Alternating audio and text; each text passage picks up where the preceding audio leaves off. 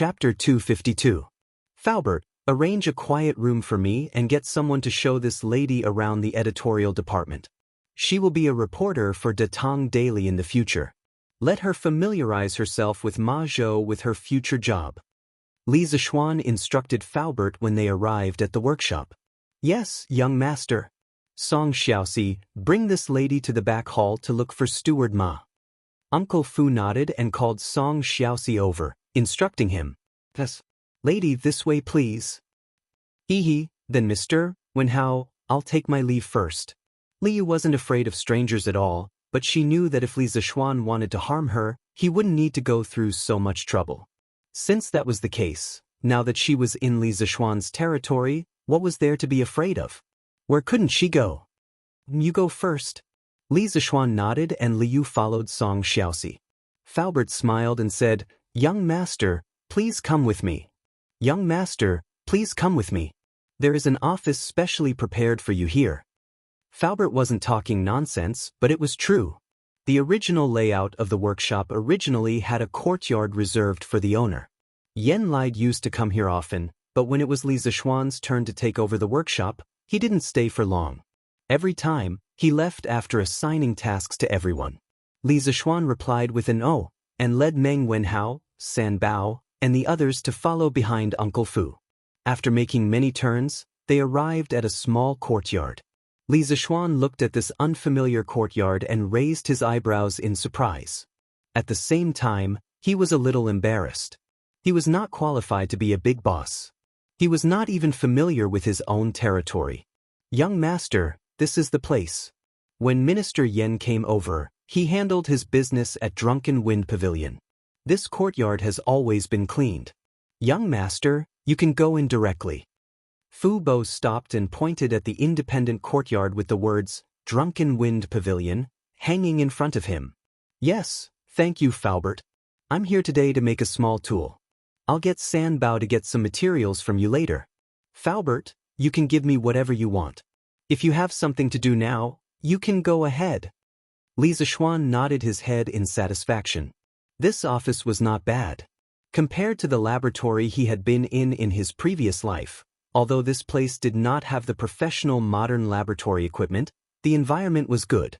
Such a quaint independent courtyard, if placed in the modern era, would be worth more than all the equipment in his laboratory combined. As for the professional equipment, it's fine if I don't have it now. I have so much stock in my mind.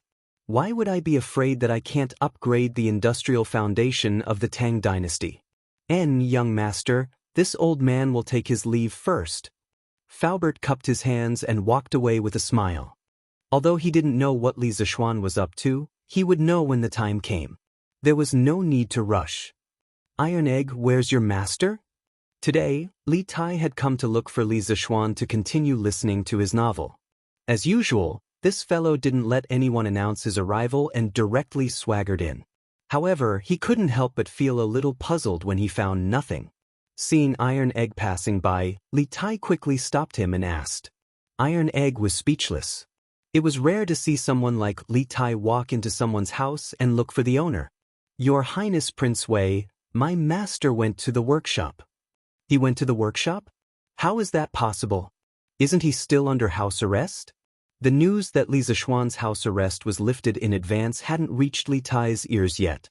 Therefore, the little fatty was surprised. His Majesty lifted my master's house arrest and asked him to make some small tools to guide the way for the fleet in 7 days to prevent them from getting lost on the sea. Iron Egg explained patiently. Since there's something so interesting, I'll go take a look too. When Li Tai heard this, his interest was immediately piqued. Aside from the novel, what he admired the most was Li Zishuan's ability to stir up trouble. Scooters, curved plows, immortal drunkenness, and luxury caravans were all new items that were popular in Cheng. Now that there was obviously something fun to do, Li Tai naturally wanted to personally take a look. Hey, Your Highness, wait, I'll go too. Aren't you going to review your lessons? I'm done. Sir, do you think it's okay this time? In Drunken Wind Pavilion, Meng Wenhao was assigned by Li Zishuan to magnetize the embroidery needle. He bitterly ground the needle on a magnet for nearly half an hour before showing it to Li Zishuan again. Li Zishuan took it and sucked on the small iron nail next to it. After finding that the magnetism was good, he nodded and said, "Well, it's okay." Then he fixed the magnetic needle on a very thin piece of wood and put it in a bowl of water with the piece of wood. The tip of the magnetic needle turned for a while and pointed to the south. Li Zishuan smiled and said, "Wenhao, look, with this, you can tell north from south, right?" Meng Wenhao came forward and looked at it. He was surprised and said, "It's true." Li Zishuan smiled and said, "This is called a compass. Later, paint the two ends of the needle with different colors. Paint the end that points to the north red and the end that points to the south white. In the future, no matter when and where, as long as people have this compass, they will be able to tell north from south." "Master, this is a good idea. But I really don't understand. This needle is just ground on a magnet. Why can it tell the direction?" Meng Wenhao exclaimed in admiration. Then, he frowned deeply and asked doubtfully, "What good thing? Let me see." At this time, Li Tai directly pushed the door open and ran over excitedly. "Master." Iron Egg was not as arrogant as Li Tai. He respectfully greeted Li Zishuan, but he felt a little guilty. After all, at this time, he should be reviewing his homework at home. "Qin Ke, Iron Egg, you're here?" Li Zishuan nodded and did not say much. Next, he needed to spread some knowledge of physics. Iron Egg came at the right time, so he did not need to explain alone in the future. "Master, this is the tool you made to tell the direction? Isn't it too simple?" Li Tai looked at the simple compass in the bowl and complained. It's so simple. Why didn't anyone come up with it in the past few hundred years?" "Qin Ke, don't be so arrogant. Many new things are very simple when they first come out, but what they represent is the progress of civilization. This is a qualitative leap. Moreover, this compass is only a prototype now. I will ask Faubert to make some modifications on this foundation. When the time comes, it will look a lot better." Li Zishuan smiled faintly. Li Tai listened and thought seriously, then nodded and said, "Master, you're right. I'm arrogant. So this thing is called a compass. Can you tell me how this compass can tell the direction?" Chapter 253. Inside the room. Meng Wenhao, Li Tai, and Iron Egg all looked at Li Zishuan with curiosity. Li Zishuan carefully sorted out the relevant knowledge in his mind, and then slowly said, "Wenhao, Qin Ke, Iron Egg, if I want to explain to you why this compass can point to the direction, then I have to start from the ground we are standing on. I don't know if you have heard of the square sky and round earth in Zhengzi." In terms of knowledge, Li Tai was the most knowledgeable. It couldn't be helped. Who asked the Li family to have so many books? Tai has seen this before. "Sir, are you trying to say that the earth is square?" Li Tai frowned and asked. "No." Li Zishuan shook his head and said, "In fact, the people of later generations thought that the square sky and round earth meant that the sky was round and the earth was square. That was a big mistake. The origin of the square sky and round earth came from the evolution of the Xiantian 8 trigrams. It was the diagram of the square sky and round earth. The hexagrams surrounding it represented the laws of the sky, and the square hexagrams in the middle represented the laws of the earth. The sky was the master, the earth was the second. The sky was yang, and the earth was yin. The two of them resonated with each other, giving birth to all things in the world. Man happened to be made of the essence of the world, so he was regarded as the spirit of all things in the world. He could sense all things in the world, and was the most spiritual. Taoism believed that the square sky meant that one's mind must be harmonious in order to be clear. The square sky meant that one must be strict and orderly in life. The square sky and round earth was misunderstood by many people from the beginning. In fact, the concept of a square sky and a square earth was essentially an interpretation of the creation and operation of heaven and earth in the yin and yang system of the Book of Changes. The Book of Changes was the head of all scriptures and the origin of Chinese learning. Its ideological system believed that everything evolved according to yin, yang, and the 5 elements. Therefore, there was an ideological system of yin, yang, and the 5 elements in every ancient subject. For example, Lu Banjing for architecture, inner canon of the Yellow Emperor for life, spring and autumn flourishing dew for governing the country, The Art of War, for military deployment, Green Capsule Sutra, for geomancy, Heavenly Marrow Drop, for personal fate, The Great Unity of Human Relations, for observing people's faces, and so on. Almost every aspect that could be thought of had the thought system of yin and yang in the Book of Changes. This was also the reason why the Book of Changes was regarded as the best of all scriptures. In fact, Li Zixuan had seen these things on a certain forum when he was bored in his previous life. As the last disciple of spiritual master Ling Su, he had transmigrated for so long and finally had the opportunity to preach Taoist culture and talk nonsense while he was at it. It was really not easy. After listening to Li Zixuan's philosophical words, the other 3 people in the room couldn't help but fall into deep thought. Then, "Sir, what is the shape of the land we are on?" At this moment, a crisp voice came from the door. It was Little Fishy. "Little Fishy, have you finished looking at the editorial department? How was it? How did it feel?" Li Zixuan asked with a smile. "Oh, the atmosphere there is very good, but they are all knowledgeable people. Sir, Little Fishy feels that I am not qualified for this job." When Li Yu went to the editing department, she was stunned by the scene inside. However, compared to those knowledgeable editors, Little Yu, who had never gone to school and could barely read, was instantly hit by a blow. "Hee, I didn't expect that our extraordinarily astute and eloquent Little Fishy would have a timid moment." Li Zixuan smiled and said, "But Little Fishy, it is wrong for you to think this way. Although you are not knowledgeable, you have your advantages. The news on our Datang Daily doesn't need to be very literary. You just need to write a novel and interesting story. I think you are qualified for this position." "Really? Really?" Li Yu asked excitedly. "Yes, of course. Later, try to write an article and show it to me. Maybe I can give you some pointers. Of course, before you write the news, you have to go to the people and find some interesting things. As a reporter, you can't make something out of nothing." Yes, I will go out tomorrow to find the news." This girl had a big heart. Her bad mood came and went quickly. At this moment, she was no longer as dispirited as before. Instead, she was full of enthusiasm. Then she said, "Sir, can you continue to talk about the shape of the earth?" Li Tai and Iron Egg nodded quickly. At this time, they didn't have extra time to care about who Li Yu was and where she came from. Their minds were hooked by Li Zixuan's theory just now. In fact, the earth we are standing on is a sphere. The reason why we can't feel that it is a sphere is because its size is too big. I call this piece of land the earth. Every person in every corner of the earth has the sky above their head. The direction they are standing in is pointing to the center of the earth. Li Zixuan said as he held an iron ball and gestured. "Then why don't the people below the earth fall?" Li Tai asked with a frown. Li Zixuan glanced at him and said, "In fact, for the earth, there is no such thing as above and below. The earth itself rotates by itself. Look, this is the sun and this is the earth. When the earth rotates here, this area is daytime. On the other hand, the opposite side is night. When the other side rotates, the area on that side becomes daytime. This is the sunrise and sunset that we see every day.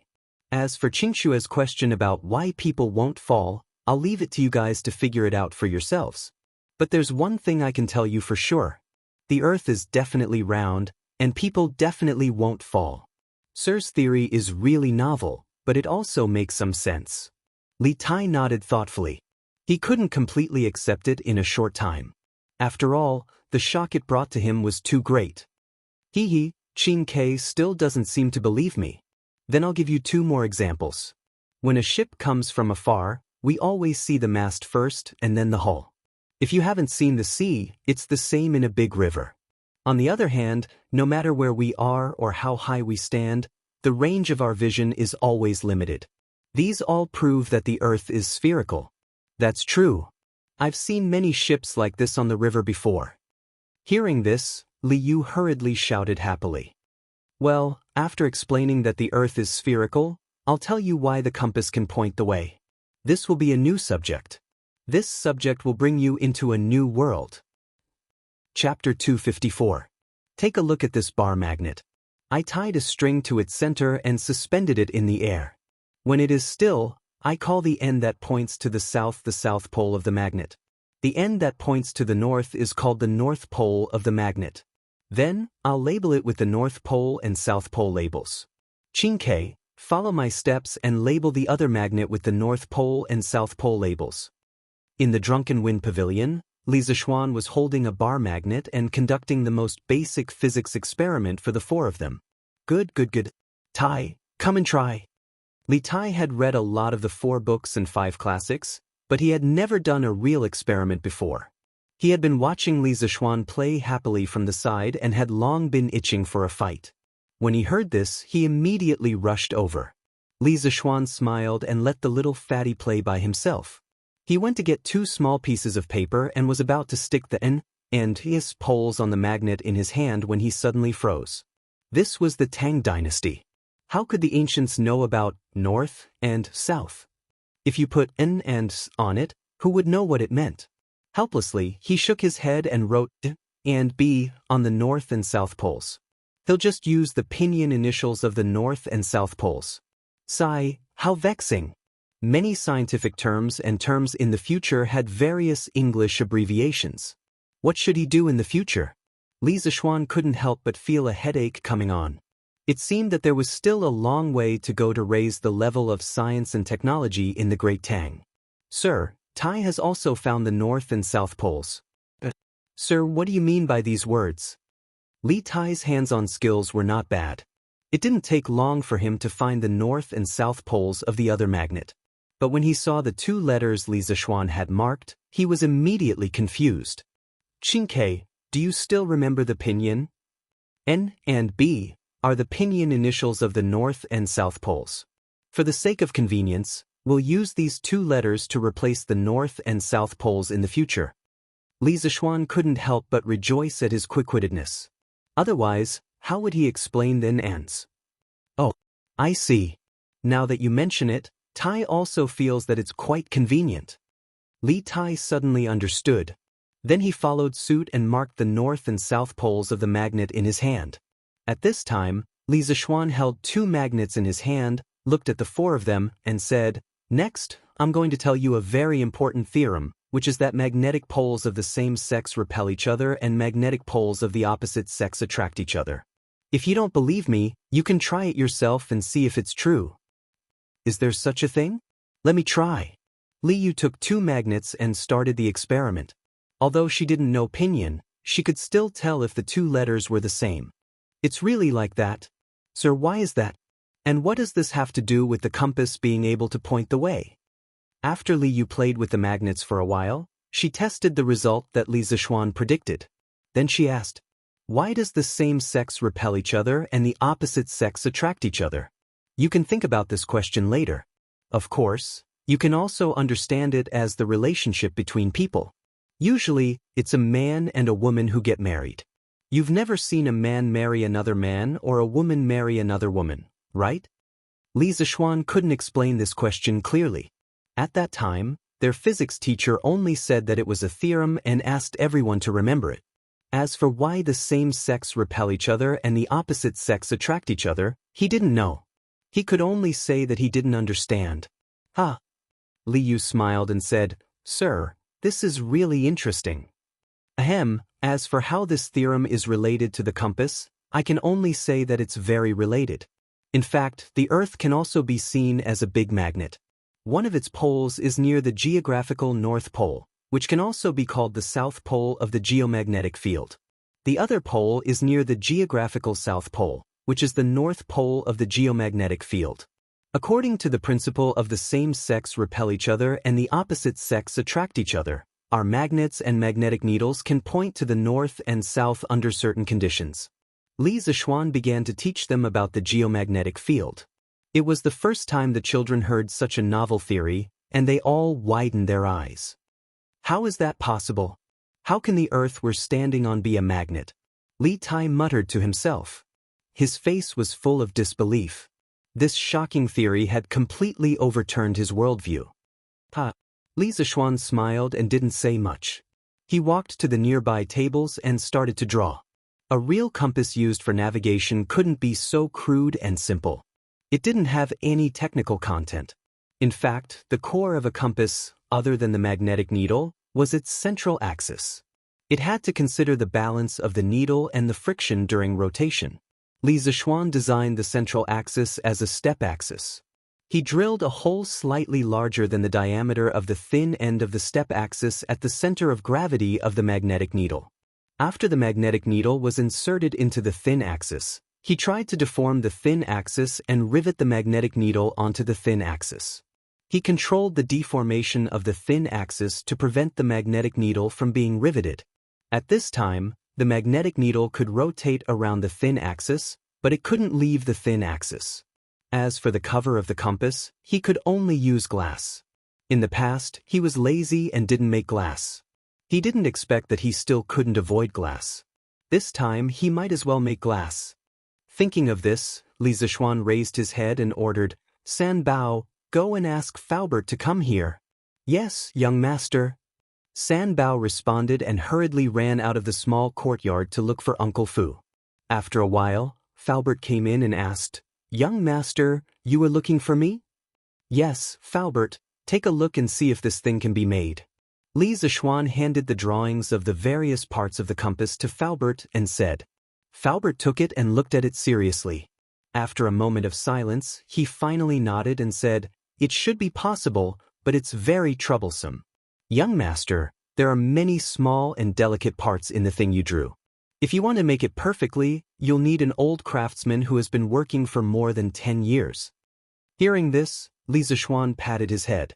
He almost forgot that some of the parts in this compass were almost equivalent to a small precision instrument. In a modern industrialized society with all kinds of lathes and machine tools, it would only take a few seconds. However, in ancient times, where craftsmen relied entirely on manual craftsmanship, it was really difficult. Then Faubert, quickly gather a group of experienced craftsmen and have them put down their work and concentrate on making a batch of compasses. "Oh, I forgot to tell you, this thing is called a compass. It's something that His Majesty urgently needs. This time, the Imperial Court's navy is mainly relying on this thing to determine the direction in the vast sea. Tell the craftsmen to hurry up. If you make one more now, you might be able to save the lives of many people on board," Li Zixuan said with a serious expression. If there were difficulties, then they had to overcome them. Although there were no modern craftsmen in ancient times, there were many skilled craftsmen. Many of the ancient handicrafts and buildings could not be made by modern people even if they relied on machinery. Faubert had thought that Li Zixuan would come today just like before, purely to make some new things for him. He did not expect that Li Zixuan would come with such an important task today. After hearing this, he quickly said with a serious expression, "Young master, rest assured that the workshop will work together these few days to make a batch of compasses." Chapter 255. After Faubert finished speaking, he took the blueprint and turned around to prepare for the manufacturing of the compass. After all, the situation was urgent. "Hey, Faubert, wait." Li Zixuan hurriedly stopped Faubert and said, "Faubert, the upper part of the compass needs a layer of glass. It's colored glaze. Cover it with a layer of colored glaze. Otherwise, the magnetic needle will fall off easily and be damaged easily." Faubert paused and nodded. "Yes, that's true. But this way, the cost of a compass will be too high." Li Zixuan had read countless time travel novels in his previous life. Naturally, he knew that glass was a luxury item in ancient times and was very expensive. He pondered for a moment and said, "Faubert, buy some colored glaze from the barbarian merchants and make a compass first. I need it urgently today." "Yes, young master. It shouldn't be a problem to make one first." Li Zixuan nodded. He looked out of the door and sighed faintly. Then, he took out the glass formula and baking method that he had just written on the table and said, "After that, we don't need to buy any colored glaze from the barbarian merchants. You don't need to buy colored glass from the barbarian merchants for the rest of the compass. I have a method to produce colored glass here. The formula and the detailed steps are all written here. You can try to figure it out later. In a day or two, our workshop should be able to produce colored glass ourselves. Furthermore, it's even purer than the colored glass sold by the barbarian merchants." Those barbarian merchants have made so much money from our Tang Empire by relying on the crude manufacturing process of colored glaze. Now, it's time for them to be eliminated. What?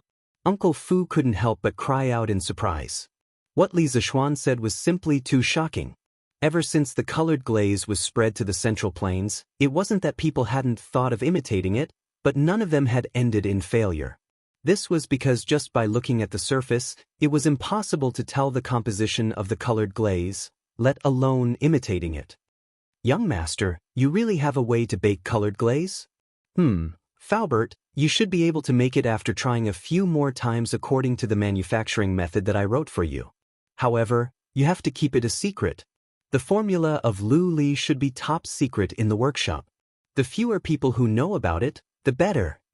As long as he knew the formula and firing steps of the glass, the manufacturing process would not be too complicated. Since he was the same as countless people who had transmigrated and created glass, how could he not take the opportunity to make a fortune? How could he be worthy of others? In fact, the glass manufacturing process in China began in the Western Zhou dynasty. However, the glass made at that time was very muddy and far from meeting the requirements of modern glass technology. There was a small story about the people who first discovered glass. It was said that more than 1000 BC, a European Phoenician merchant ship, full of the crystal mineral, natural soda, sailed on the Belus River on the Mediterranean coast. The merchant ship ran aground due to the ebb of the sea. So the crew went ashore one after another. Some of the crew members even brought over a large pot and firewood. They used a few pieces of natural soda as a support for the pot and started cooking on the beach. After the crew finished their meal, the tide began to rise. Just as they were about to pack up and board the ship to continue sailing, someone suddenly shouted, "Everyone, come and look. There are some sparkling and bright things on the sand under the pot." The crew brought these sparkling things to the ship and studied them carefully. They found that there were some quartz sand and melted natural soda stuck to these sparkling things. It turned out that these sparkling things were the natural soda that they used to make the support for the pot when cooking. Under the action of the flame, it chemically reacted with the quartz sand on the beach to produce crystals. This was the earliest glass. Later, the Phoenicians mixed the quartz sand and natural soda together and then melted it in a special furnace to make glass balls. This made the Phoenicians a fortune. Around the 4th century, the Romans began to apply glass to doors and windows.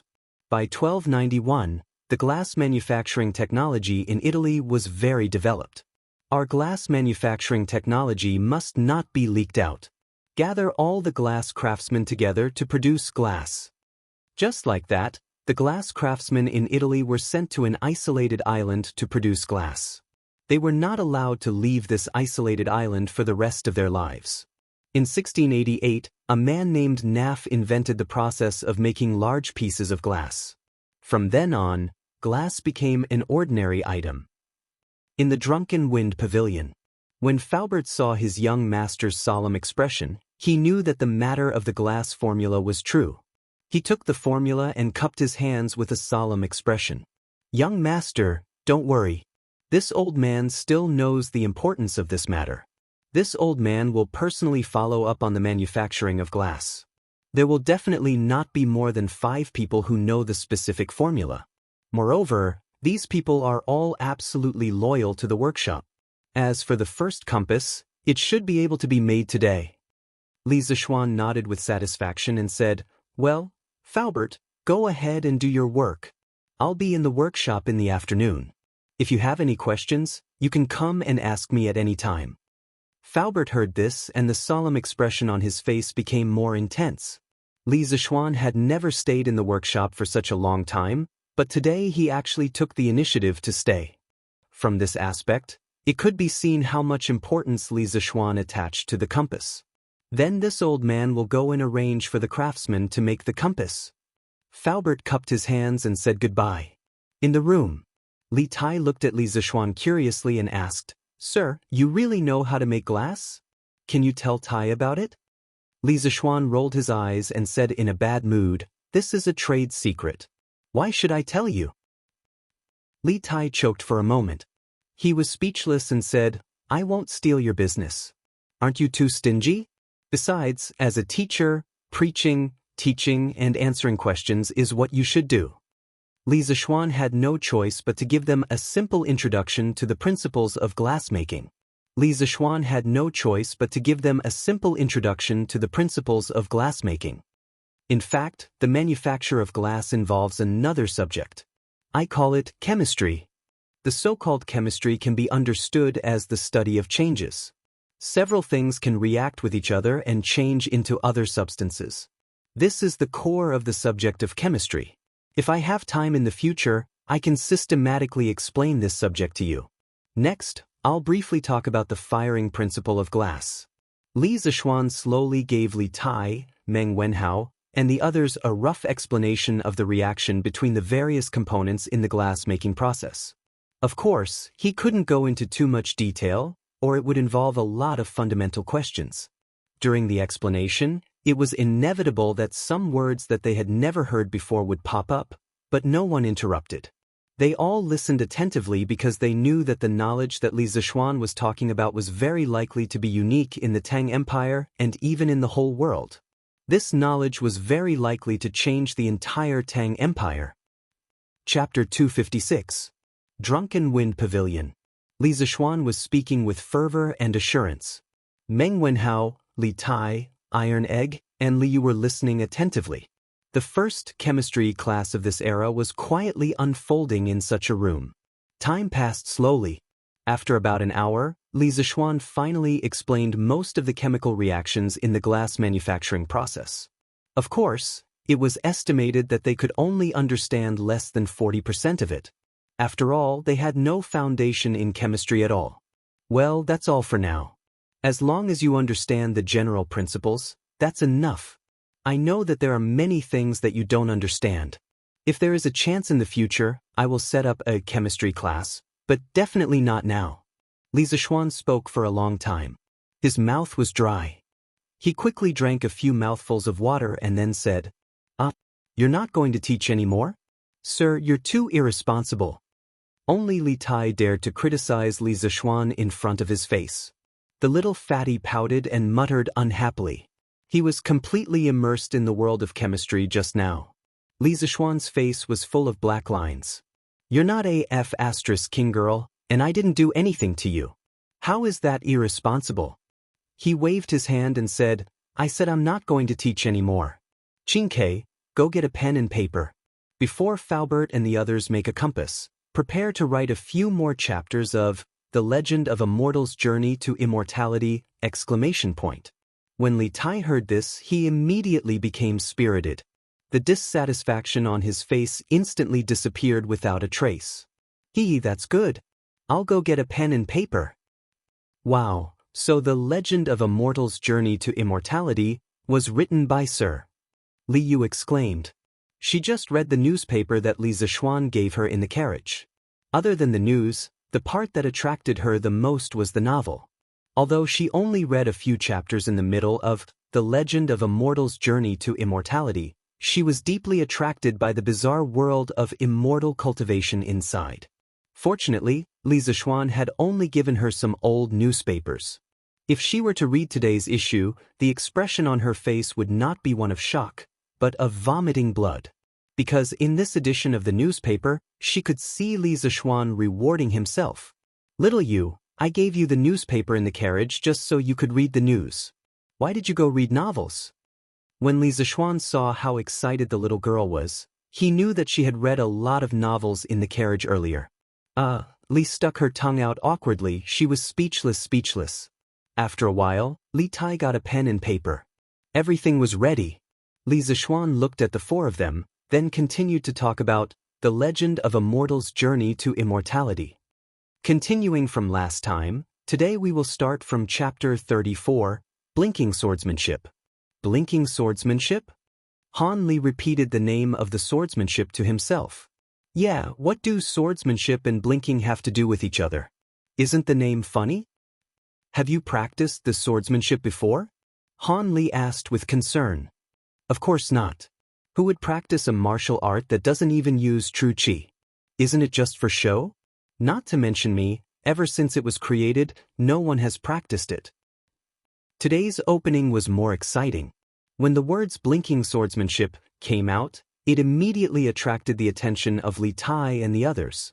In fact, even Li Zishuan admired the imagination of the original author of Immortal, Wang Yu. To be able to come up with such a novel swordsmanship, this novel swordsmanship was even more attractive to people like Li Tai and Meng Wenhao who had never been in contact with online literature.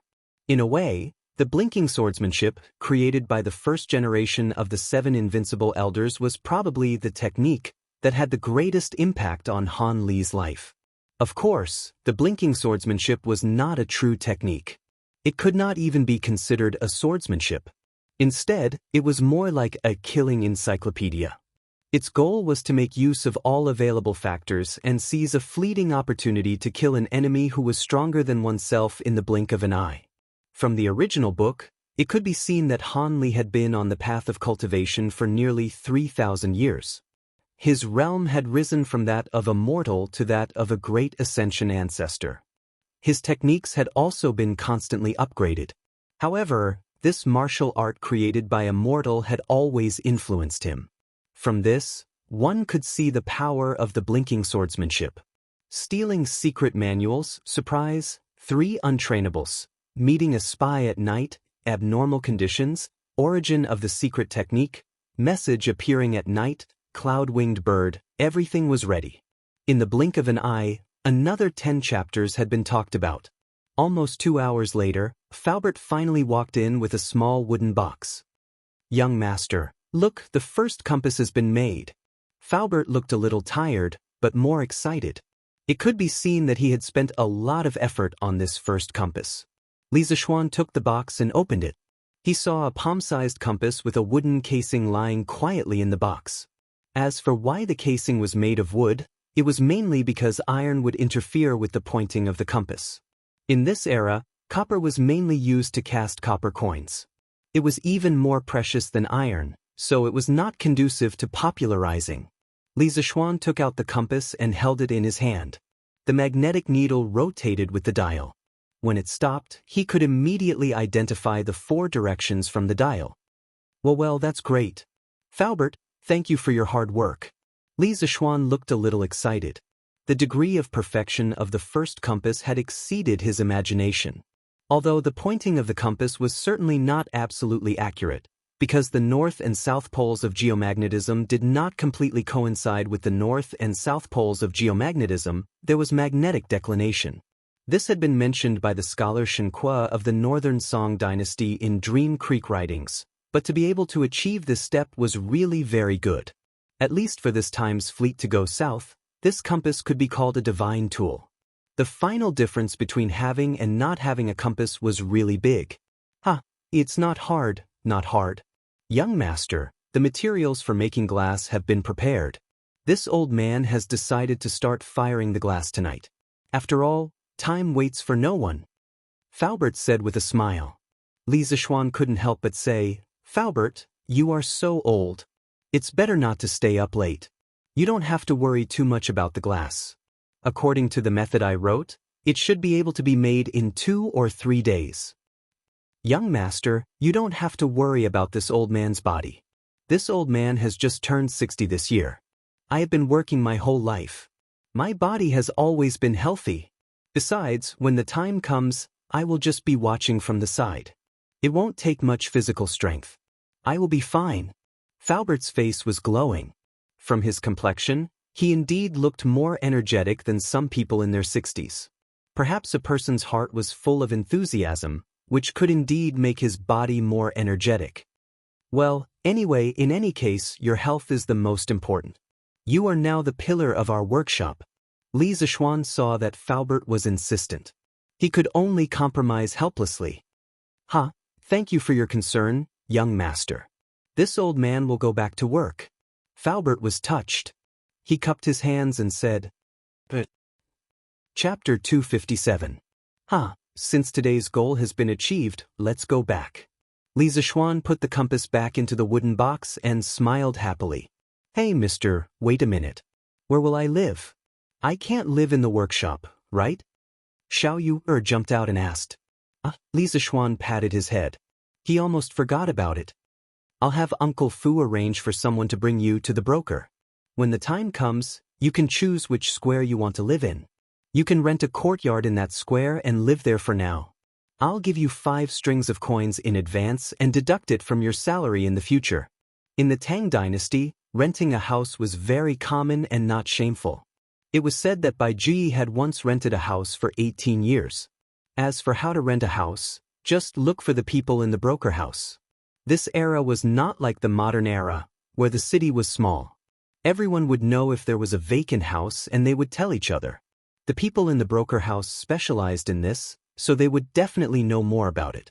Besides, wasn't Ma Zhou's house rented next to the workshop? Hee, thank you, mister. But mister, aren't you afraid that I'll sneak away by giving me so much money in advance?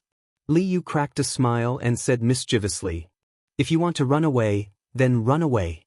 It's only 5 strings of coins, not 5,000 strings of coins. Li Zishuan waved his hand and said indifferently. He really didn't care about this small amount of money now. Li Yu was stunned. According to the script, shouldn't Li Zishuan say that he trusted her and wasn't worried that she would run away? How did it turn out like this? Li Zishuan took the compass and went to the commandery Prince Hejin Manor by carriage. After he asked the servant to go in and report, a beautiful woman who was less than 30 years old came out. Looking at her noble aura, she should be the commandery prince's consort. You must be Li Zishuan? I'm really sorry. My lord fell asleep after coming back from the imperial palace at noon.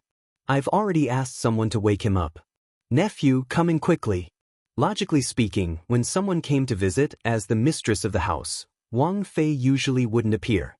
However, today's situation was truly special. Firstly, Li Xiaogong had drunk quite a bit at noon and was indeed still not fully awake. Secondly, Li Zishuan was just a junior and didn't really need to worry about these things. So it's the princess consort. This one greets the princess consort. Li Zishuan was also shocked and hurriedly raised his hands in greeting. No need for formality, come in quickly. Before His Highness went to sleep, he specifically instructed me to wake him up when you came. The princess consort said with laughter. Li Zishuan followed Zhenu Ji Fei through the grand Wang Fu and came to a spacious hall. After sitting down, seeing that Li Xiaogong had not come yet, Zhenu and Ji Fei started to chat with Li Zishuan about daily life. Things like how old he was, who was in his family, if he was married, and so on. Li Zishuan did not dare to show any impatience on his face. Of course, he did not dare to stare at Zhenu Fei. This guy hugged the teacup. As he politely answered, he submissively stared at the teacup as though there was a flower inside the teacup. It wasn't that he couldn't be seen, but this princess consort was too beautiful. Li Zishuan was afraid that if he looked at her too much, he would get chicken eyes. He wasn't Chicken Bro's chicken. Ha! Little Xian, you've come? Don't tell me you've already finished that little tool for identifying directions? Just as Li Zishuan was silently criticizing Li Xiaogong for marrying such a beautiful wife and not dying of silence, Li Xiaogong's laughter came from outside the room. Just as he finished speaking, he saw Li Xiaogong, dressed in dark yellow robes, walk in with an imposing presence. Greetings to the Lord. Ah, rise, rise. The two greeted each other and Li Xiaogong sat next to the princess consort. At this time, Li Zishuan took out the sandalwood box containing the compass from his sleeve and handed it in front of Li Xiaogong. He said with a smile, Lord, this is the tool this little one made to find directions. It's called a compass. Take a look. Li Xiaogong said with a smile, you are really efficient. As he spoke, he took the sandalwood box. After opening it, he took out the palm-sized compass and then examined it in his hand. He saw the small magnetic needle that was thick in the middle and thin at the ends had a paper dial. After the initial spins, it finally stabilized. Li Xiaogong looked at the direction marked on the dial and then looked at the direction in reality. He couldn't help but exclaim in shock. Miraculous, really miraculous. Such a small thing can point out north, south, east, and west so quickly. It really is miraculous. This is much better than the compass of the imperial astronomer. The princess consort saw her husband lose his composure and couldn't help but come over to see what kind of miraculous object it was. With a look, She was also attracted by the exquisite and wondrous compass. Lord, this thing is much smaller than the compass, but I didn't expect it to be so useful. And the speed at which it points directions is so fast. Yes, yes, it is so. Little Xian, this thing you made is very good. This prince heard that you have a workshop. That will save us a lot of trouble. This time, there are about 1,300 ships going south, including the civilian ships. You can have your workshop make 1,000 compasses first. At this time, Li Xiaogong was even more confident about leading the navy down south to trade for grain. He waved his hand heroically and said, Li Zishuan's knees weakened and he almost knelt down. He could not calculate things like Li Xiaogong. It would take at least half a month to make 1,000 compasses. That was because all of the fine components had to be polished by hand. Lord, it is not easy to make this compass, and it is not cheap to make. If you want 1,000, even if the court is willing to pay, our workshop cannot make it in 7 days. Li Zishuan spread his hands with a troubled expression. But how expensive can such a small thing be? Boy, don't fool Ben Wang. Li Xiaogong said with a frown. Lord, this boy does not dare to fool you. Look at the cover of this compass, it is made of colored glass. The small needles inside have to be polished by old craftsmen in our workshop to be perfect.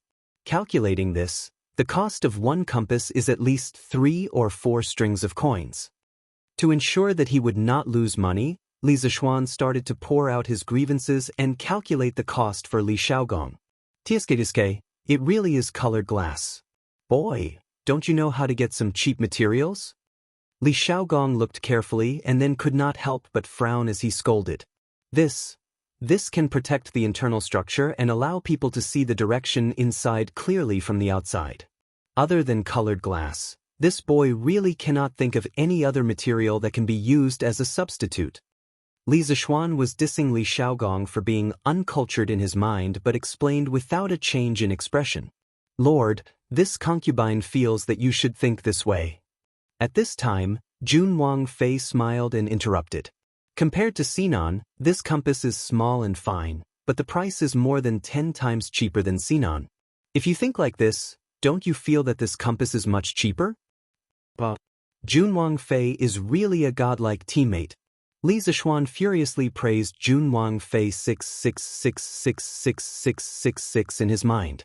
He had not been lying when he estimated the cost.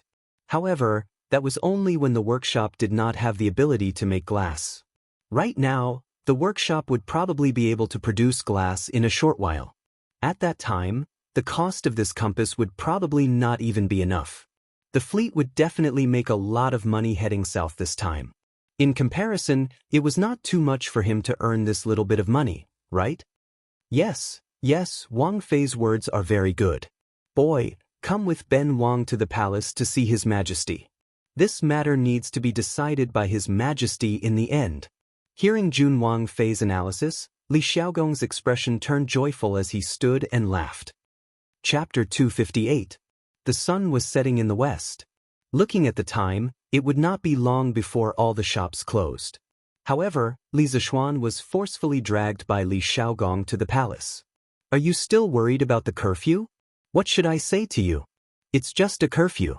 In a while, His Majesty will give you a warrant. The patrolling marquis will naturally not make things difficult for you. The officials will also open the doors for you. What are you afraid of? In the Li family's luxurious limousine, Li Xiaogong saw Li Zishuan looking at the sky outside the window from time to time. He pondered for a moment and understood what Li Zishuan was thinking. He comfortably leaned on the sofa and said unhappily.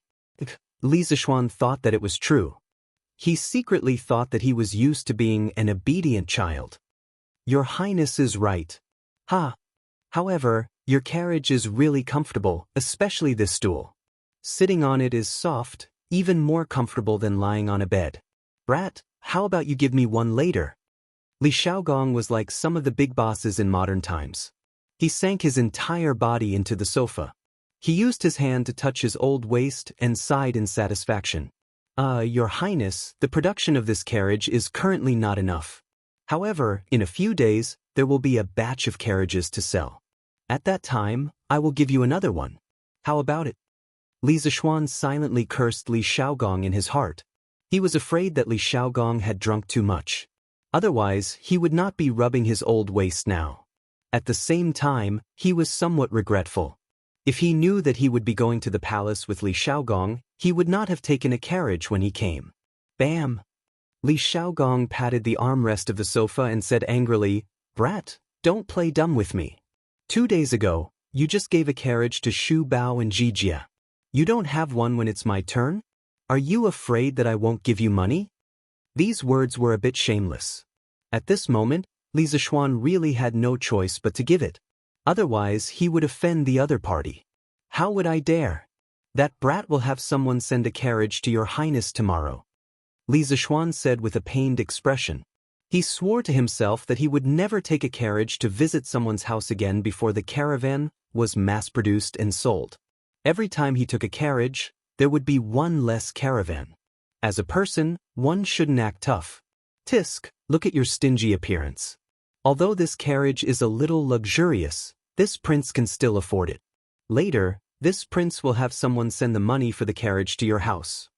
Li Xiaogong curled his lips and mocked. Your highness, this really isn't a matter of money. It's just that this kind of carriage is really too rare. This little one originally built this carriage to prepare for next month's wedding. My original intention was not to make money." Hearing Li Zishuan's words, Li Xiaogong's face turned red.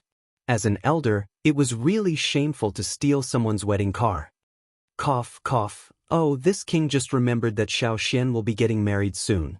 At that time, this king is afraid that this king won't be able to make it back in time. However, Princess Consort will definitely personally go to congratulate on behalf of this king and present a large gift. In other words, this king would still want this carriage, but when you get married, this king will compensate you with a large gift. Li Zishuan rolled his eyes in his heart. He pretended to cup his hands and said, "Thank you, your highness." You're welcome, you're welcome."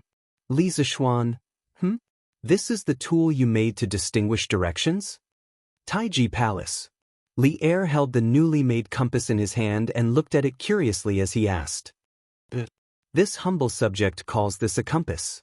In the past, when passengers were at sea, they mostly relied on the sun, moon, and stars to distinguish directions. However, when it's cloudy and rainy, they can't distinguish between north, south, east, and west. With this compass, even if it's cloudy and rainy, they won't get lost. Li Zishuan bowed and answered. Li Er fiddled with the compass for a while and found that it was indeed convenient. Thus he said, "Not bad. To be able to make such an exquisite and practical compass in such a short time, I'm afraid that in the entire Tang Empire, only you can do it. How much does it cost to make?" As an emperor, Li Er was very qualified. The first thing he thought of was whether it was worth it or not, unlike Li Xiaogong, who directly asked for 1,000. Replying to your majesty, the cost of one compass is about 3 or 4 strings of coins. Your majesty, please don't think it's expensive. I'm sure you know the approximate cost of the glass and the exquisite mechanism inside, so this humble subject didn't say much. As Li Zishuan spoke, he secretly looked at Li Er's expression. It wasn't easy to earn money from an emperor. You're quite honest this time. How about this? According to the 4 strings of coins for one, the imperial court's fleet will purchase 200 compasses. As for the civilian merchant ships, have them buy from you. You must ensure that every 5 ships have at least 1 compass. Li Er knew a thing or two about the prices of goods in Cheng. He silently calculated in his mind, then nodded and made his decision. Your majesty is wise. Li Zishuan inwardly breathed a sigh of relief and hurriedly began to flatter the emperor. You brat. This time, the imperial court's fleet is going south. If they make a loss, this humble subject will settle the score with you. Li Er heard Li Zishuan's insincere flattery and laughed as he scolded. Your majesty, don't worry. This time, the imperial court will definitely make a profit and not a loss. At least 10 times the profit. If sea trade couldn't make them rich, then what business in the world could? Li Zishuan was still confident about this. That's for the best. You brat, you should be rewarded for making such a powerful maritime weapon. However, the imperial court has been preparing for the southern expedition recently, so it's not appropriate to give out excessive rewards. How about this? When the fleet returns, if it's really as you said, this humble subject will be rewarded and you will be promoted. How about it? Merits should be rewarded, and mistakes should be punished. Li Er knew how to use people, so he naturally knew how to make his subjects submit. Thank you, Your Majesty. What I have done is what I should do. I've never coveted rewards. When Li Zishuan heard that he would be promoted, he was a little excited. A while ago, he had wanted to be a marquis. He didn't know if he could directly be promoted to a marquis this time. In a moment of pride, he couldn't help but say a few more words to show his loyalty. However, Li Er didn't fall for it. Is that so? Then pretend that this humble subject didn't say anything.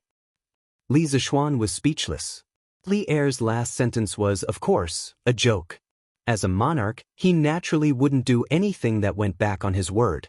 Leaving the palace, Li Zishuan held the warrant that Li Er gave him. For the first time, he enjoyed special treatment in Chang, in city under the night sky. Along the way, he defeated 5 obstacles and 6 generals, and finally returned home. Xian, why are you back so late today? The doors are all closed. How did you get in? Madame Li and Father Li had been waiting in the hall. Seeing that Li Zishuan had returned, Madame Li hurriedly stood up and asked, Mother, it's the thing that His Majesty asked me to do. It's already done. Just now, I was delayed in the palace for a while. Here, I used the warrant that His Majesty gave me to pass the inspection of the patrolling marquis. Then, I used this to let the officials open the door. Li Zishuan took out a piece of paper from his sleeve and casually threw it on the table as he answered. Hey you child. How can you just throw away His Majesty's warrant? Madame Li carefully put away the piece of paper as she reprimanded him. Mother, isn't it just a piece of paper? Let's eat quickly. After eating, I still have to mark the papers for the students. Not bad. After staying in the Imperial College for so long, you've made some progress. Father Li's face was full of smiles as he comforted him. Chapter 259.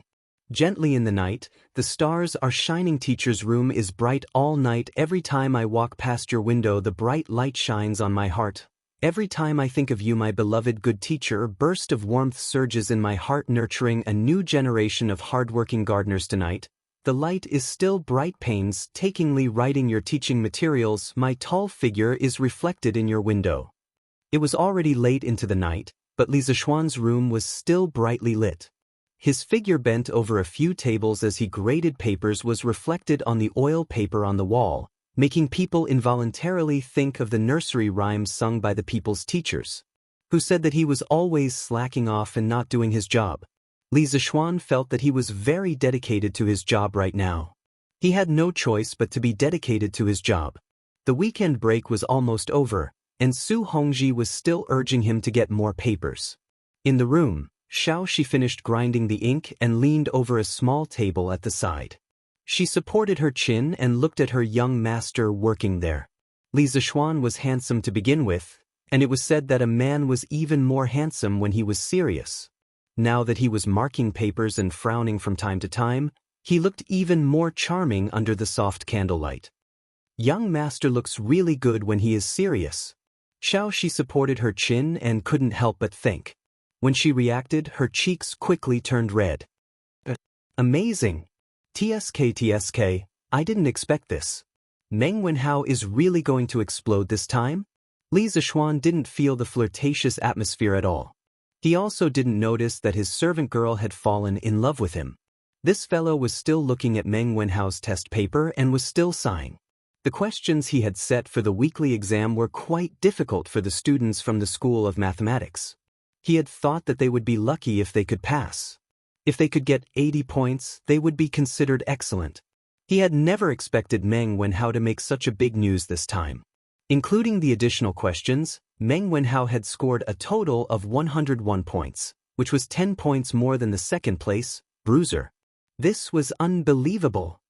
Young master, it's almost midnight. You should go to bed early.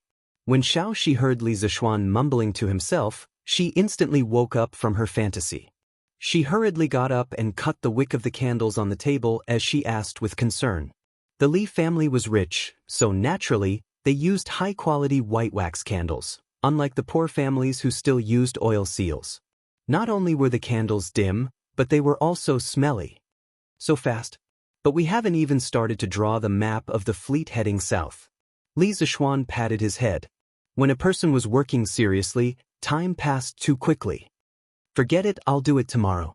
Staying up late will affect my work efficiency. There was no room for carelessness in the drawing of a sea map. He had to be extremely careful. With his current mental state, he was afraid that he wouldn't be able to draw a perfect sea map. Then, and Xiaoxi will go and make the bed for young master now. Xiaoxi, why is your face so red? And no, young master, you're talking nonsense again. It seemed that her little maidservant's thoughts were somewhat unhealthy. Then should he go with the flow and do something shameful? Li Zishuan expressed that he was very conflicted in his heart. Newspaper for sale, newspaper for sale. The freshly baked Datong Daily. Today's headline, Interesting Pavilion Workshop creates magical nautical artifact, no longer afraid of getting lost in stormy weather at sea. Only 10 copper coins for a copy. It was difficult for the citizens of Chang and city to sleep in under normal circumstances. The sound of the morning drum in the morning was the first wave of alarm clock. Not long after, the sound of the newspaper boys selling newspapers in the streets and alleys became the second wave of alarm clock. Fortunately, there was a curfew in Chang'an City. The people basically didn't have a nightlife and generally didn't stay up late. They woke up early and gradually got used to the noise in the morning. Didn't it sell for 5 copper coins in the past? Why is it selling for 10 copper coins today? Are you trying to raise the price on purpose? Why did it suddenly become 10 copper coins? Isn't this cheating people? After the citizens finished their breakfast, they went to buy a copy of the newspaper as usual. In the end, they found out that the newspaper was selling for 10 copper coins. Instantly, many people couldn't bear it and shouted one after another. Uncles, aunts, brothers, and sisters, it's not what you think. The reason why the price of today's newspaper is increased is because there is a last-minute edition. The content of today's newspaper is equivalent to twice as much as usual. You can take a look. There are 2 copies of today's newspaper. Normally, there is only 1 copy.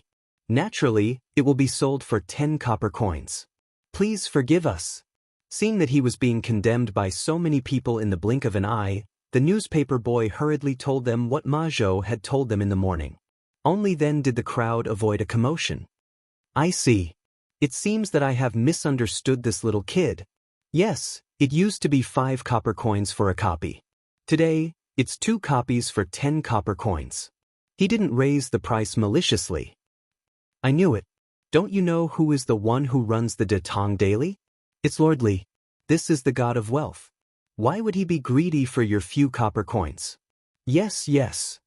Then, kid, give me a copy of the newspaper. Give me one too. Give me 2 copies. Reasonable people were still in the majority. After they recovered from their shock, they began to consciously line up to buy the newspaper. 2 masters, this is the newspaper you wanted. But today's newspaper is 10 copper coins for a copy. It said that the content is more than before. In a breakfast restaurant not far away, Feng Jihua and Liao Shifan were drinking porridge. At this time, a waiter ran over and handed them a newspaper. Oh, not bad, not bad. The newspaper used to be good, but the content was too little. Now there is finally more content. Feng Jihua's expression revealed a trace of joy. With their status, they would definitely not line up like others to buy the newspaper. Naturally, there would be a waiter willing to serve them. This was the charm of money. Feng Jihua took the newspaper, then took out a string of money and threw it to the waiter. Here, it's your reward. Thank you, master. Thank you, master. The waiter quickly bowed and thanked him. Then, he very consciously left quietly. Oh, I just finished eating. Let's see what's added to today's newspaper. Feng Jihua said with a smile as he handed a copy of the newspaper to Liao Shifan. Yes, I heard from the newspaper boy that the Strange Interest Pavilion has made another nautical artifact. I don't know what it is, but I have to take a good look. Our fleet will be going to sea soon. Although Liao Shifan had not finished eating, he also put down his chopsticks at this moment, took the newspaper, and began to read it. After reading it, the two of them both felt that buying the newspaper today was really worth it. Because half of today's news section was introducing nautical precautions, essential nautical tools, and the local customs of the small countries in the South China Sea. This was simply a travel guide specially prepared for the two of them. Chapter 260. TSK, isn't the title a little shameless? Brother Feng, what do you think of this compass? Liao Shifan couldn't help but ask after reading the news in his hand. Feng Jihua read it in detail, but he hadn't finished reading it. He didn't even raise his head when he heard Liao Shifan's question. I think this compass is very good.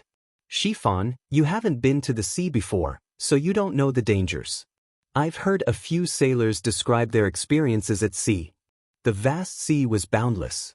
If it was a sunny day, it would be fine, as one could determine the direction according to the sun, moon, and stars. However, if it was a rainy day, the scenery in all directions would be the same, and one would not know which direction to sail in. If you accidentally enter deeper waters, you won't have the chance to go ashore anymore. But with this compass, it's different. Even if we're unfortunate enough to leave the fleet, we can still use the compass and the map to find the right direction. Do you think this compass is useful? Sailing on the sea is so scary. It seems like this compass is really necessary. Liao Shifan's face flashed with fear as he mumbled. So you see, didn't the imperial court set a rule that every 5 merchant ships participating in this trip must have at least one compass? I plan to send someone to buy a batch of compasses from Chitsu Pavilion when the East Market opens. Feng Jihua said with an indifferent expression. But this compass costs 5 strings of coins, the imperial court buys it at 4 strings of coins, so of course it's more expensive among the commoners. Isn't it too expensive? Liao Shifan couldn't help but ask. Feng Jihua heard his old friend's words and couldn't help but say earnestly, Shifan, don't be so short-sighted. Shifan, don't be so short-sighted. This trip to the south will increase our profits by at least 10 times or more. The more goods we send over, the more we'll earn. Comparatively speaking, this investment is worth it. Besides, we have to be conscientious when doing business. If we buy some compasses, the lives of our sailors will be better protected. We can't lose the big picture for small gains. I will go and buy 15 compasses in a while. When the time comes, each ship will have one. I hope Chitsu Pavilion has them. Brother Feng's words are reasonable. I will follow Brother Feng in a while. Shifan, you have to read the rest of the article carefully, especially this one, 5 things to watch out for at sea. I've learned a lot from reading it. I didn't expect that at such a young age, Lord Li is not only good at business, but also knows so much about navigation. It's really unbelievable. Really? Then I'll read it carefully again. However, ordinary people like us can't understand Lord Li. If my unfilial son is half as smart as Lord Li, I'd be willing to die immediately. Feng Jihua sneered and said, Shifan, you sure have a big heart. If that useless brat of mine had even 10% of Lord Li's intelligence, this old man would wake up laughing in his dreams. As the two of them talked, they started to talk about the younger generation. It was as if they were talking about Li Zishuan. Today's newspaper not only expanded the content of the news section, but also the novel section, which gave the novel fans of Chang an infinite surprise. Sun Manor. Wow, that's amazing. 10 chapters have been updated today. Oh my god, that's awesome. I didn't know that tips could be used like this. If I had known, I would have sent someone to tip him yesterday. Sun Zifan was excited. He was looking at the author's words at the end of the novel. Thank you, Li Zishuan, for your generous tip. I'll update again. Anyone who had read a novel would definitely have experienced the pain of not having enough books. When Sun Zifan saw that there were 10 chapters, of course he was excited. Yesterday, little Fatty had a great ambition and wanted to write a novel himself. In the end, he locked himself in his study and spent the whole morning writing, but he couldn't even write a single chapter. He either wrote it and threw it away, or he threw it away and wrote it again. In the end, he flipped the table, patted his butt, and found his old Legend of a Mortal's Journey to Immortality to review it again. Although writing novels can make money, whoever wants to write can write. I'm not writing. I'll only be responsible for reading novels in the future. That was what Sun Zifan thought at that time. Kaiwa Square, Wang Meng's house. Wang Meng saw that today's novel section had taken up almost an entire newspaper. He was pleasantly surprised. He counted for a long time before he realized that there were 10 chapters updated today. Damn, 10 chapters. Pai Xiajue is crazy. Oh my. So many people tipped yesterday? Wang Meng glanced at the back of the newspaper and saw that it was a sea of red. They were all tipped yesterday for Legend of a Mortal's Journey to Immortality. Those who could leave their names on the newspaper had tipped more than 100 strings of coins. He roughly estimated that the total tipped was close to 10,000 strings of coins. 10,000 strings of coins. How much money was that? Wang Meng's heart couldn't help but tremble. Although he wasn't greedy, he couldn't help but gasp in the face of 10,000 strings of coins. If he could write novels like Leather Knight, it would be awesome. Sigh, it's a pity that I didn't get on the newspaper. But it's not bad to get this branch leader badge. Wang Meng's father was only a 9th-rank official in the Ministry of Works. His family wasn't rich. Tipping 10 strings of coins was Wang Meng's limit. As he muttered to himself, he proudly took out a small copper badge from his bosom. On the front was written Branch Leader, and on the back were the words, A Biography of a Mortal's Journey to Immortality. This was the badge that the workshop's manservant had sent to him in the afternoon after he had tipped the workshop yesterday. The workshop hadn't finished processing the badge of branch leader in the morning, so it could only be sent in the afternoon. Qing Manor. Ha Wuyun, come over quickly. Come over quickly. Your young master is on the newspaper. Cheng Chumo held the newspaper and shouted excitedly in his courtyard. When the little boy heard his young master calling for him, he quickly trotted over. However, he was dragged by Cheng Chumo to read the words on the newspaper. Clapping in admiration, slapping the table and standing up. If not for this reward, it wouldn't be enough to express my intentions. Cheng Chumo of Huaid Fong tipped Leather Knight 100 strings of coins. Jiang Wuyun naturally knew some words as a page boy. After he finished reading, he couldn't help but be speechless. In his opinion, tipping 100 strings of coins was just to show his face in a corner of the newspaper. If this wasn't a retard, then what was? What's with your expression? Your young master is on the newspaper. Aren't you happy? Oh, and I even got a Silver Alliance leader badge. TSK, how beautiful. Cheng Chumo couldn't help but be dissatisfied when he saw that his page boy's reaction didn't meet his expectations. Hee, happy. I'm happy for you, young master. You're amazing. Jiang Wuyun reacted and quickly squeezed out a smile. Heh, that's more like it. Chapter 261. South of Chang, and City, Jinyu Academy. Hua Hongyi, Meng Tianhua, and Liao Feichen, these 3 fellow sufferers, began their daily routine of morning reading. However, it was the unlucky Meng Tianhua's turn to buy the newspaper today. He was so unlucky that a copy today cost 10 copper coins. It was twice as much as usual. As Meng Tianhua read the newspaper, he could not help but feel the pinch. Oh my God! So many people tipped The Legend of a Mortal's Journey to Immortality yesterday? All of them were tipped. How much money does this add up to? That's insane. Liao Feichen exclaimed as he looked at the red tipping notices behind him. His legs trembled and he almost fell to his knees. When Hua Hongyi heard this, he looked at it and said, it adds up to about 10,000 strings of cash. Meng Tianhua had already turned his attention over. After he heard Hua Hongyi's words, his eyes widened and his breathing quickened. Then doesn't that mean that Leather Knight received close to 5,000 strings of coins from the tipping yesterday?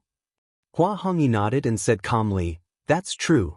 However, this is probably just a random outburst. There won't be so many tipping every day in the future. That's still incredible. I'm willing to write even 50 strings of coins, let alone 5,000 strings of coins. Meng Tianhua was in a daze. After a while, he stood up abruptly and said, no, you guys read it first. I'm going to write a novel. I plan to send it to Datong Daily's editorial department after I've written 30,000 words to try my luck. Yes, yes, yes, I'm going to write a novel too. Brother Hong Yi, I'll take my leave first. After Liao Feichen finished speaking, he hurriedly followed Meng Tianhua and walked away. These two, seriously, do they have to be in such a hurry? Hua Hongyi sat on the stone bench and shook his head speechlessly. Azure Dragon Lane, Wang family residence. After Wang Renbiao finished his breakfast, he sat under the pavilion with a satisfied look on his face. He sipped his tea and read the newspaper. Beside him sat a little girl in a pink dress. The little girl was playing with a small golden badge in her hand. It was the Golden Alliance Leader badge given by the editorial department of Tang Daily. Big brother, this badge is really beautiful, the little girl said with a grin. Although Wang Renbiao was interrupted, he didn't show any displeasure on his face. He rubbed the little girl's head and smiled. Is that so? If likes it, then Big Brother will give it to you. It was rare to be able to give away a badge that was exchanged for 1,000 strings of cash. Really? Thank you, brother. The little girl cheered and ran away. Young master, Yu Yao doesn't understand why you would give 1,000 strings of coins as a reward to a complete stranger. Moreover, you don't seem to care about the Alliance Leader badge. Leng Yuyao asked doubtfully when she saw Wang Renbiao's indifferent expression. Hehe, Yao, don't tell me you don't think this a record of a mortal's journey to immortality is very interesting? Wang Renbiao casually said. Leng Yuyao frowned and said with disdain, Yuyao doesn't find it interesting at all. From the level of martial arts, this novel is simply nonsense. It doesn't conform to common sense at all. In this world, there can't be any everlasting spring technique, blink sword technique, and there can't be any immortal cultivation sect. Wang Renbiao was just casually talking nonsense. He didn't expect to hear such an answer. He quickly coughed and said, It's just a novel. Why are you so serious about it? Actually, there was one thing that Wang Renbiao didn't say. The reason why he gave the reward was mainly because he guessed that the real identity of the author of A Record of a Mortal's Journey to Immortality was Li Zishuan. Moreover, whether it was Li Zishuan or not, this reward would more or less repair the relationship between the two families. Li residence. When Li Zishuan was eating breakfast, he looked at the newspaper and was shocked by the huge amount of rewards. This was already beyond his expectations. *CK, this group of scammers. They gave so many rewards. Are they trying to cause trouble? How many chapters will there be in tomorrow's newspaper? Li Zishuan felt a little bitter in his heart. Since ancient times, there had been no one who could complain about the number of people who gave out rewards. Forget it. I'll just draw the map first. The draft at the workshop should be enough to last for another day. After breakfast, Li Zishuan went straight to the study and began to draw the map wholeheartedly. This map was related to the lives of tens of thousands of people. He couldn't help but be cautious. Li Zishuan sat quietly on the stool with his eyes closed. He began to slowly recall the maps of the Eurasian continent that he had read in the geography books from his previous life. Every island and every bay flashed past in Li Zishuan's mind. After a full hour, he opened his eyes and began to draw. His memory and control were excellent now. Mountains, rivers, oceans, and canyons gradually became perfect curves under his pen. He had a good grasp of the proportion and length. It looked like a perfect copy of the map from his previous life. Of course, the place names couldn't be copied. Li Zishuan didn't know if the tectonic plate movement would cause the world map of the modern era to be different from the one of this era. He was just trying his best to imitate the map in his memory. He believed that even if there were slight differences with the topography of this era, it wouldn't be too big. Such a detailed map was already better than more than 90% of the maps from the Tang dynasty. Just like that, Li Zishuan continued to meditate and copy the map in his mind onto a piece of paper. He kept his brain working at high capacity until the afternoon. Phew! It's really not easy to complete this. I'll never take on this kind of work in the future. It's too tiring. Li Zishuan kept rubbing his temples and couldn't help but mumble. However, the reason why he was able to finish it so early was not only because of his abnormal spiritual power, but also because the fleet was mainly going south by the coastal route. The maps he drew were only coastal nautical charts. As a result, the workload was reduced by more than half. Otherwise, it would take him 2 or 3 days to finish drawing the nautical chart. Young master, do you want to eat? Xiaoxi will go to the kitchen and ask them to heat up the food for you. Xiaoxi, who had been waiting outside the door, heard her young master's voice and quickly asked. Li Zixuan's heart felt warm. It felt good to have someone care about you. Xiaoxi, go quickly. Li Zixuan stood up and stretched his body. Then, he carefully put away the results of his hard work for half a day. Then, he pushed the door open and prepared to eat lunch. Recently, he had been working too hard for work. It really didn't suit his identity as a rich second generation. But if there were fewer people dying in the fleet going south, it would be the best reward for his hard work these days. Chapter 262. It's out. It's out. Manager Fu, we've made colored glass.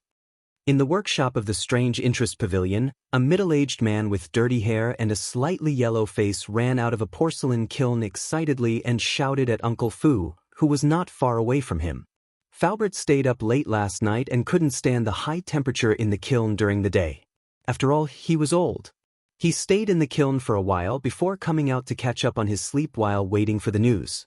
At this moment, Faubert, who was half asleep and half awake, heard the noise outside and woke up abruptly. He quickly opened the door and ran out. Changgue, you've really made colored glass? Faubert's voice was mixed with excitement and disbelief. It's true. We've really turned sand into glass. Look, Manager Fu, this is the colored glass we've just made. After Zhang Gui finished speaking, he handed over an irregular glass ball. His hands were dirty, but the glass ball was transparent and shiny, forming a very sharp contrast. Fu Bo took it and looked at it carefully in his hand. After a while, he said excitedly, "That's great. This is great. It's really colored glass. It's even better than the colored glass sold by the barbarians." Song Xiaoxi, quick, go and tell young master the good news. Song Xiaoxi, who was at the door, quickly replied, "Yes. I'll go right now." After that, he ran out of the door in a hurry. Faubert looked at the colored glass ball in his hand and sighed. I didn't expect sand to really turn into colored glass. Damn those barbarians who sold colored glass at such a high price. Changge, quickly organize some people to produce a batch of compasses. This way, we can produce colored glass ourselves. The cost of compasses should be less than usual. This is great. Yes, Manager Fu, I'll arrange for some people now. Li residence. Li Zixuan was wolfing down the food in the front hall. He had been busy since morning and hadn't eaten a single drop of water. However, he often encountered this situation in his previous life. As an engineering student, sometimes he had to work overtime and didn't even have time to eat. Wasn't this a common thing? Young Master Wang is here. At this time, Xiao He hurriedly trotted over and bowed. What was he doing here? Yes, please. Li Zixuan hadn't finished his food yet. He puffed out his cheeks and glared at Li Zixuan. Yes, young master. Xiao He took the order and left. Li Zixuan took the opportunity to eat a few more mouthfuls of rice and then asked the servants to take the food away. Hee, long time no see. How have you been, lordly? As soon as the banquet was removed, Wang Renbiao walked in with his cold-faced girl with a smile. Hee, it's fine. Cousin Ren, come in and have a seat. Li Zixuan wiped his mouth and cupped his hands in return. In the main hall. Renbiao, is your father doing well in Chang, and this time? After transmigrating for so long, Li Zixuan wasn't an idiot. He had learned some basic etiquette and greetings. It was nothing more than asking if the other party's family was doing well, or if the other party was doing well. Thank you for your concern, Lord Zhu. My father is doing well, but he has returned to Sui province the day before yesterday. There is really too much official business backlog in the provincial government. Wang Renbiao cupped his hands and answered. So fast? I was grounded at home before, so I couldn't see your father off in person. It's really a pity. Li Zixuan was surprised at first, then said with a face of regret. He had a good impression of Wang Yu. He knew what to do and didn't have the arrogance of those aristocratic families. Of course, the most important thing was that he was generous. Those few luminous pearls were still in Li Zishuan's room. In general, Wang Yu could be considered a person with a temperament. On the side, Leng Yuyao secretly rolled her eyes. She didn't believe that Li Zishuan would be so attentive to her master. It must be because of the gift from the Wang family. What a money grubber, Leng Yuyao despised in her heart. Wang Renbiao didn't think like Leng Yuyao. He understood that since Li Zishuan said so, it meant that the relationship between the two families had eased greatly. This was what he and his father wanted to see. Thank you for your kindness, Lord Zhu. Renbiao will definitely convey it to my father. I came to disturb you this time because I have something I need your help with. Li Zishuan laughed and said, Renbiao, feel free to say what you need. I'll do my best to help. Wang Renbiao said happily, Thank you, Lord Zhu. I'm sure you know about the imperial court's recruitment of civilian merchant ships to the south. The Wang family also wants to participate in this vigorous sea trade. From today's newspaper, I saw that Lord Zhu's workshop had invented a small tool that can tell directions. It's very useful for navigation. So at noon, I sent someone to buy it from the Curious Pavilion. However, I was told that the first batch of compasses produced by the workshop had already been given to the imperial court. So, I wanted to pay a visit and shamelessly ask for some compasses from Lord Zhu. So it was about this matter. Li Zishuan was moved and asked curiously, Does the Wang family also have large ships? Indeed. Not only the Wang family, but the other 6 aristocratic families all have some merchant ships. To tell you the truth, the 80,000 chicken seedlings that your lordship bought in one go last time were transported from the Jiangnan area through the Grand Canal by my younger brother who borrowed my second uncle's merchant ship. He probably earned 5,000 strings of coins from this trip. This humble one only recently learned of this matter, so I hope your lordship will not blame me. The Wang family is also willing to return this sum of money. Wang Renbiao suddenly said with a solemn expression.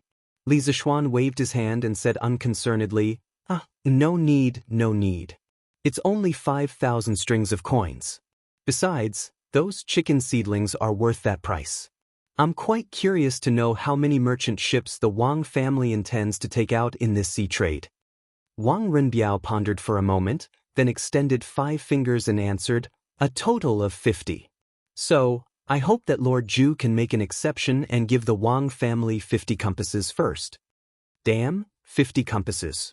That was equivalent to 1/10 of the imperial court's fleet. And from Wang Renbiao's relaxed expression, it was obvious that 50 compasses were not all of the Wang family's merchant ships. Were these great families so rich? Li Zishuan was greatly shocked. First, he was shocked by the number of merchant ships. Second, he was shocked that Wang Renbiao wanted to give every merchant ship a compass. Even Li Er was not so generous. The Wang family has so many merchant ships? However, was Renbiao planning to equip every merchant ship with a compass? There's no need, right? Wang Renbiao shook his head and said, This is not considered a lot. Lord Zhu, you may not know, but the great families have more or less been engaged in sea trade or river transportation. Especially the Cui family of Bowling. As far as I know, they have at least 200 merchant ships. The scale is much larger than our Wang families. Chapter 263. As for Lord Zhu's question about whether it's worth it to equip every merchant ship with a compass, this one thinks that it's very worth it. In the main hall of the Li residence, Wang Renbiao picked up his teacup and took 2 sips before continuing. A conservative estimate of the number of ships heading south this time is at least 1,000. Once there's a big storm at sea, many ships will definitely be separated from the main fleet. At this time, a compass can increase the chances of survival of a lost merchant ship by 20 to 30%. If this probability can be stacked, this one is very willing to equip every ship with a few more compasses. Because a compass is only 5 strings of money, and the value of a merchant ship and its crew is far more than that. Li Zishuan smiled and said, Hee, not bad, not bad. I didn't expect Renbiao to see the problem so clearly. Then he thought for a moment and said, As for the 50 compasses that Renbiao wants, I'll have the workshop hand them over to you in 2 days, but I also have something that I need Rinbiao's help with. Please speak, Lord Zhu. Wang Rinbiao hurriedly said. The Wang family's fleet is heading south this time. I want to ask you to help me bring something. I don't care if this thing is rubber. What's rubber? Wang Rinbiao was puzzled. He was considered knowledgeable, but he had never heard of rubber before. Li Zishuan deliberated over his words and described, it's the sap produced by a kind of tree. After you reach the Nanyang countries, you can send people to search for rubber trees. The rubber tree is an evergreen tree with a straight root system, 3 compound leaves, complete leathery, and panicle flowers. The fruit is a capsule, the seed is oval, and the juice is milky. This juice is rubber.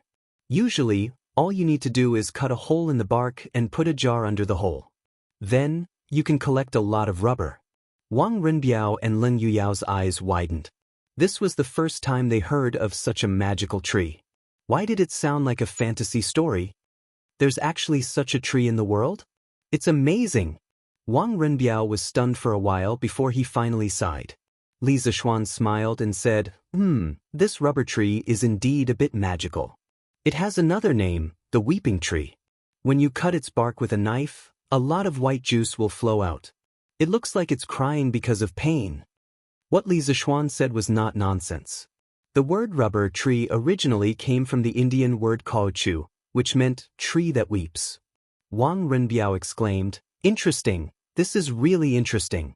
After hearing what Lord Zhu said, if it weren't for the fact that my family didn't allow it, I would have personally gone south to take a look. Lin Yuyao couldn't help but frown. It's a good rubber tree, why do you have to cut its bark? You are so cruel. Li Zishuan rolled his eyes. Big sister, you carry a sword every day and kill anyone you don't like. You still have the face to say that others are cruel? Lin Yuyao instantly understood the expression on Li Zishuan's face. She blushed and quickly looked away, no longer saying a word. It was as if she didn't say those words just now. I need this rubber very much. Renbiao, bring back as much as you find this time. I want all of it. Don't worry about the price, it will definitely satisfy you. It's best if you can bring back some rubber seeds, but be careful, its seeds and leaves are poisonous. Don't let people eat it by mistake. Li Zishuan saw that this cold-faced girl was tactful, so he didn't lower himself to her level. He turned his head and said to Wang Renbiao, there were many industrial products that couldn't be separated from rubber. Li Zishuan really wanted this thing.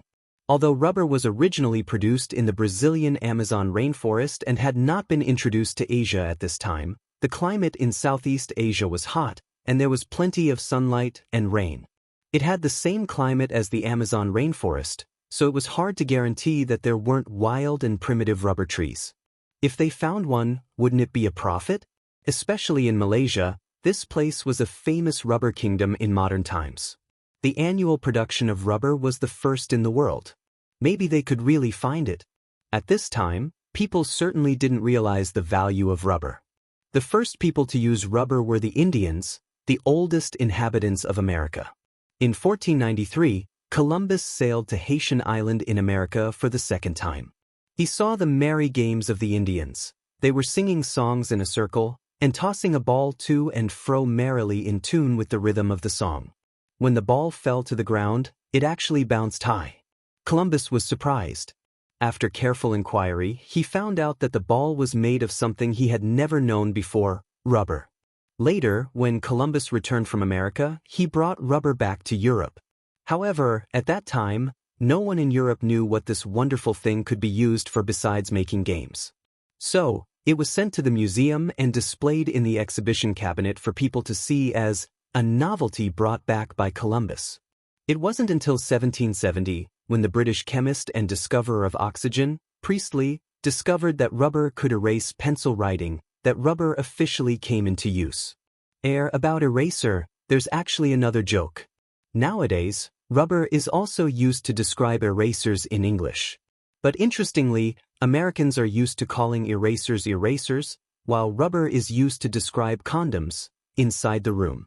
Wang Renbiao thought seriously for a while, then said, since Lord Zhu needs it, then I will definitely order my subordinates to do their best to find this so-called rubber tree. In addition, I will also apply to the family to send an additional 20 merchant ships to specially load rubber for Lord Ju. How about a ship of rubber at the price of 400 strings of coins? Of course, if it's not enough, we will also bring some goods back from there. But in this way, Lord Ju will have to sell us 20 more compasses. Li Zishuan was happy in his heart. Wang Renbiao was opening a back door for him. Because if he transported a ship of silk and porcelain to Nanyang in exchange for some spices and food, the profit would definitely be more than 400 strings of coins. A conservative estimate would be at least 2,000 to 3,000 strings of coins. This was not an exaggeration at all. That was how profitable ocean trading was. Haha, compasses are not a problem. This time, the compasses that the Wang family needs, our workshop will give priority and provide them for free. Don't worry, Renbiao. If your family's fleet can really find rubber trees in Nanyang, then this time, I, Li Zishuan, will owe your Wang family a favor. Li Zishuan returned the favor. He was the kind of person who would return the favor 10 times over if someone gave him a foot of respect. Wang Renbiao was shocked, and the importance of this matter instantly increased. He quickly cupped his hands and said, "Don't worry, Lord Ju. As long as there are rubber trees in Nanyang, our Wang family's fleet will definitely find them this time." Chapter 264. Since Lord Ju is so kind and willing to give priority to the Wang family to allocate so many compasses, then I have achieved my goal. I won't disturb you any longer. Since he had achieved his goal, and there was an unexpected gain, Wang Renbiao stood up and said his goodbyes with satisfaction. Okay, Renbiao, take care. Li Zishuan put down his cup and prepared to personally send the guest off. He was also very satisfied with the outcome of today's negotiation. Lord Ju, what is that white thing on the table? Is it paper? Wang Renbiao turned around and suddenly saw a roll of white thing on the table. He seemed to have never seen it before, so he couldn't help but ask curiously. After these few interactions and cooperation, the relationship between the Wang family and the Li family was already quite good. It wouldn't be rude to ask such a question, so Wang Renbiao directly asked the question in his heart. This is called toilet paper. Li Zishuan followed Wang Renbiao's gaze and saw that it was a roll of toilet paper. He had just finished eating, so he took some from it to wipe his mouth. He explained. What is toilet paper? Is it called toilet paper because it is very hygienic? Wang Renbiao felt that after coming here today, his IQ had been hit a little. First it was the rubber tree, and now it was toilet paper. He had never heard of these things before. You can't say that. The main characteristic of toilet paper is its softness. Here, Renbiao, you can take a look for yourself. Li Zishuan took the toilet paper and handed it to Wang Renbiao. Yan Shaoning followed Li Zishuan's suggestion a while ago. He added a scraper and a larger drying tank to the original paper machine. Compared to the first paper machine, the workload was much smaller. The mass production of toilet paper had only started a few days ago. Previously, the entire workshop had been busy producing newspapers. No one had the time to make toilet paper. In their opinion, only a prodigal son like Li Zishuan would use it. Therefore, although the toilet paper machine had been made long ago, it had only been a few days since the toilet paper was produced. Of course, the first batch of toilet paper produced by the workshop was all sent to the Li residents. Benefits should not flow into the fields of others. This kind of good thing should be enjoyed by himself first. As for whether he would sell it or not, it would depend on how much could be produced in the future. After all, the raw materials at the workshop were prioritized to supply the new type of paper. Faubert was certainly not willing to waste resources on this meaningless toilet paper. Oh, it is indeed very soft. Wang Renbiao took the tissue paper and felt the soft touch on his hand. He couldn't help but exclaim. But after a while, he frowned and asked doubtfully, "But this paper is so soft, what's the use of it? It's probably not easy to write on it, right?" Li Zishuan muttered in his heart. This wrinkled tissue paper, it would be strange if it could be used to write calligraphy. If it was the ballpoint pen and ink pen from his previous life, it would be barely enough to write. Ahem, this tissue paper is not used to write. It's mainly used to wipe your mouth and butt. It's used to wipe your mouth. Li Zishuan was about to say that it was used to wipe his butt, But he suddenly saw that Lin Yuyao was still there. He quickly shut his mouth.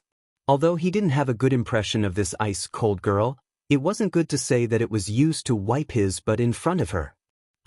Is it only used to wipe your mouth? But can't you just use a handkerchief to wipe your mouth? Wang Renbiao didn't suspect him. It was because of this that he felt even more strange. At the same time, he was a little speechless. He secretly thought that Li Zixuan really knew how to enjoy himself. He even specially made a new type of tissue paper to wipe his mouth. He really knows how to have fun. Leng Yuyao didn't think so. She was standing closer to Li Zixuan. Moreover, she practiced martial arts, so her hearing was much sharper than Li Zixuan's. She heard every word of Li Zixuan's words clearly. Although Li Zixuan didn't completely say the words wipe his butt, Leng Yuyao could guess what Li Zixuan wanted to say. She couldn't help but fiercely glare at Li Zixuan. She secretly thought that this person looked decent on the surface, but in reality, he was no different from a vulgar hooligan. She didn't know why the young master valued him so much. Well, other than wiping your mouth, what else can you wipe? Rinbiao, take a roll of tissue paper back and slowly think about it. I'll give this roll of tissue paper to you. Li Zixuan quickly said when he heard Wang Renbiao's slightly doubtful words. Oh, thank you very much, Lord Zhu. Wang Renbiao couldn't understand the meaning behind Li Zixuan's words. He could only take the tissue paper in surprise. Then, just as he was about to leave, he heard a shout from outside the door. Young master! Young master! The workshop has produced glass. Shouting and wrangling, what a scandal! Can't you see that this young master has a guest here? When Li Zixuan heard Song Xiaoxi's voice, his heart faintly moved. He guessed that the workshop must have made new progress in the glass research. But he didn't expect Song Xiaoxi to be so rash and directly blurt out the workshop's secrets. How could this be? He was still hoping to make a fortune without anyone knowing that he could produce glass. He couldn't let Song Xiaoxi mess up his plan. So, Li Zixuan interrupted Song Xiaoxi before he could finish. Song Xiaoxi wasn't stupid.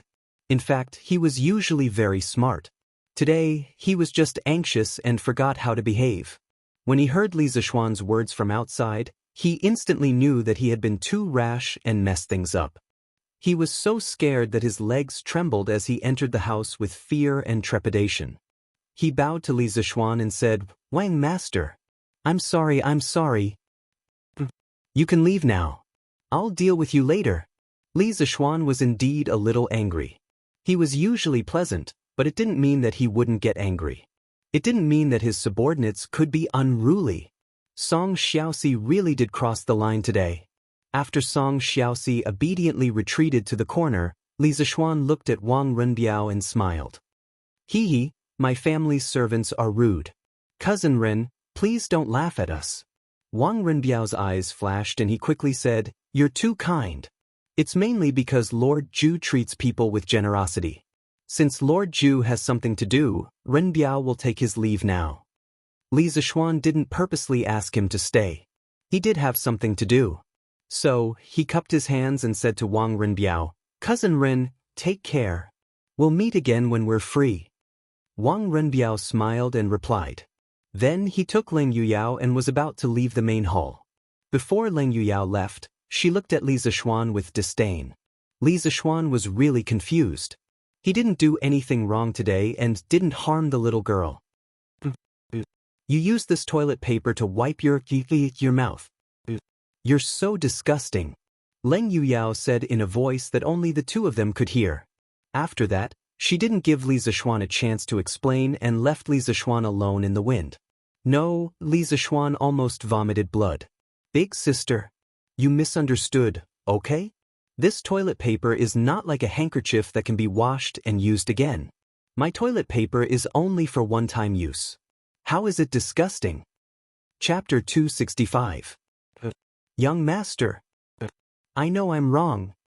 After sending Wang Renbiao and Leng Yuyao off, Li Zixuan returned to the main hall. He glanced at Song Xiaoxi indifferently and then sat down at the side without saying a word.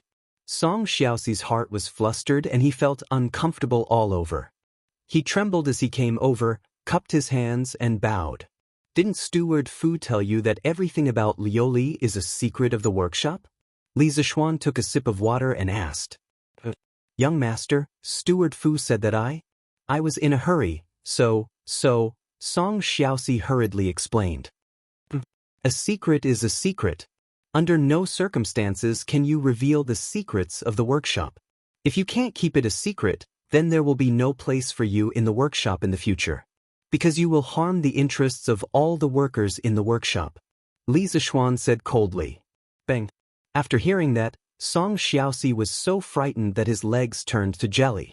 With a bang, he knelt on the ground and begged for mercy with a pale face. Young master, I know I'm wrong. I promise there won't be a next time. Please forgive me this time. Don't chase me out of the workshop. Only those who had stayed in the workshop knew how good it was inside. Song Xiaoxi's hometown was in a village outside Chang'an City. Previously, he had been working as a waiter in a restaurant in Chang'an City. Every day, he had to smile and flatter. If he was unlucky, he would be scolded by the shopkeeper. Moreover, he was paid very little. Ever since he entered the workshop, not only did his monthly salary increase, but there were also very few people who would find trouble with him for no reason. Every time he returned to the village, the villagers would always cast envious gazes at him. This was because the owner of the workshop he was working in was Li Zixuan, the person who invented the curved plow. He was the great benefactor of all the villagers. In the workshop, Song Xiaoxi could gain money, happiness, and dignity. How could he bear to leave? At this moment, he was so regretful that he wanted to slap himself. Li Zixuan looked at Song Xiaoxi expressionlessly. It was not that he was cold-blooded, but he had to follow the rules. Song Xiaoxi had always been Ma Zhou and Faubert's right-hand man in the workshop. Correspondingly, he knew a lot of things. If Li Zixuan did not scare him now, sooner or later, things would get out of hand. About a quarter of an hour later, Song Xiaoxi felt like a year had passed. The sweat dripping from his forehead mixed with the tears flowing from the corners of his eyes. At this moment, Li Zixuan finally opened his mouth. Get up. I'll give you one more chance. However, if there's a next time, you'll have to leave the workshop on your own. In addition, half of your salary for this month will be deducted as punishment. At the end of the day, Li Zixuan was still a little soft-hearted and could not be ruthless. Thank you, young master. Thank you, young master. I'll definitely remember this lesson and never do it again. Song Xiaoxi heard this and let out a long sigh of relief. Then he was ecstatic and grateful. As long as he could continue to work in the workshop, he was willing to have his salary deducted for 2 months, let alone half a month. He believed that anyone would be able to make up for it. Well, now let's talk about what Faubert asked you to do. Could it be that the workshop has produced colored glaze? Li Zixuan nodded and asked. Yes, young master. Master Chang'an and the others produced glass in the afternoon. Manager Fu asked me to invite you to the workshop to have a look.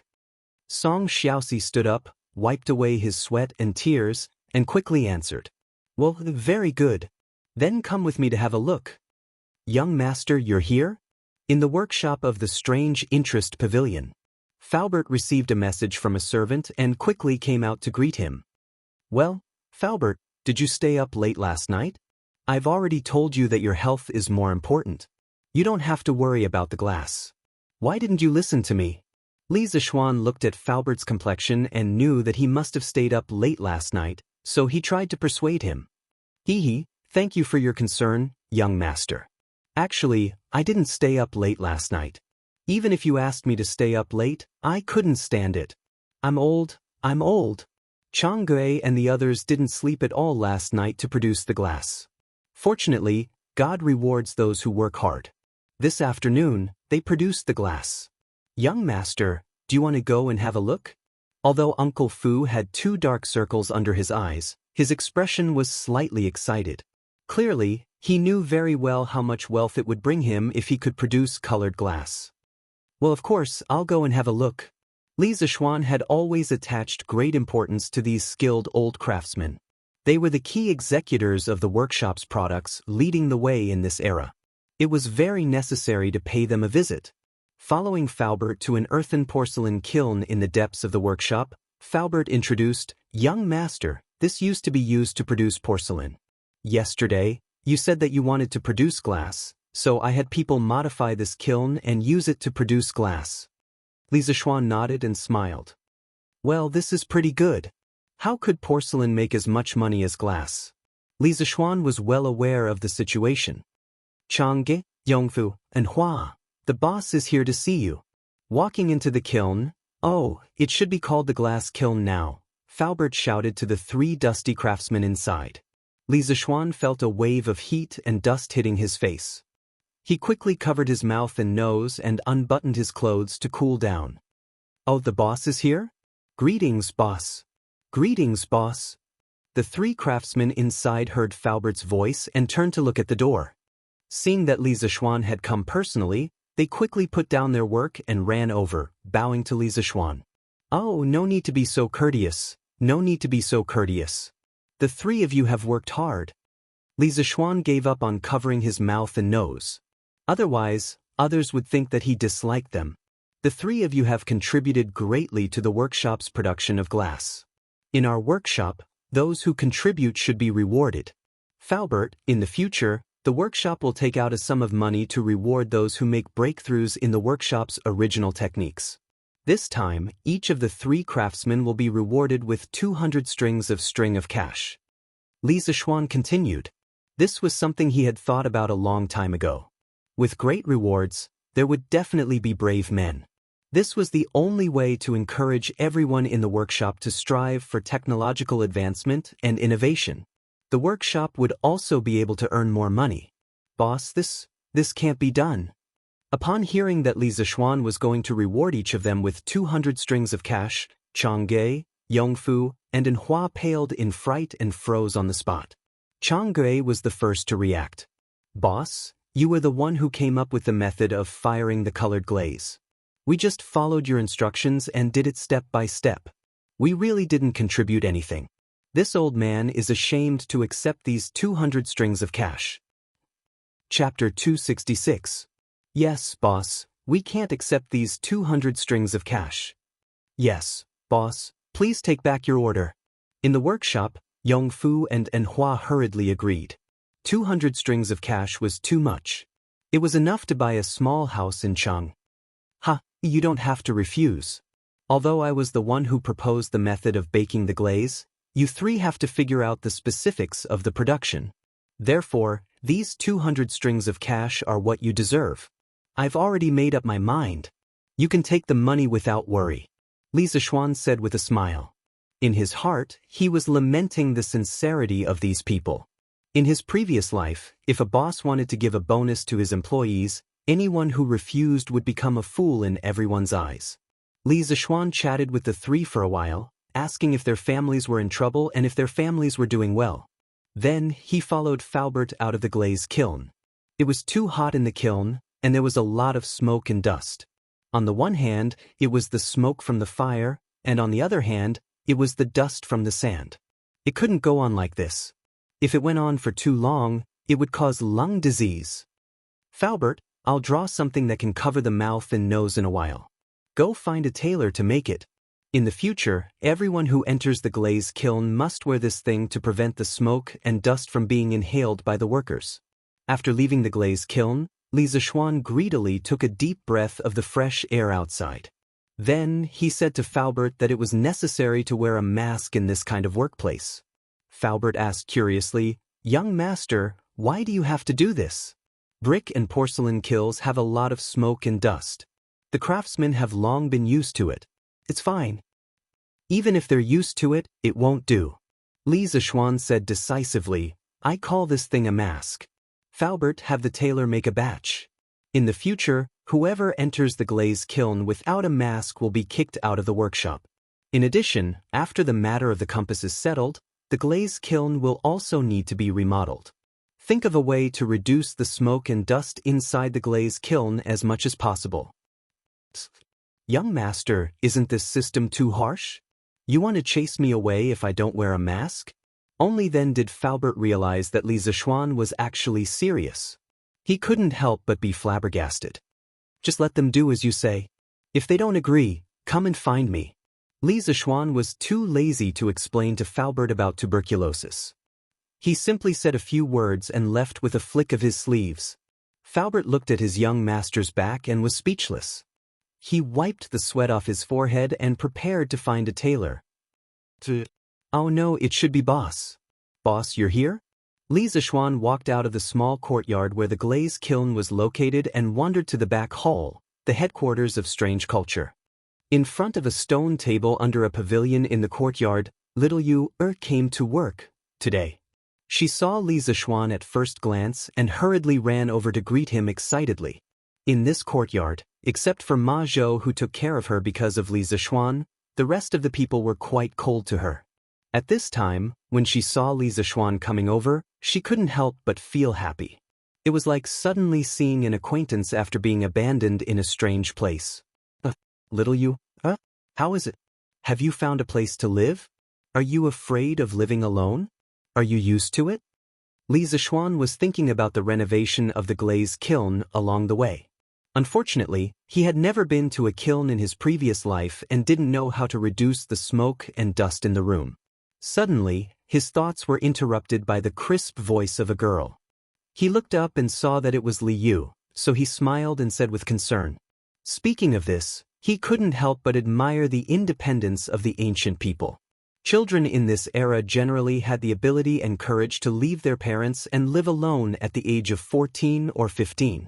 It was not like the modern era, where people in their 20s were still asking for money from their families. Of course, he was also in this category in the past. Thank you for your concern, boss. Steward Fu helped me find a place yesterday afternoon. It's in this square, not far from the workshop. Steward Ma is also my neighbor. Li Yu heard Li Zixuan's concern and felt warm in her heart. She then replied with a smile. That's not bad. If you have any problems, your Uncle Ma can take care of you.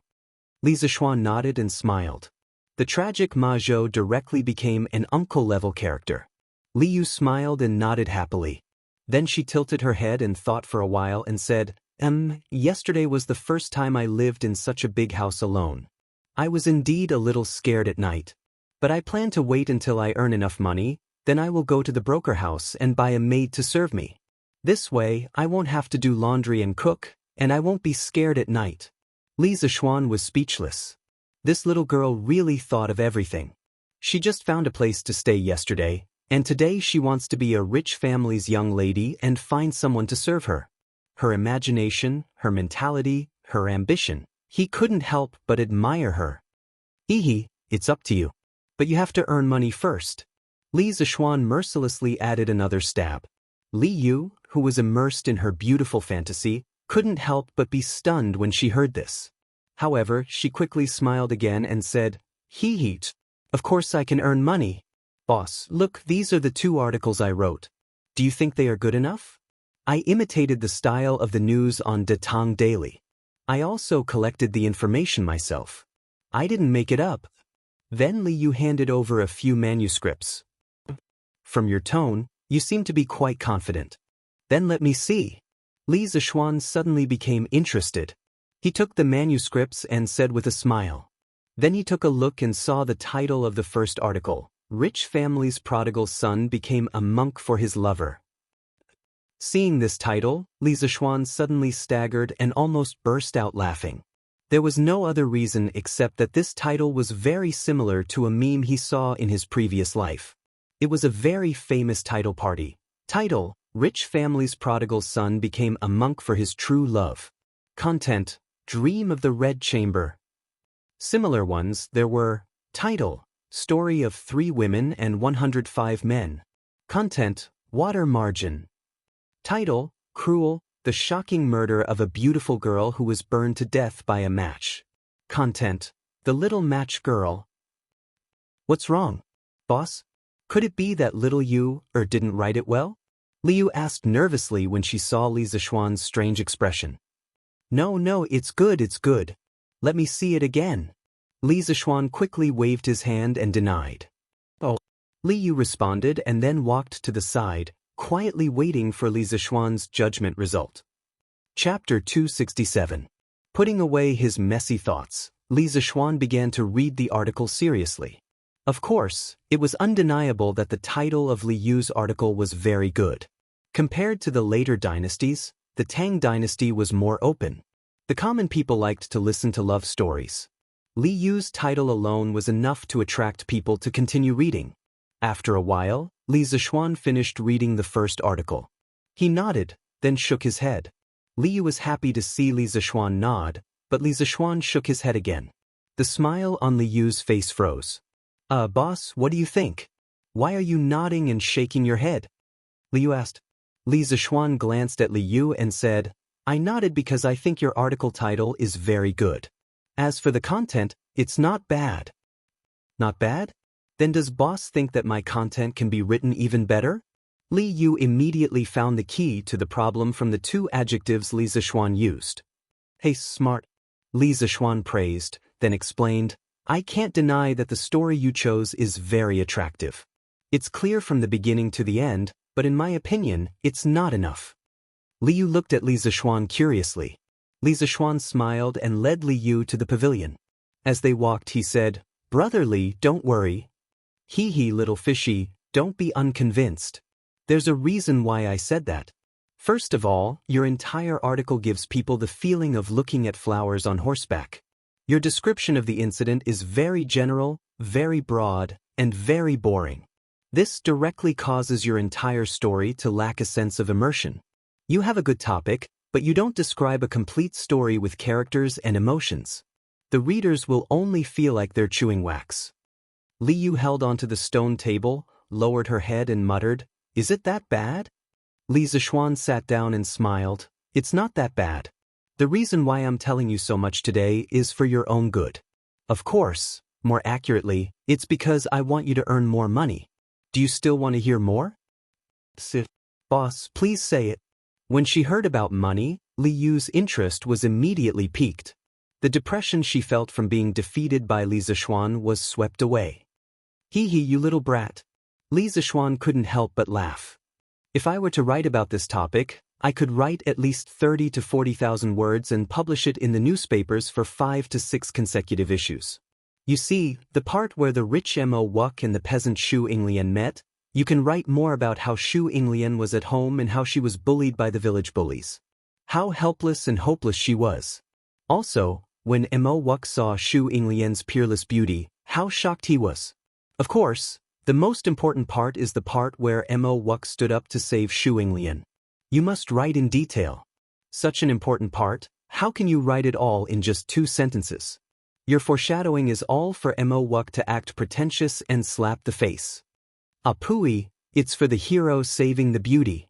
Also, when Mo Wuck's father, Mo Yunshan, opposed his son's relationship with Xu Yinglian, why didn't you write about Mo Wuck's conflict, self-blame and helplessness? Xu Yinglian couldn't be with the person she loved and jumped into the river in anger. Why don't you put yourself in Xu Yinglian's shoes and think about her despair, reluctance, and tragedy? This is the best place to poke at the reader's tears. You have to write about it properly. Also, after Mo Wuck found out that the woman he loved had jumped into the river, the loneliness, sadness, anger, and finally grief. His heart was like dead ashes, and he went to the temple, shaved his head, and became a monk. You have to embellish this place. These are all words, they are all money. As a reporter, if you don't know how to embellish the word count, pooey, if you don't know how to write about a matter, then you won't be able to earn much money. Li Zixuan was talking nonstop to Li Yu about how to embellish the news and how to write one story as 5 stories. He completely forgot that he was the boss of Datong Daily. If Li Yu really did that, she would be scamming his own money. Li Yu stood at the side and listened with her mouth agape. She really wanted to kneel down to Li Zixuan. What kind of boss would personally teach his employees how to scam their boss's money? Also, Li Zixuan's embellishment, pooey, it was the way to develop the story. It was really an eye-opener for her. It was as if the door to a new world, the path of the water god, was slowly opening for her. Cough, cough. At this moment, a light cough came from the side. It turned out to be Ma Zhou. He just came out to take a breather and didn't expect to see Li Zixuan giving a lecture to Li Yu. The more he listened, the more he felt that something was wrong. Wasn't this misleading the students? Hence, he quickly interrupted. Brother Ma, you're here? Li Zixuan looked at Ma Zhou's expression and knew that he had heard everything he said. He looked a little awkward. "Hello, Uncle Ma." Li Yu remembered what Li Zixuan said to her before. "If you have any problems, your Uncle Ma can take care of you." She went up and said sweetly, "*CK. Since when did I become an uncle? You were still calling me Steward Ma yesterday."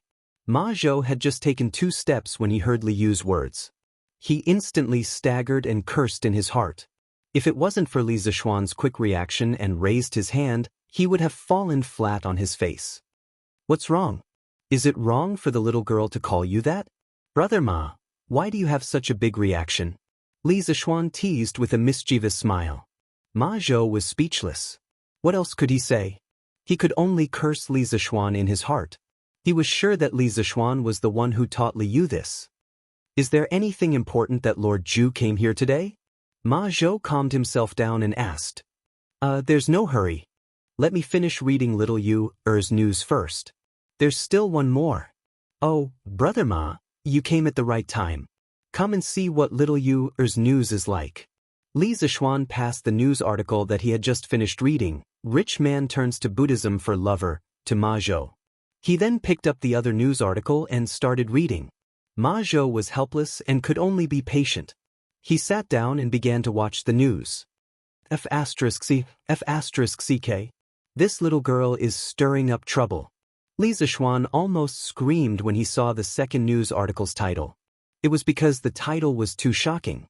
It said, "A woman in the wild, after her clothes were stolen by a man." Li Zixuan rubbed his nose. It seemed like Li Yu was going to go all out with this title. Sigh, I don't know if it's a blessing or a curse. Chapter 268. A woman went into the city to sell a donkey and a goat. There was a small bell tied around the goat's neck. 3 thieves saw it. One of them said, "I'll steal the goat. The woman won't find out." Another thief said, "I'll steal the donkey from the woman." The third thief said, "That's not difficult. I can steal all the woman's clothes." The first thief quietly approached the goat at a bend in the road. He untied the bell and tied it to the donkey's tail. Then he led the goat away.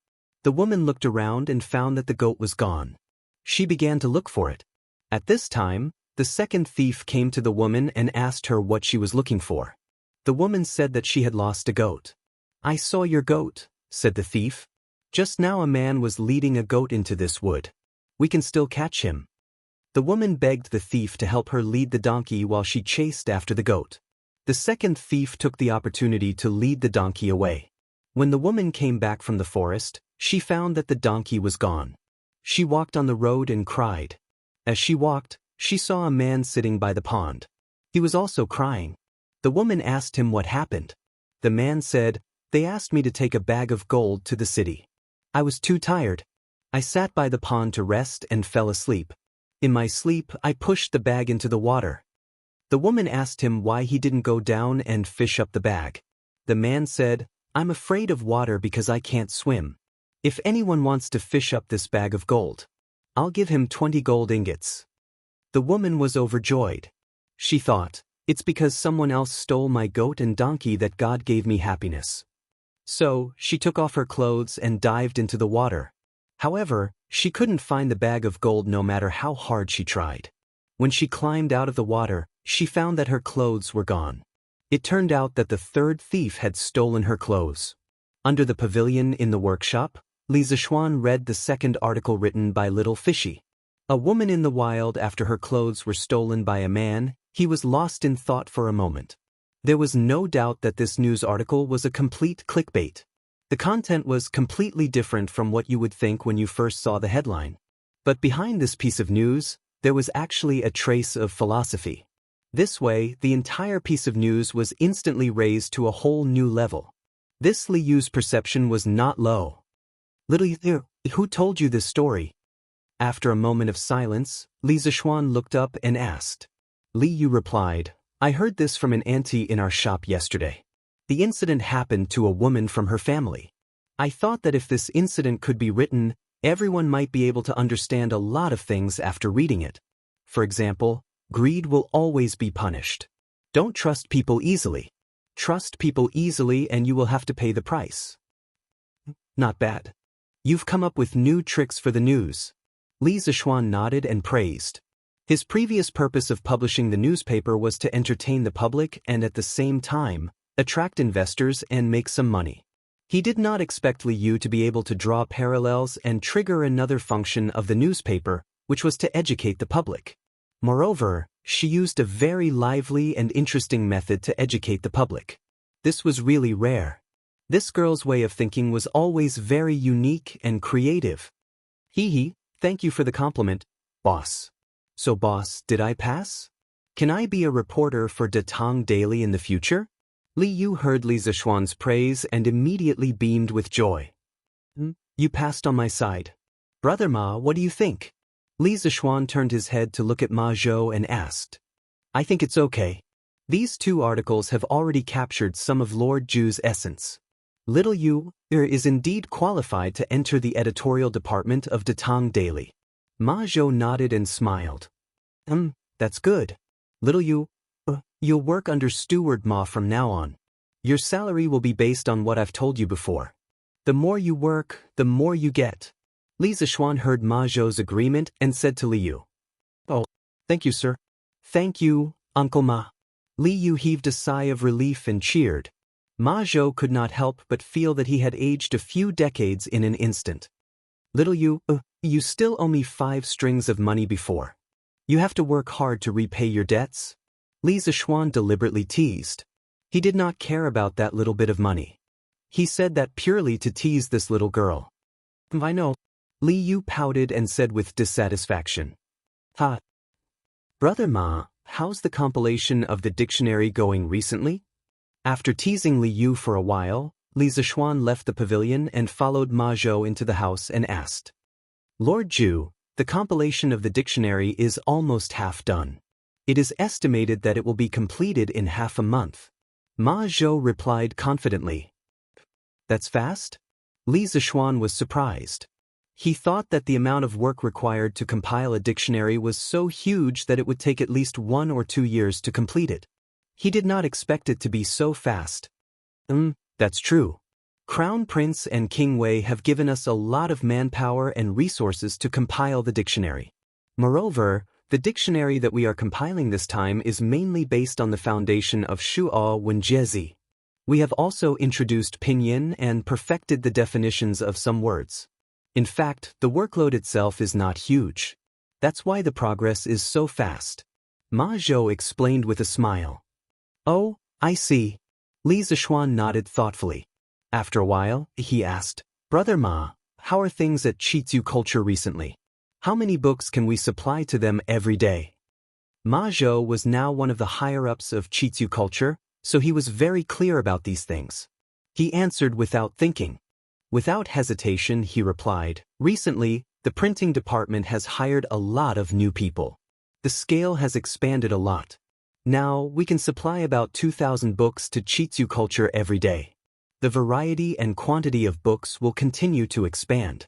Now, in front of Strange Culture, there will no longer be thousands of people crazily snatching books like when it first opened. Moreover, there are more and more people who believe in Lord Ju's prophecy that books are as expensive as scallions. Li Zishuan nodded happily and said, That's good. But the scale of Chitsu Culture is getting bigger and bigger. How are the other bookstores in Chang and City reacting? Did they do anything out of the ordinary? This, Ma Zhou heard and frowned slightly. His face darkened and he said, In recent days, with the increase in the number and variety of Chitsu Culture books, the other bookstores' business has become more and more difficult. Some bookstores will send people to the workshop to talk to me. They also want to buy a batch of cheap books from the workshop and sell them. I did not dare to agree to this privately. I was planning to wait for you to come and make a decision personally. Of course, there are a lot of bookstores that chose to fight to the death. However, they always have many tricks up their sleeves. Pang Sigi recently caught a lot of people with unknown intentions around Chitsu Culture. Chapter 269. In the room, Li Zishuan listened to Ma Zhou's words and couldn't help but frown. He had expected that the promotion of cheap books from the Strange Culture would encounter many obstacles because he had touched too many people's cake. The reason why those people didn't do anything in the first few days was probably because they thought that the cheap books from the strange culture were only selling at a loss and wouldn't last long.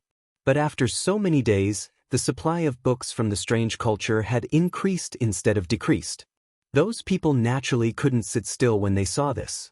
Brother Ma, for those booksellers who want to buy from the workshop, when our production capacity is increased, we can give them a batch of goods. After all, our energy is limited. We can't sell cheap books to all parts of the Tang Empire by ourselves. We can give them a portion of the profits. In this era, apart from the emperor, no one else would have a good ending if they tried to monopolize everything.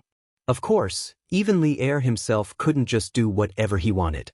He had to consider the opposition of the other aristocratic families. Li Zishuan definitely didn't want to make the whole world his enemy. Earning too much money was also hot.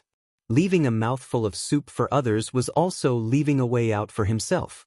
Of course, if there were people who didn't want to drink soup and wanted to eat meat, then Li Zishuan would definitely not retreat and wait for death.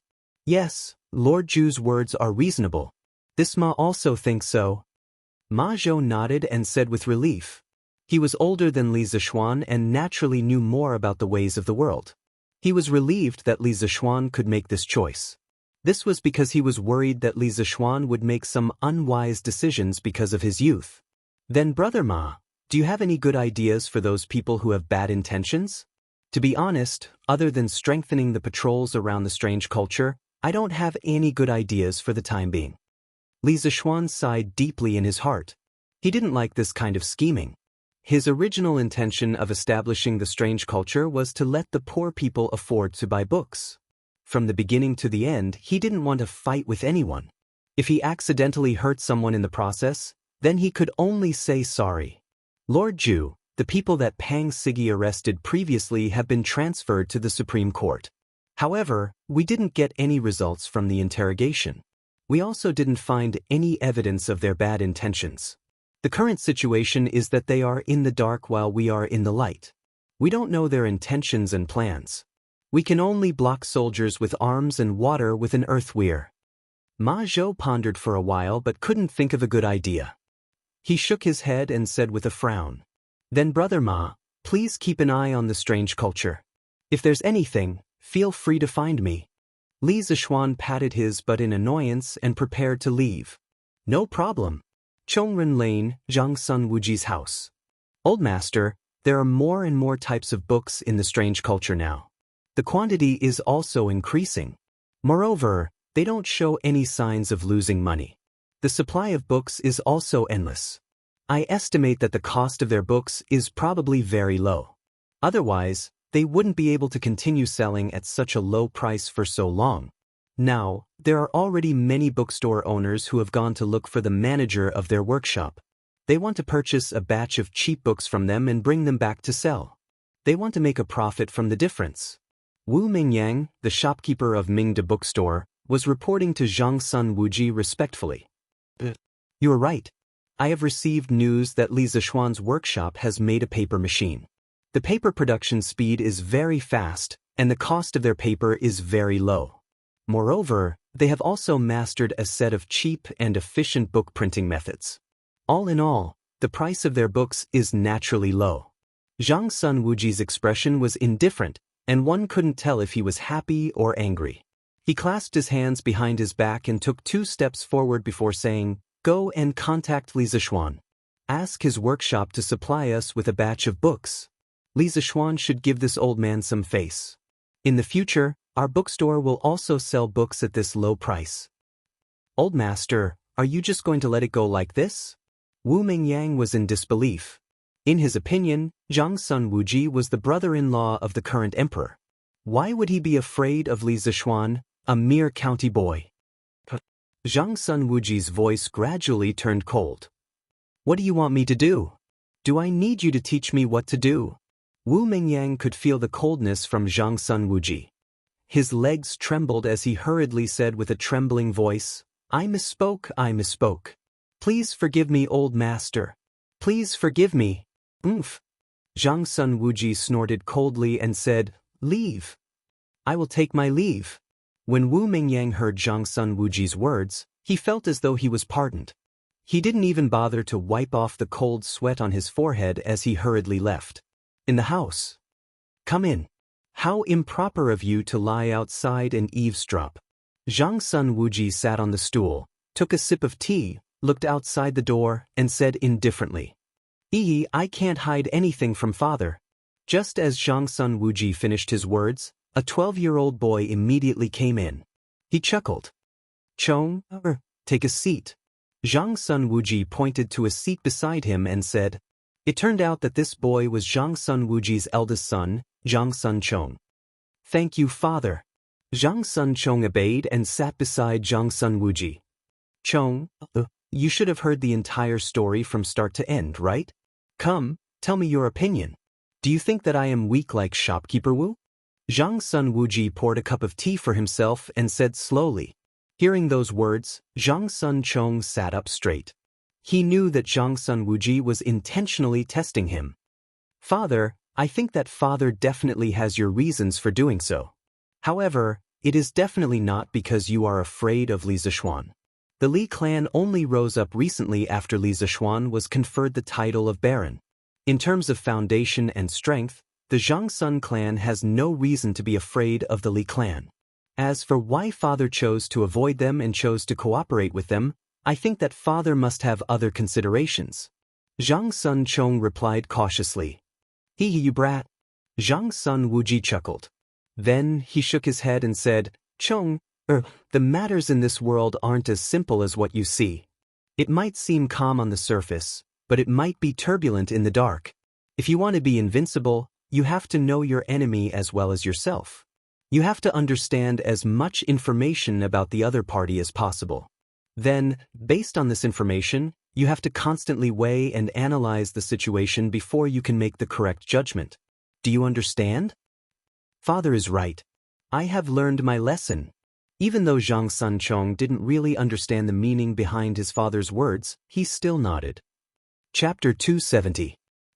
You really don't mean what you say. Since there's nothing else, I will tell you in detail today. Zhang Sun Wuji knew his son well. He could tell that his son only heard half of it. Zhang Sun Chong scratched his head awkwardly. You were right about one thing. Our Zhang Sun family is indeed not afraid of Li Zishuan's family. However, Chong, you probably don't know that 3 days before Chitsu Culture released cheap books, His Majesty had left the palace and personally went to Chitsu Pavilion's workshop. Chong, do you still think that things are that simple? Zhang Sun Wuji looked at his son and said, Could it be?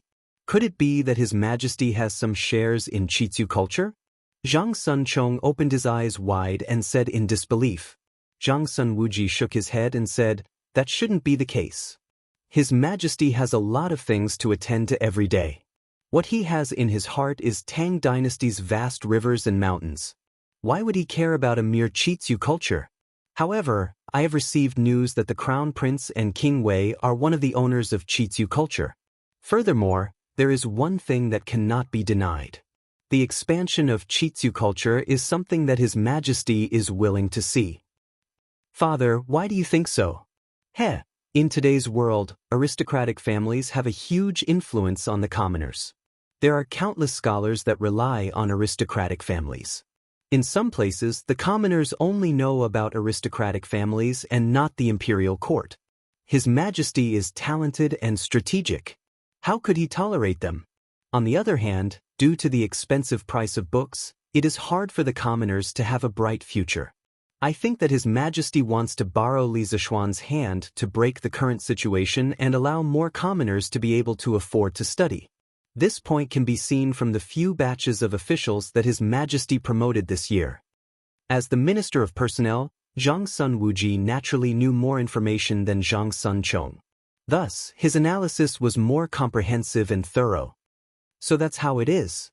Father, you have great foresight and skills. Zhang Sun Chong was enlightened and praised from the bottom of his heart. Li Er's intention to weaken the aristocratic families was already clear. He had more or less heard about these things before, so he completely understood when Zhang Sun Wuji mentioned it. That's not all. Half a month ago, Li Zishuan invented Pinyin, and it was piloted in the Imperial College. The results were very good. The officials in the court also praised Pinyin greatly. Not long after, the Eastern Palace and Prince Wei's mansion sent a total of 16 scholars to stay in Li Zishuan's workshop. They had yet to come out. Thinking about the role of Pinyin in teaching people how to read, and the establishment of Qitzu culture and the secret support of His Majesty, I guess that Li Zishuan wants to gather the strength of these 16 scholars and use Pinyin as the foundation to compile a book that teaches people how to read. If that's really the case, then Li Zishuan is really ambitious.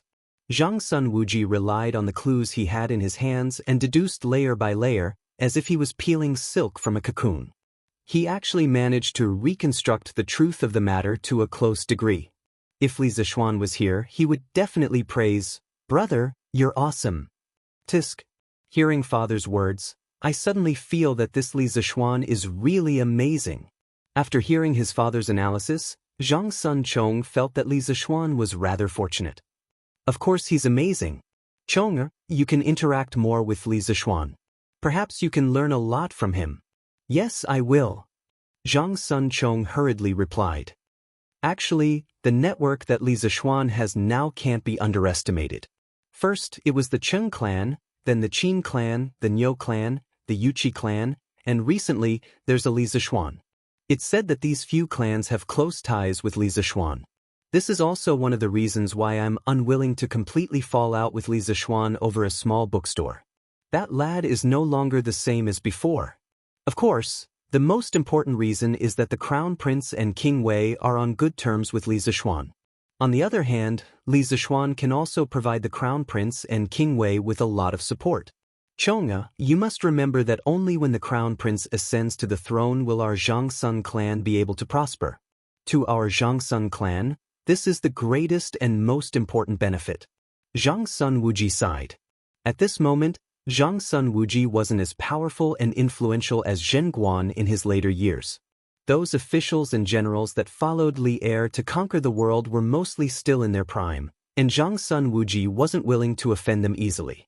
Although the illustrious bookstore had contributed quite a bit to the Zhang Sun clan's monthly income, in Zhang Sun Wuji's eyes, it wasn't worth offending so many factions for this bit of money. Of course, the most important thing was that Li Zishuan's actions were mostly in line with Zhang Sun Wuji's intention of helping Li Chengqian secure his position as the empire's heir. This was the most important thing. This child will remember father's teachings. Zhang Sun Chong nodded seriously. It's good that you remember. Actually, even if we don't find trouble with Li Zishuan, there will be people who will take the initiative to find trouble with him. The strange culture will hurt the foundation of the aristocratic families. Currently, other than the royal family, only Wang Yu's Wang clan is on the same side as His Majesty because of Princess Tong'an. However, the remaining 5 aristocratic families aren't easy to deal with. The scale of the strange culture is still small, and they might not have noticed it yet. If I'm not wrong, when the Pinyin literacy book is released, there will definitely be people in the aristocratic families who will realize the threat. At this time, the position of the strange culture in the hearts of the commoners will also increase. When the strange culture becomes a huge monster, the aristocratic families will be completely awakened and start a full-scale counterattack. Zhang Sun Wuji nodded and continued his analysis. Zhang Sun Chong had a more direct understanding of his father's foresight and judgment today. He was full of admiration. He thought for a while and asked, "Then, Father, when the time comes, if the aristocratic families really join forces to deal with Li Zishuan, what should we do? Do we need to help him?" Chong, you don't know the background of the aristocratic families. If they really join forces, even His Majesty will have a headache. Our Zhang Sun clan isn't a match for these 1,000-year-old aristocratic families. Zhang Sun Wuji shook his head and continued, "In such a situation, don't be the first to rush up to help. Although you might gain the goodwill of others, the risk involved will be greater. Currently, the Zhang Sun clan has both glory and wealth. We don't need to take risks and only need to develop steadily. Chong, you have to remember that we have to consider carefully before doing things like sending charcoal in snowy weather. Of course, it's best if we don't do it because we might get burned. You can always do things like adding flowers to a brocade. This child will remember." Chapter 271. Da-da-da. Big White's hooves were nailed with horseshoes, so when it walked on the road, the sound it made was particularly loud, even covering the sound of the carriage's four wheels rolling. Inside the carriage, Li Zishuan rubbed his temples in annoyance. When he thought of those people who coveted the strange culture, he felt a wave of exhaustion for no reason. He was most annoyed by scheming against each other. He worked hard for the strange culture just to let the scholars in the world be able to afford to read books. He didn't think about how much money he could make from it. If this behavior was in the modern world, many people would definitely scold him for being an idiot. He didn't want to live a good life as a rich second generation and had to do all kinds of things. In the end, he even offended people. Why did he have to be so stupid? Li Zishuan felt a trace of regret at this moment. No matter what era it was, outsiders would always be attacked by others. The strange culture was an outsider in the eyes of others because it greatly lowered the price of books, causing many people to suffer losses. Some were direct and some were indirect. The direct ones were those booksellers, and the indirect ones were those aristocratic families. Sigh, there was no one he could confide his thoughts to. He could only bitterly bear it alone in silence. Li Zishuan half reclined on the sofa in the carriage, looking at the passers-by on the roadside with their families. Looking at the warm smile on the faces of a certain family of 3, he suddenly felt a little disappointed. A passerby, a passerby.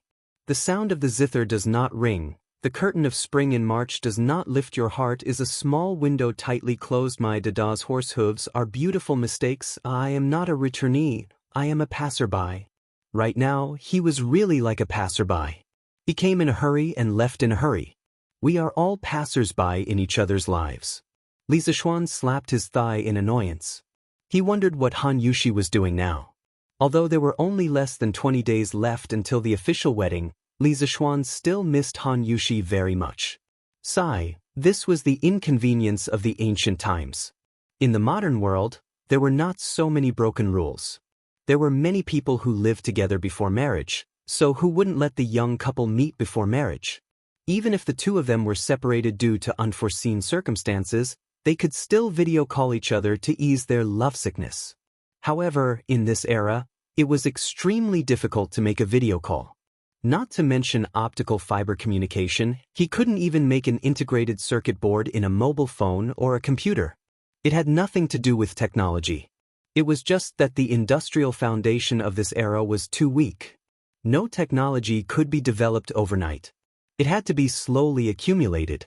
However, if he couldn't make a phone or a computer, could he make some simple communication tools? Rural phone? It's too low class and it won't spread far. The principle behind the most primitive telephone was not too difficult. It was just a metal piece vibrating due to sound, and the electromagnetic switch coil connected to it generated an electric current, allowing the transmitter and receiver to realize the mutual conversion of sound mechanical energy and electrical energy, thus realizing long-distance communication. If there were enough components and conditions, Li Zishuan could also figure out how to make a telephone by himself. After all, he had done a lot of research related to circuits in his previous life. He had soldered circuits that were dozens of times more complicated than this, let alone a simple telephone. However, without electricity and the corresponding electronic components, how should he do it? Electricity, electricity, electricity. I have to make electricity first. I can't always do things for others. This time, I have to do something for myself. As for the strange culture, I'll do whatever I want. I don't believe that Li Er will let the other aristocratic families go against the strange culture. San Bao, turn the carriage around. Send me back to the workshop. With this thought, Li Zishuan's thoughts were instantly clear. He immediately did what he said and shouted out of the carriage. Young master, what did you say? San Bao, who was driving the carriage outside, suspected that he had heard wrongly and asked again. Turn the carriage around and go to the workshop. Li Zishuan was filled with energy at this moment. The dispirited look on his face disappeared instantly. Young master. I'll change the carriage now. San Bao was sure that he didn't hear wrongly. Although he was full of doubts, he knew his duty. He only needed to follow whatever Li Zishuan said. Whoosh, Sanbao controlled Big White and slowly turned the carriage around in the narrow road and rushed back to the workshop. Zhao Song, I heard from Qin Ke that the compilation of the Tang Dynasty Dictionary will be completed soon. What have the other aristocratic families done recently? Do they know about the Tang Dynasty Dictionary? Taiji Palace, Sweet Dew Hall. Li Er finished reading the last memorial and stretched his arms and waist without caring about his image. Then he looked at Zhao Song beside him and said, Your Majesty, this old servant didn't hear any relevant news. However, a few days ago, one of the officers of the Right Marquis Guard caught many sneaky people near the strange culture. After these people were sent to the Supreme Court, they didn't get anything out of the interrogation. There was no evidence to prove that they were sent by the aristocratic families. Zhao Song smiled bitterly. He was only a eunuch with slightly more authority. How could he find out about the internal affairs of the aristocratic families? Oh, it seems like there are still people who can't sit still. Whether or not these people are from the aristocratic families, have the people of the Supreme Court pay attention. It would be best if they could find out their background. Right? Have Sun Fujia be in charge of this matter. Once the Tang Dynasty Dictionary is released, combined with the recent cheap books, the strange culture will definitely become a place of trouble. We will not allow those people to ruin our plans. Li Er's eyes were cold, and his voice was tinged with determination. Yes. Your Majesty! Summon Li Junxian. Li Er thought for a moment before shouting. A small eunuch stepped forward, clasped his hands in acknowledgement, and then withdrew. The hall fell silent. Li Er reclined on the dragon throne and took out today's Datang Daily to read. Seeing this, Zhao Song obediently stood to the side, quietly playing the role of a handsome man, a handsome eunuch. Around 15 minutes later, a white-robed general entered. It was none other than Li Junxian. Paying respects to your Majesty. Dispense with the formalities. We called you here to ask if there has been any activity from the great clans? Li Er put down the newspaper and indifferently asked. Replying to your Majesty, based on the investigations of the 100 Cavalry, the great clans have not done anything other than actively organizing merchant ships to join the imperial court's fleet. Li Junxian didn't know why Li Er would ask this question, so he could only honestly report what he knew. These vermin of the country are truly insatiable. They actually want to use this southern trade to make a fortune. Li Er deeply furrowed his brow. He was unhappy that the great clans benefited. After a few moments, he shook his head and said, This is also good. They won't be able to divert their attention to the strange culture. Junxian, pay more attention to Li Zishuan's strange culture and workshops. Yes. Chapter 272. Li Junxian received the order and left. Within the hall, Li Er propped his chin up and pondered for a while. After confirming that he had not missed anything, he let out a sigh of relief and reclined on the dragon throne. He flipped open the Datang Daily and continued to read the newspaper. Zhang Sun Wuji's previous conjecture was correct. Li Er had indeed intended to use Qitsu culture to dig up the foundation of the great clans. If one were to say that the cheap books that Qitsu culture had crazily released previously were a hidden worry for the great clans, then the appearance of the Great Tang Dictionary would have a fatal impact on the great clans. This was because once there was a dictionary, a large number of literate people would emerge from all over the Great Tang. The demand for books would increase, and the children of poor families would be able to learn some knowledge by themselves without relying on the great clans. In less than 5 years, the number of children of poor families would far exceed the number of children of landowning clans and the children of fake landowning clans that relied on the great clans. At that time, the advantage that the great clans had in terms of education resources and manpower would be completely lost. From this perspective, Li Er was indeed using Li Zishuan. However, to be used by the ruler of a country meant that Li Zishuan had value. Furthermore, Li Er's use was not the type of use where he would disregard the life and death of the other party. He had always had a backup plan for the safety of Qitsu culture and the workshop. He intended to groom Li Zishuan and leave him for Li Qingqian. Naturally, he would not watch as Li Zishuan faced the 5 great clans alone. This brat actually advertised his compass in the newspaper. Furthermore, I heard that he even rewarded his own novel yesterday, praising himself. Truly shameless. Li Er muttered to himself in annoyance when he saw the advertisement in the middle of the newspaper that was dedicated to the superior properties of the Chitsu Pavilion's compass. Others might not know that the legend of a mortal's journey to immortality was written by Li Zishuan, but how could he not know? He could only sigh in his heart. Li Zishuan's skin was getting thicker and thicker. Young master, we're here. In front of the strange interest pavilion workshop, San Bao got off the carriage and opened the curtains. San Bao, you go back first and ask Xiaoxi to pack some clothes for me. Also, tell my parents that I won't be going back for the next few days and will be staying in the workshop. Li Zishuan ordered as he jumped off the carriage. San Bao was stunned for a moment before he bowed and replied, Yes, young master. I will go back and make the arrangements now. You can take the carriage back and send the carriage over later. Li Zishuan quickly added when he saw that San Bao was about to run back. Thank you, young master. Young master, why did you come back? Li Zishuan walked through a few courtyards and, of course, passed by countless curious looks from the craftsmen and servants. He directly arrived at Faubert's office. Faubert saw him and asked in surprise. After all, Li Zishuan had just left not long ago. Faubert, I want to make something very important and I need some materials. I will write a list now and you can help me get some. I will be staying in the workshop for the next few days and will be staying in the Drunken Wind Pavilion. Li Zishuan went to a few tables and said as he wrote. On the way back to the workshop, he had already thought of the materials that he needed. Overall, they were all common materials and should be easy to get. Young master, what are you planning to do this time? Fu Bo was taken aback when he heard this. Then, his interest was immediately piqued.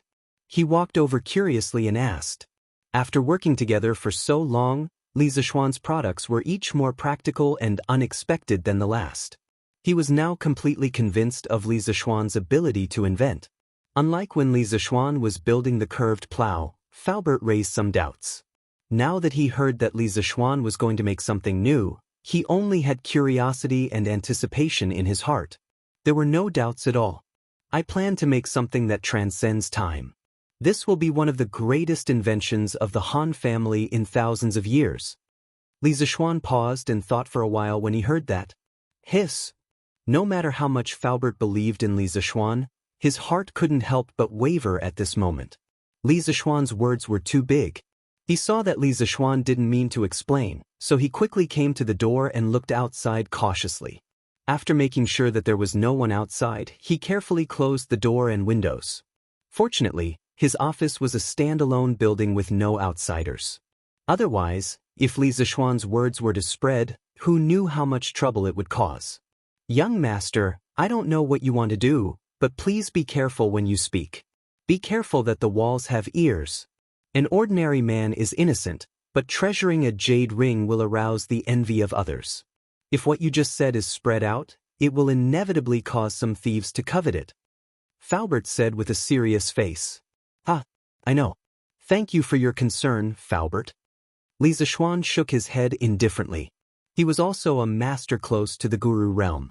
How could he not be aware of whether there was someone eavesdropping around? However, he knew it well in his heart. There was no need to say it out loud. Faubert also had good intentions. Faubert, can you get these materials prepared for me? Li Zishuan waved his hand, picked up the list of materials he wrote, and handed it to Faubert. Faubert took it and looked at it carefully. Then his face suddenly became very strange. Because there was a material on the list, it was really... Faubert really couldn't think of what Li Zishuan would use it for. Could it be used to cook? Young master, these materials are no problem. I will ask someone to collect them for you immediately. A moment later, Faubert said to Li Zishuan. All right, thank you, Faubert. I will return to Drunken Wind Pavilion first. Li Zishuan stood up and prepared to return to his private courtyard to wait for Xiaoxi to deliver the equipment and Faubert to deliver the materials. Take care, young master. So young master has been busy making a compass for the fleet going south recently. Young master is really kind. Han Family Village, Han Family Courtyard. Han Yushi held her chin with her left hand and muttered to herself in the room as she read the latest issue of Tang Dynasty Daily. Han Yushi's wedding date was approaching. Han Lijing had been so busy recently that he couldn't keep up with the Li family's strong request. Li Zishuan's wedding this time had to be held on a grand scale. Han Lijing had been busy sending out invitations everywhere recently. Han Yushi was alone at home. Normally, she would ask the villagers who were going to the city to bring back a copy of the newspaper to read every day. She was not interested in the ancient literature at the front and the novels at the back. She only looked at the news in the middle. This was because she, who was ill-informed, could more or less find some news about Li Zishuan from the news. Young master is getting more and more knowledgeable. I heard that His Majesty promoted him a while ago. Now, young master has become a minister of the Imperial College. No, I should read more books. Otherwise, won't I embarrass young master in the future? Thinking of this, Han Yushi ran to a red cabinet in the room. It was filled with books that her mother had left for her. Before her mother was still alive, she had relied on these books to gain enlightenment. Later, her mother passed away. In order to take care of Tai Dan, she had sealed these books again. However, she did not know that Li Zishuan was also a dabbler in the knowledge of the classics in this era. Why would he care if she was knowledgeable? Chapter 273. Young Master, Xiaoxi has brought you a change of clothes. Li Zishuan returned to Drunken Wind Pavilion. About 15 minutes later, Faubert did not come to deliver the materials, but Xiaoxi came to deliver the clothes instead. Thank you for your hard work. Xiaoxi, you can go back after you put these clothes in the room. Li Zishuan leaned on the table as he recalled the knowledge of physics and chemistry from his previous life. Young master, Madam is worried that you will suffer here alone, so she asked Xiaoxi to stay here and take care of you. Xiaoxi will go back and bring your 3 meals a day. Xiaoxi hugged the bundle that she brought over and turned around to say, Did my mother really say that? Li Zishuan raised his head and asked. Of course. Yes, Xiaoxi went to prepare a room for you. Xiaoxi replied with a slightly red face. She then hurriedly turned around and carried the bag into the room. In fact, after Sanbao sent the news that Li Zishuan would be staying in the workshop for a few days, Madame Li did not think of sending a maid to take care of her son's daily life. It was Xiaoxi who weakly mentioned it, so Madame Li sent her over. Thinking of Madame Li's meaningful gaze and smile when she arrived, Xiaoxi was so embarrassed that her ears turned red. Boss, these are the materials that Butler Fu asked me to bring over. Not long after Xiaoxi went into the room, Song Xiaoxi came over with a bag. After the previous lesson, Song Xiaoxi's smile now had a tinge of caution. He was no longer as impulsive as before. Li Zishuan took the bag and checked it carefully. He then nodded with satisfaction and said, Very good. Not a single one is missing. Xiaoxi, you can go back now. It's almost time for work. Young master, I'm not in a hurry. I can stay in the workshop at night. Why don't I serve you here? If you have any orders, I can run errands for you, right? Song Xiaoxi smiled politely. No need. I don't have anything to do here. I can do it myself. Xiaoxi, you should go back. Li Zishuan smiled and replied. At this moment, Xiaoxi finished tidying up the room. She came out and said, Young master, your room is ready. Thank you for your hard work. Li Zishuan nodded. Young master, then I will take my leave. When Song Xiaoxi saw Xiaoxi, he immediately reacted. At the same time, he hated himself for being so talkative. His young master was a beautiful woman. Why would he need his help? When Li Zishuan saw Song Xiaoxi running away, he knew that Song Xiaoxi was overthinking. Li Zishuan wanted to call him back, but he thought better of it. There was nothing to explain. Xiaoxi, there's still a room on the east side. Go and clean it up yourself. I'm going to start working now. Li Zishuan picked up the large bag of experimental materials and walked into the room as he smiled at Xiaoxi. When Xiaoxi saw that Li Zishuan did not need her help, she replied with an "Oh," and went to the other room to tidy it up. After all, she was going to stay here at night. She could not possibly sleep in the same room as Li Zishuan, right? Although she had thought about it before, but... after transmigrating for so long, I'm finally back to my old profession. Li Zixuan placed the bag of materials on the experimental platform that he temporarily put together with 4 long tables. Looking at this simple laboratory, he felt a little emotional. As an engineering student, and one that specialized in engineering, he had soldered countless circuit boards in the laboratory. He did not expect that after transmigrating to the Tang dynasty, he would still have to do his old profession. The difference was that his current laboratory conditions were even worse. Of course, the experiments he did were more basic and simple. It could not be compared to modern integrated circuits. Let's get to work. Today, I will make the battery come to this world more than 1,000 years earlier. Dear Mr. Volt, I'm sorry for stealing your invention. Li Zixuan rubbed his fists and rubbed his palms as he muttered to himself eagerly. That's right, what Li Zixuan wanted to make was the simplest volt battery.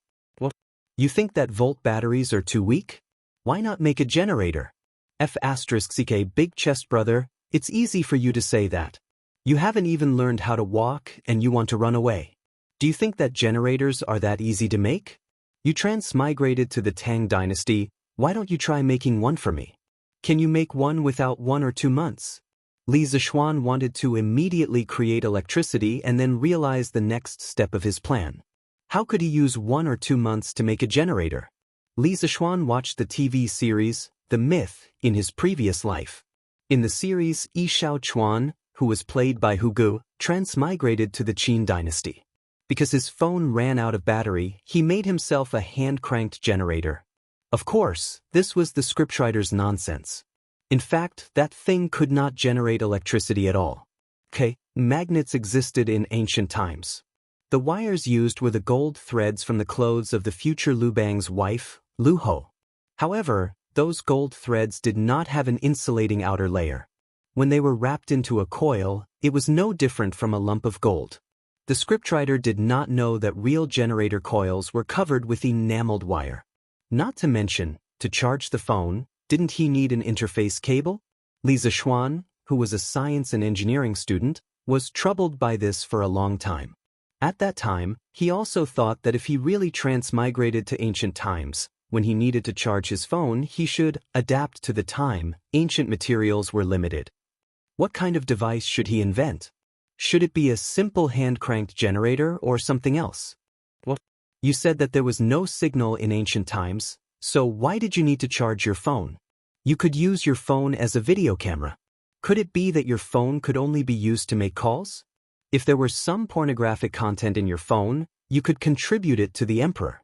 You might even have a lifetime of glory and wealth. After thinking hard and letting the dog stand him up on the internet to find a needle in a haystack, he really found it. In the year 1800, the famous scientist Volta invented the world's first battery, which was also the ancestor of modern batteries. He did not know why those idiotic translators in China would sometimes call it Volta and then Volta. Li Zixuan's mind was often confused when he was in middle school. Through experiments, he found that when a piece of paper soaked in salt water was sandwiched between 2 different metals, electricity would be generated. He soaked the blotting paper in salt water, stacked it with a layer of silver, a layer of blotting paper, and a layer of zinc. Then he used a wire to connect the top layer of metal to the bottom layer of metal. He found that he could measure the voltage and current. This device was now called a voltaic battery. The principle of a voltaic battery was, when different metals came into contact with an electrolyte solution in pairs, the ions in the solution would form a directional movement and thus generate an electric current. Until now, the dry battery that we used was a modified voltaic battery. In the dry battery, a paste of ammonium chloride was used instead of salt water, a graphite rod was used instead of a copper plate as the positive electrode of the battery, and a zinc sheet was used as the negative electrode of the battery. Compared to making a generator, wasn't it easier to make a battery? Chapter 274. The materials used for the voltaic battery were silver, zinc, salt, and blotting paper.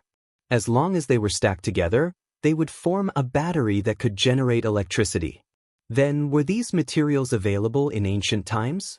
If you were traveling to the Ming Dynasty, congratulations, you would have all of these materials. You would be able to charge your phone directly. This was because zinc metal was first invented by China in the Ming Dynasty. At that time, it was called Japanese lead. It was first extracted from silver or imported from Japan. Unfortunately, Li Zishuan had traveled to the Tang Dynasty, so he lacked one material, zinc. But could a voltaic battery be made without zinc metal? Of course not. As long as there were two different metals, it could be made. The only difference was the voltage and current produced.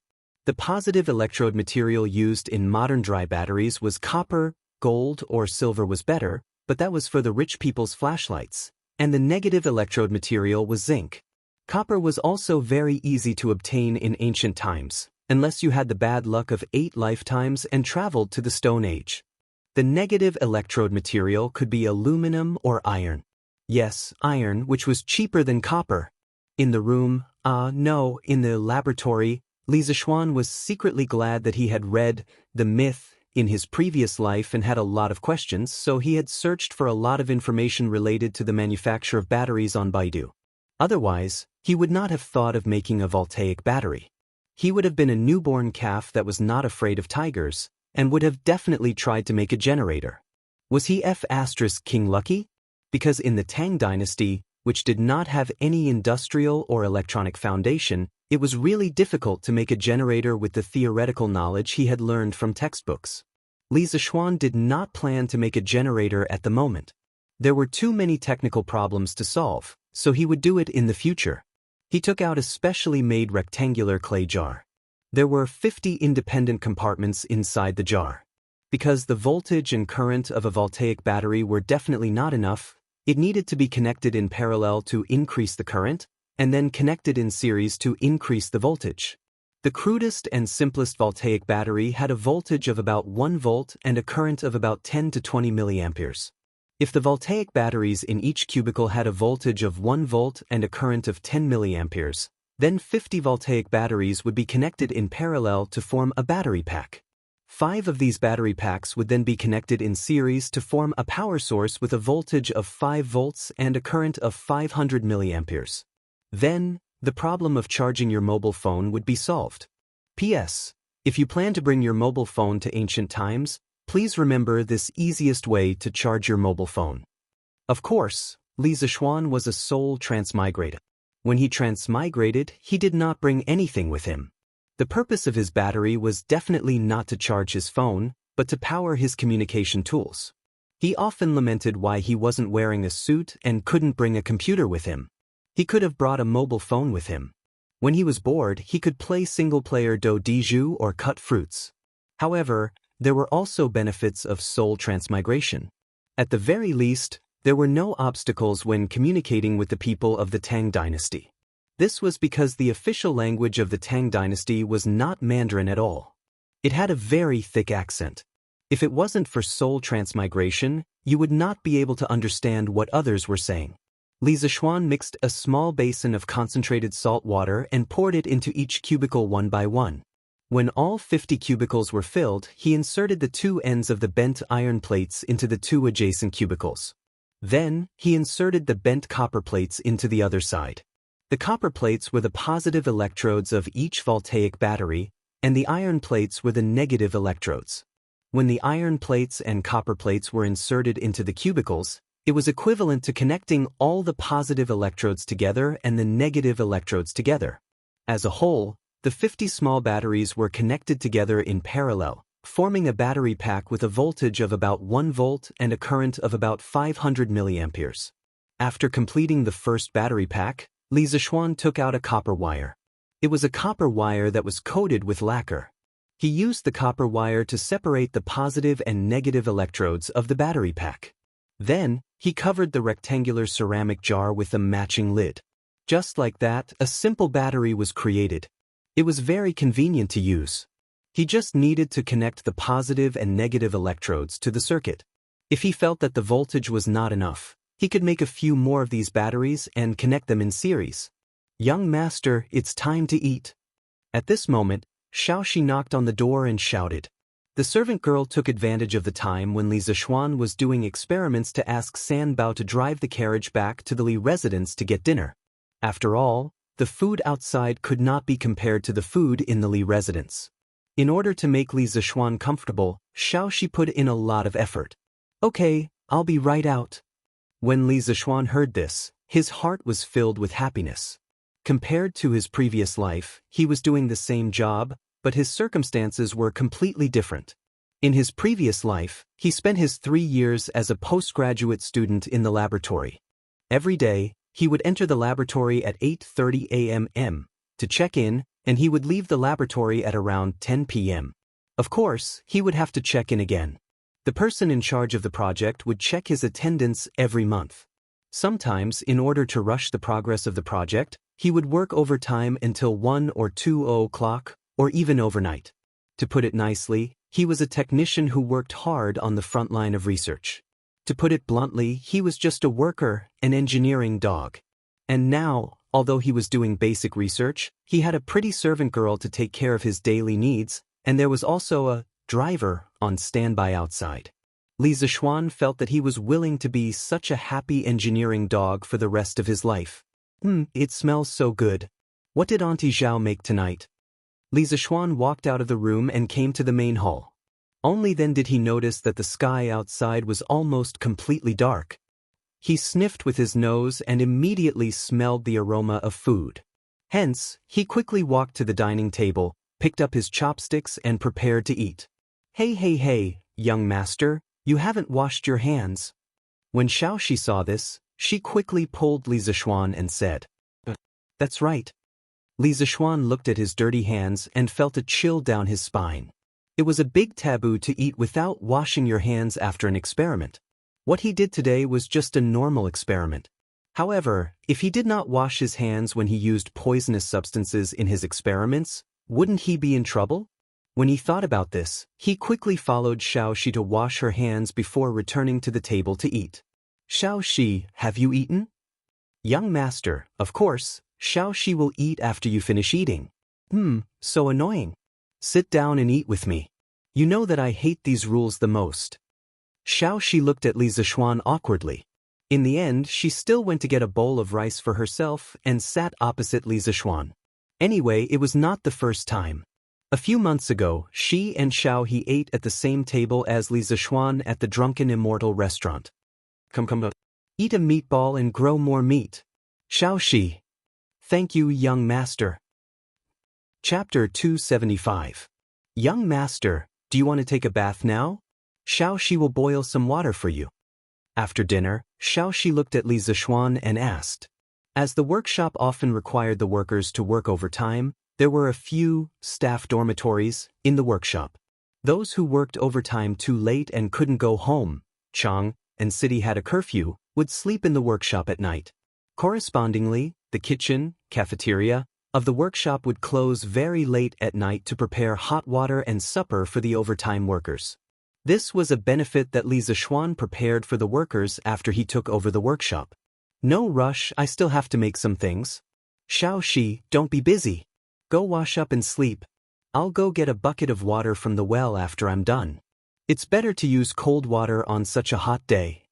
Li Zishuan waved his hand and said, Young master, you can't do that. You'll catch a cold if you bathe in cold water.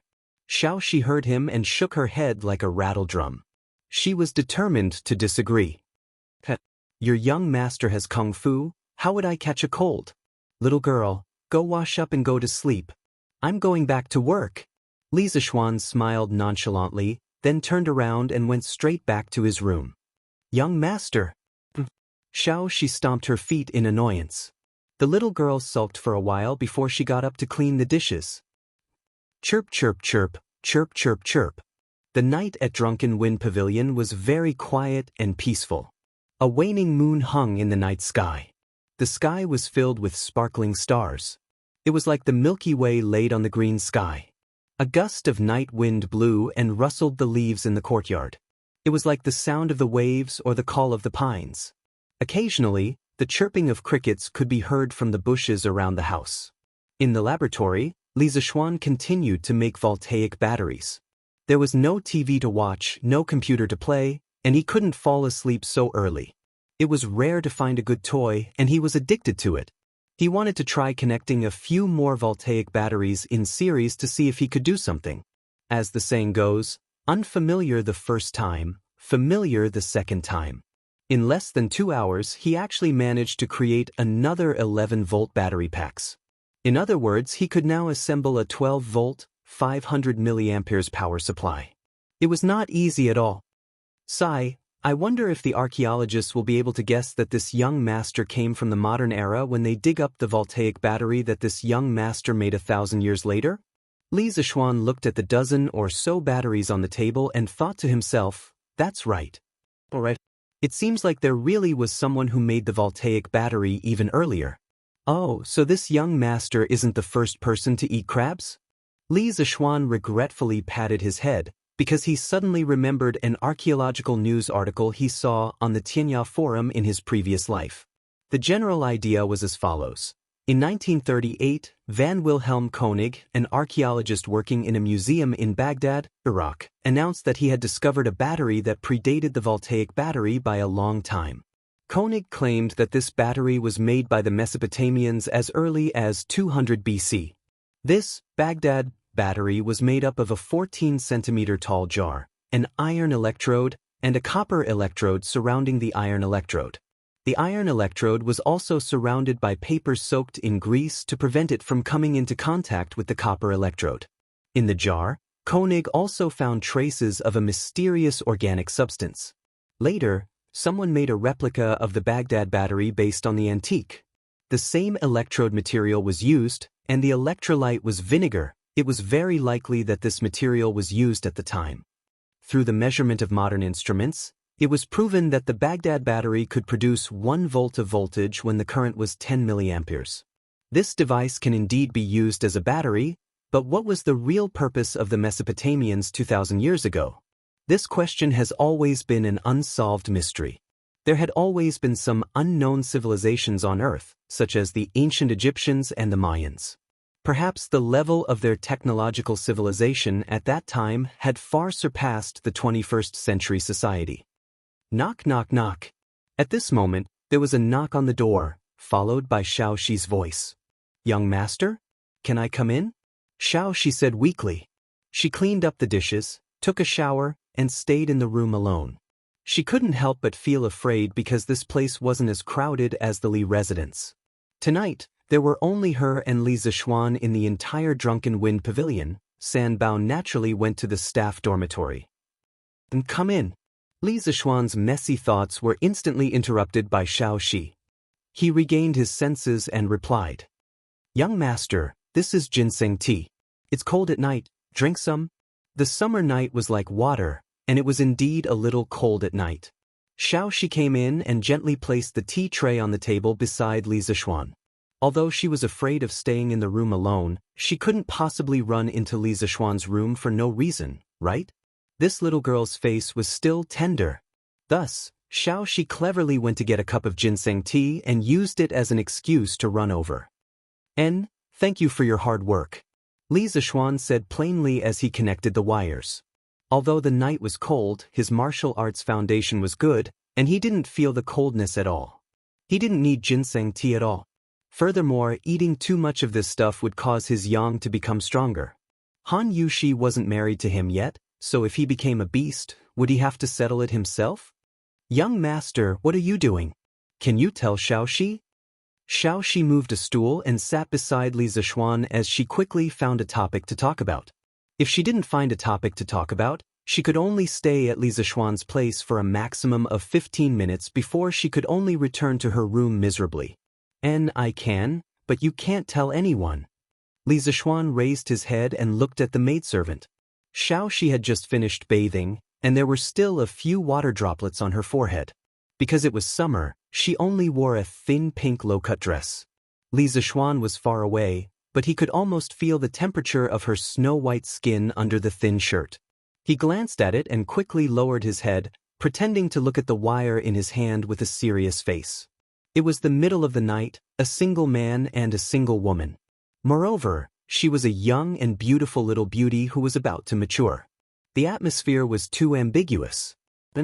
Young master, don't worry, Xiaoxi swears to the heavens that I won't tell anyone even if I'm beaten to death. When Xiaoxi heard that she had the chance to share Li Zishuan's secret, she instantly felt very excited. The innocent and naive her didn't notice the strange look in her young master's eyes. Perhaps it was because Li Zishuan, this big bad wolf, was better at pretending. Chapter 276. Hee, that's not necessary. In the laboratory, Li Zishuan heard Xiaoxi swearing. He couldn't help but chuckle. In the future, if someone uses your life to threaten you and tell you that I made this, Xiaoxi, you must protect your life first. The things that I made are not as precious as your life. Do you hear me? Young masters. Xiaoxi's bright eyes sparkled. The little girl was really touched. Li Zishuan couldn't stand Xiaoxi's gaze and quickly looked away. He coughed and said, "Actually, I am only doing a small experiment. The goal is to create a new type of energy. Air, it can't be considered a new type of energy. This thing already exists in the natural world." Young master, what are you talking about? What is a new type of energy? What is the natural world? Xiaoxi's emotions gradually calmed down after listening to Li Zishuan's explanation. However, when she suddenly heard so many new terms, she was a little confused and couldn't help but ask. Air, energy, energies. Xiaoxi, you can understand energy as doing things. Apui, it is the ability to do things. For example, I am strong in martial arts. I can lift a few hundred kilograms of rock with one hand because I have a lot of energy in my body. Also, why can firewood boil water and cook rice? That is because there is energy in firewood too. Do you understand? Li Zishuan had a headache when he heard these questions, but he still explained patiently. Oh, Xiaoxi understands now. According to what young master said, Xiaoxi also has energy in her body because Xiaoxi can cook and take care of young master. Xiaoxi held her chin and thought for a while. Suddenly she smiled. You are not wrong to say that. Li Zishuan saw the little girl's bright smile and couldn't help but feel happy. He nodded and continued. As for the natural world is the environment that we live in. It includes the sky, the earth, humans, plants, animals, etc. The reason why I said that this type of energy already exists in the natural world is because the thing that I created is the same type of energy as lightning. Wow! Young master is so powerful. You can actually create lightning. Then wouldn't young master be the thunder god of heaven? When Xiaoxi heard her young master's description, her eyes were filled with hearts as she exclaimed. Cough, cough, cough. Li Zishuan almost coughed up blood. He was so handsome. How did he become a birdman with 2 wings like Lei Jinzi? Cough, Xiaoxi, I only said that this thing I made has the same attribute as lightning. I didn't say it was lightning. This energy is much weaker than lightning, so I call it electricity. Oh! Hearing this, Xiaoxi nodded her head. Then she smiled and said, even so, young master is already very powerful. Xiaoxi has never heard of anyone who can create lightning. Cough, of course you haven't heard of it. If you had, then there would be another transmigrator in this world. Li Zishuan couldn't help but mutter in his heart. Then young master, you said that the electricity you created is a type of energy. But what can this energy be used for? Xiaoxi looked at the strangely shaped ceramic jars on the table and asked curiously. Good question. Li Zishuan looked at Xiaoxi with admiration and smiled. There are many uses for electricity. It can generate heat to boil water and cook rice. It can also replace candles to light up the entire house at night. It can also make machines move. If we use electricity on a horse carriage, the carriage might not even need a horse in the future. It can move on its own and even run faster than a horse. But, young master, is this electricity really so magical? Of course, but to achieve these functions we have to create the corresponding tools. For example, if you want to use electricity to boil water, you have to create a tool to boil water. Then, you have to connect it to the tool to boil water. If you want to use electricity to light up the house, you have to create a type of lamp. It's not a lamp that burns oil, but a lamp that consumes electricity. Li Zishuan explained patiently. Xiaoxi understands now. Just like when we use firewood to boil water, We have to create a pot first. Is that right, young master? Xiaoxi listened attentively. In order to keep up with her young master's thoughts, her mind was thinking very quickly. She smiled and said after Li Zixuan finished his words. Yes, yes, smart. That's it. Li Zixuan nodded. Then young master, we don't have any tools to boil water, nor do we have any lamps that consume electricity. What can the electricity you create be used for? Xiaoxi smiled happily at first, then she asked doubtfully. Hey, we don't have any tools, but we can create tools. Xiaoxi, wait for a moment. Let me show you a magic trick tonight. A thought flashed through Li Zixuan's mind as he suddenly thought of an idea. After he finished speaking, he ignored Xiaoxi's doubts and went straight out the door. Hey, young master, where are you going? Xiaoxi wanted to follow him out anxiously, but she could not catch up with Li Zixuan's footsteps. She could only sit down alone and continue to wait. About a quarter of an hour later, Li Zixuan came back with a bamboo stick in his hand. He took out a long sword and with a few swings of the sword, there were a few thin bamboo strands on the table. Li Zixuan picked up a bamboo strand of uniform thickness and placed it on the flame of the candle. He started to roast it carefully. After a while, the green bamboo strand turned into black bamboo charcoal. Li Zixuan used a metal wire to wrap around the middle of the bamboo strand. Then he passed the other end of the metal wire to Xiaoxi and said, Here, Xiaoxi, take this. You will be able to see the lighting effect of electricity soon. Yes, yes. Remember to stay away. Don't let your hair touch the bamboo strands. Yes, young master. Watch carefully. Just for a moment. The experiment that Li Zixuan wanted to do was the prototype of a third wheel. In 1854, Henri Goebbels used a carbonized bamboo strand under a vacuum glass bottle. It emitted light when it was electrified. His invention was the first practical use of an incandescent lamp. The light bulb he experimented with could last for 400 hours, but unfortunately, he did not apply for a patent in time. Li Zixuan skillfully connected the 12 batteries together. Then, he carefully connected the positive and negative electrodes of the battery to the two ends of the carbonized bamboo strand. After the bamboo strand was electrified, its surface instantly produced a high temperature and emitted a bright light. It easily covered the light of the candles in the room. The bright light shined on Xiaoxi's delicate cheeks and her snow-white smooth chest. Coupled with her slightly opened mouth and shocked expression, the originally beautiful Xiaoxi looked even more beautiful under the light. Li Zixuan was mesmerized. What a beautiful light! Young master, this light is 10 times brighter than a candle. Unfortunately, it only shines for a while. Xiaoxi excitedly exclaimed. The things that she experienced tonight had completely overturned her understanding.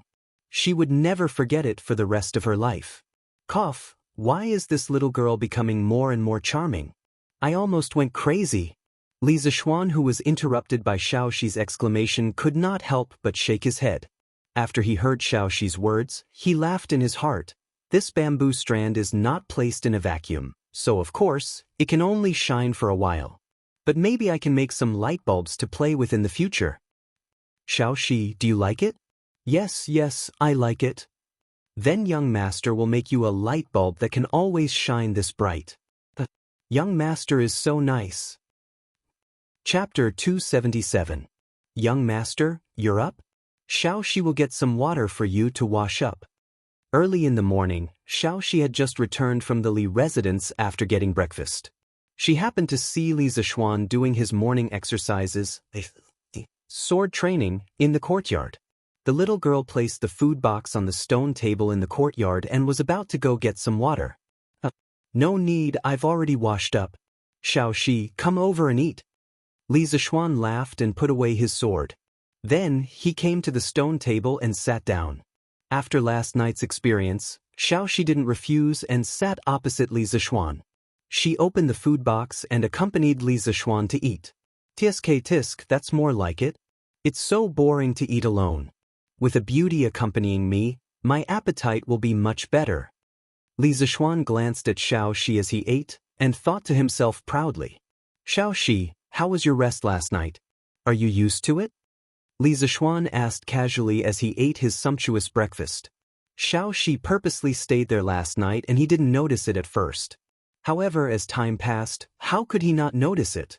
Although she was a feast for the eyes, Li Zishuan still hardened his heart and chased her out of the room when he thought about how he was going to get married soon. It's okay. Xiaoxi blushed and replied. After she left Li Zishuan's room last night, she wasn't that afraid anymore. She laid on the bed and her mind was filled with the image of Li Zishuan lighting up the bamboo in front of her. She couldn't care less about being afraid anymore. Young master, are you still doing an experiment today? Xiaoxi had also learned a lot of new words. Yes, I still have to do something. Do you need my help? Xiaoxi asked with her eyes sparkling. Not at the moment. Oh. Although the questions for this exam were difficult, there were still quite a number of people who did very well. They are worthy of praise. Iron Egg, come over and give out the exam papers. Imperial College, Mathematics Institute. Su Hongji held a stack of test papers and stood on the podium, summarizing the results of this exam. After Li Zishuan finished marking the test papers that night, he put them in the study room. Yesterday, he stayed in the workshop all day and forgot to give them to Su Hongji. Su Hongji waited at home for a long time, but no one came. Seeing that it was getting dark, he stomped his feet and went to the Li residence himself. After all, he and Li Jingma were very good friends. As a result, when he arrived at the Li mansion, he naturally did not meet Li Zishuan. He could only tell Li Jingma the reason for his visit. After Father Li understood, he was so angry that he blew his beard and glared at his son. Su Hongji comforted Li Zishuan for a while before Li Jingma calmed down. In the end, with Xiaoxi's help, they found the exam papers that had been marked in Li Zishuan's room. All right, Mr. Su. Iron Egg quickly walked over, took the test papers, and began to distribute them. Taking advantage of this time, I will briefly explain the results of this exam. The most praiseworthy one is Meng Wenhao. He actually scored 101 points. To be honest, there were many questions in this exam paper that I did not know how to answer. Meng Wenhao was able to score so high. It is very amazing. Everyone, please give him a round of applause. Su Hongji stood on the podium and looked at Meng Wenhao, who was sitting below, and praised him. After following Li Zishuan for so long in class, Su Hongji actually learned to make fun of himself. His words were not as rigid as before. As soon as he finished speaking, there was an uproar. Whether the questions were difficult or not, the students below had the most right to speak. They were the ones who had been tortured and persecuted. Naturally, they knew how perverted the questions were. Damn. Wenhao, you are so awesome? Too awesome? Wang Meng stretched out his hand and patted Meng Wenhao's back as he exclaimed exaggeratedly. Lucky, lucky. Meng Wenhao was still in deep shock. He knew that he did well in this exam, but he did not expect to get first place. After all, after Li Zishuan took over the School of Mathematics, there began to be many masters. It was very difficult to get first place. At this time, when he heard Wang Meng's exclamation, he quickly turned around and said modestly, Lucky my ass. You are such a hypocrite. Wang Meng curled his lips and said, This is strength, not luck. Wenhao, you are too modest. When I asked you how the exam was last time, you said it was average. How is this average? Zheng Ziren laughed and said, Ha, brother Ziren, I am sorry. I was not confident at that time. Meng Wenhao said with an apologetic face. No matter what, Wenhao, congratulations to you for coming in first place. But I will not give up. Next time I will surpass you. Ku Shiqing smiled at Meng Wenhao, but there was still a bit of unwillingness in his eyes. Yes, I will not give up. Wenhao, you have to be careful. Next time I may surpass you. Zheng Ziren echoed. Ha, I did not expect Meng Wenhao to be so good. This school of mathematics is getting more and more interesting. When Li Tai heard that Meng Wenhao got 101 points, he could not help but be a little surprised. But that was all. As a prince, how could he make a fuss over such a small matter like the others? The top students in the front row were encouraging each other, but the bottom students in the back row were naturally in a different situation. F*CK, that's amazing. Meng Wenhao is too awesome. Cheng Chumo opened his eyes wide and excitedly slammed the table. Damn, Meng Wenhao is amazing. Mr. Su, I want to change seats.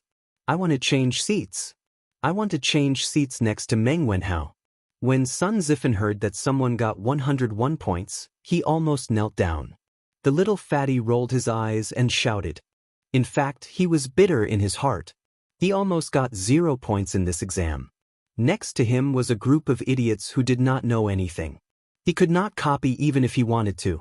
Damn, I also want to change seats next to Meng Wenhao. Cheng Chumo immediately reacted and shouted. He and Sun Zifan grew up playing together.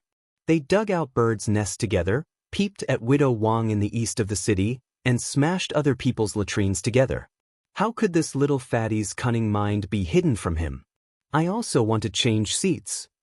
I also want to change seats. The hedonistic second generations who had been transferred to the mathematics school with Sun Zifen all reacted and scrambled to be the first to shout. Sun Zifen disliked his teammates for cheating him, and they also thought so. Ahem, silence, silence. Su Hongji was originally gratified when he heard Kushirqing and the other students encouraging each other. He did not expect that in the blink of an eye, the group of students behind him wanted to change seats.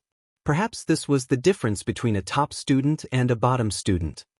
Don't even think about changing seats. Let's wait for Dr. Li. Oh, it should be Li Sai now. When he comes back, you guys go and tell him. Now, I'll talk about the other students. Second place, Bruiser, 91 points. Third place, Li Tai, 90 points. Fourth place, Kushirqing, 85 points. Chapter 278. Fifth from the bottom, Song Tianyu, 15 points. Fourth from the bottom, Duan Wenba, 12 points. Third from the bottom, Bai Hongyuan, 8 points. Second from the bottom, Jiang Wenchang, 5 points. Last place, Kong Chuansuan, 0 points. On the podium, Su Hongji announced the results of the last 5 students. Without a doubt, the last 5 were all students who had just been transferred over. Below the podium, Cheng Chumo was trying to hold back his laughter as he listened. His shoulders were shaking, especially when he heard that Kong Chuansuan, who was in the last place, had scored 0 points. He finally couldn't hold it in any longer. The rich second-generation heirs behind Cheng Chumo were all spitting fire in their eyes. They glared at Cheng Chumo and wanted to fight it out with him. Silence! Cheng Chumo, what are you laughing at? Tell everyone, how many points did you get? Su Hongji slapped the table, glared at Cheng Chumo and said angrily. Cheng Chumo immediately stopped talking. Extreme joy begets sorrow, extreme joy begets sorrow. Quick, tell everyone, how many points did you get? Su Hongji urged. I got 38 points. Cheng Chumo scratched his head and felt a little embarrassed. Yes, you didn't see wrong. This guy knows how to be embarrassed now. Because if you exclude the people who had just arrived, he would probably be in the last place. Wow! The Legend of Immortal's Journey to Immortality has updated 15 chapters today. Can this leather knight write so quickly? Jin Yu Academy. Meng Tianhua looked at the Datang daily that he had just bought and couldn't help but exclaim. Yeah, doesn't this guy need to think before he writes a novel? How can he write so much in a day? Liao Feichen frowned and was a little puzzled. With different identities, the perspective of a problem would naturally be different. In the past, both of them were fans of Immortal's Legend of Immortal's Journey. Back then, if they saw so many updates in Immortal's Journey, their first reaction would definitely be surprise and joy. Now that they were authors, they naturally had to look at problems from the perspective of competitors. Little brother, I only managed to write 8 chapters after putting in so much effort yesterday. Meng Tianhua had a bitter expression as he said in defeat. You've already written 8 chapters, but I only wrote 5 yesterday. Liao Feichen almost cried when he heard what his classmate said. Ha, Tianhua, Feichen, you don't have to be like this. Hua Hongyi, who was watching from the side, shook his head and said with a smile, based on my guess, this Pai Xiajue definitely didn't write so many chapters in a single day. I'm guessing that he saved some of them beforehand, and then when someone rewarded him, he released all of them in one go. So the two of you don't have to be so dejected. If Li Zishuan were here, he would definitely give Hua Hongyi a thumbs up. As an ancient person, Hua Hongyi actually knew about the saving of chapters theory. It was really rare. Yeah, Hongyi's analysis is pretty good. The 15 chapters that were released today must have been written by Leather Knight in advance. Meng Tianhua's eyes lit up as he said excitedly, "That's right, that might really be the case. Sai, let's not talk about it anymore. I have to hurry up and study Immortal's journey. Then, I have to quickly write my novel to 30,000 words and show it to the manager of Datong Daily." Liao Feichen patted the stone table and agreed. After that, he hurriedly got up and prepared to continue writing his novel. "Hongyi, I'm going too. I still need 10,000 words to send it to Datong Daily's editorial department." Meng Tianhua didn't want to be left behind. He took the newspaper and slipped away. Hua Hongyi shook his head speechlessly. "Manager son, do you have any compasses at Curious Pavilion today?" "Yeah, do you have any today? You didn't have any yesterday, but you can't possibly not have any today, right? Yeah, I say, can't you guys hire more people to be compasses?" "Yeah, we're all waiting to use them. The fleet is about to set sail." Ever since Datong Daily did a round of publicity for Curious Pavilion's compasses, and taking advantage of the popularity of the fleet heading south, countless merchant ship owners came to Curious Pavilion to buy compasses. Unfortunately, the first batch of compasses had already been pre-ordered by the Imperial Court and Wang Renbiao, so every time they came, there was no stock. Today, when the East Market opened, they gathered here and asked Sun Huayuan. Sun Huayuan looked at the group of people waving their money in front of him to buy compasses. He was both happy and depressed. Although Curious Pavilion had some compasses today, they didn't have much in stock. Sun Huayuan's heart ached when he thought about how he couldn't earn money from all these people who were queuing up to give him money. "Hee, we have some compasses today, but the quantity is limited. There are only 50 of them. Everyone line up. The rules are the same as before. Those who have a membership card, line up at the member channel according to the level of your membership card. Each person is limited to 2. Sun Huayuan shouted to the crowd. "Why are there only 50? How is that enough? Moreover, each person is limited to 2, and I alone need 10. A well-dressed merchant was dumbfounded. "Yeah, there are so many people here. How is 50 enough? Why are you still talking nonsense here? Hurry up and line up. If you don't, you won't be able to buy any more." "Yeah, I happen to have a blue membership card. I can cut the line, huh?" "What's a membership card?" Some of the merchants who had just come into contact with Curious Pavilion didn't know what privileges a membership card had. After all, Curious Pavilion used to only make children's toys and drunken Immortal. Many of the wealthy merchants didn't pay attention to these things, but after hearing the explanation from the people beside them, they immediately went to Sun Huayuan to apply for a membership card. "Shopkeeper's son, I want a purple membership card." "I want a purple membership card too." "I want a gold membership card." These people who owned large merchant ships didn't lack money. When it came to applying for a membership card, they directly started with a purple membership card. Shopkeeper's son didn't expect that such a thing would actually spur so many people to apply for a purple membership card. It was truly an unexpected gain. "Everyone, don't be anxious and don't fight over it. Recently, our workshop has been producing compasses at full capacity. In the next few days, the supply of compasses will definitely increase. Before the Imperial Court's fleet heads south, everyone will definitely be able to buy a lot of compasses." Sun Huayuan said to the anxious crowd as he asked the accountant to help them apply for membership cards. What he said wasn't nonsense. This was something that Li Zishuan had taught him. Under Li Zishuan's guidance, the workshop's current production model had been changed to an assembly line model. The supply of compasses in the future would definitely not be a problem. "Really? That's great. Then I'll wait for 2 more days." "Wait my ass. Who knows what will happen in the future? The sooner you buy, the better." "You're right. I'll buy one too." Yeah, let's line up." Although Faubert said it like that, very few people believed him. Everyone was still very enthusiastic about buying compasses.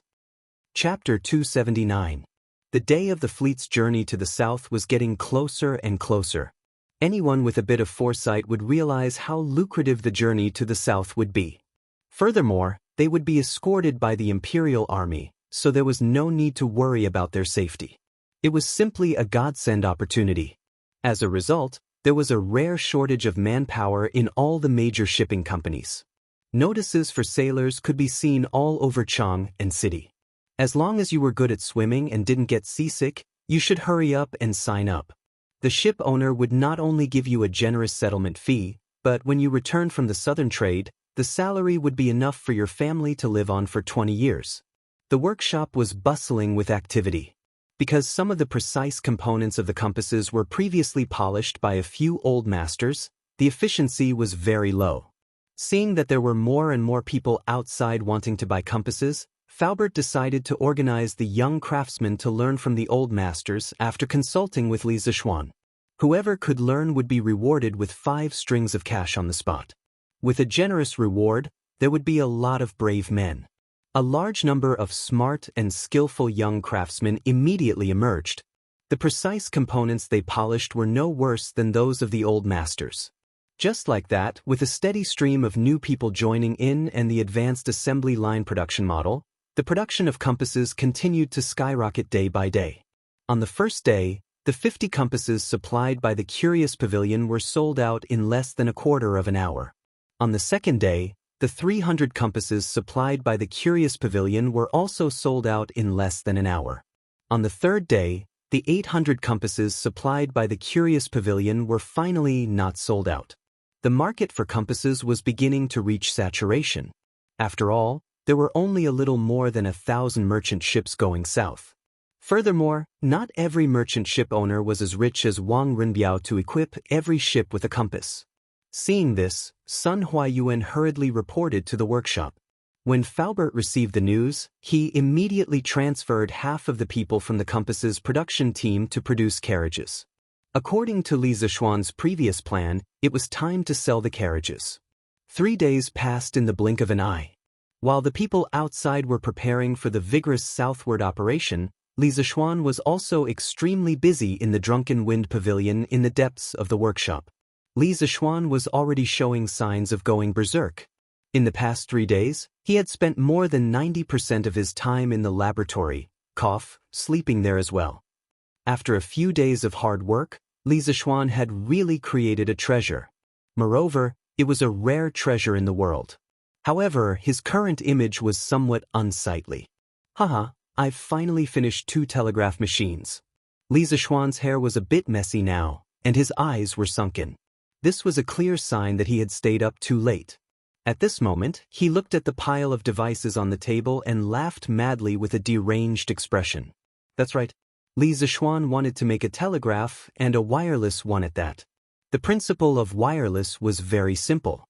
The core part was the LC oscillation circuit, which was composed of an inductor L and a capacitor C to form a frequency-selective oscillation circuit, which was used to generate high-frequency sine wave signals.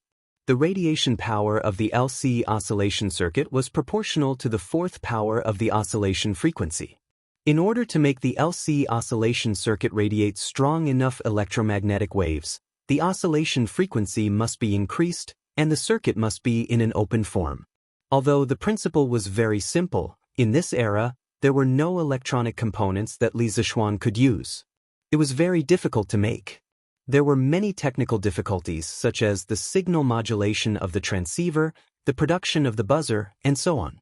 Fortunately, Li Zixuan, who had been in seclusion for 3 days, overcame these difficulties one by one. After going through untold hardships, he finally made 2 wireless telegraph machines. Unfortunately, there was a problem that he couldn't overcome at present, and that was the problem of power amplification.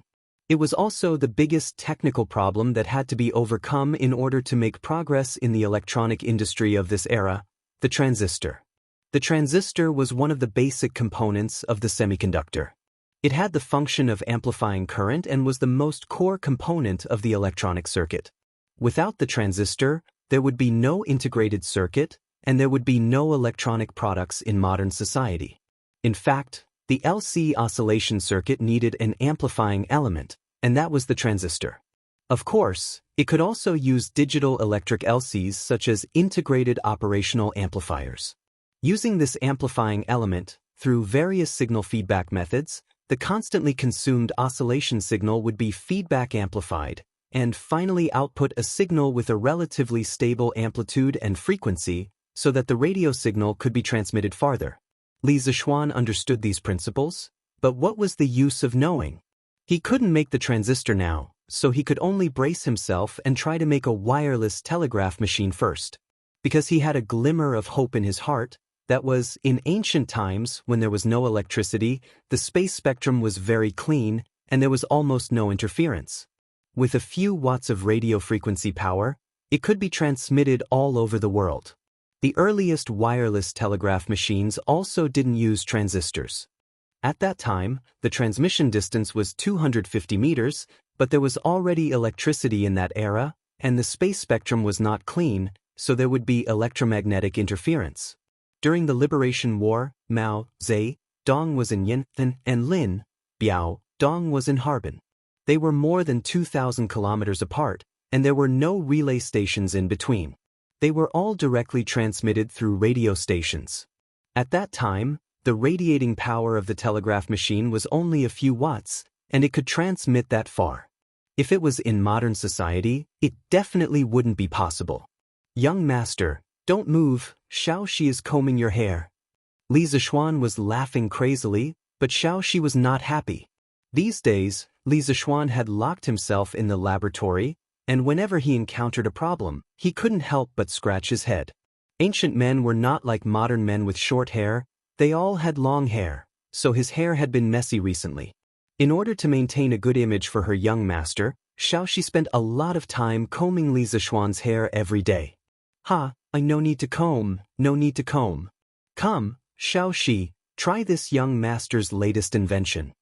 Li Zixuan only just noticed that there was someone behind him. He turned around, squeezed Xiaoxi's shoulder and shouted excitedly.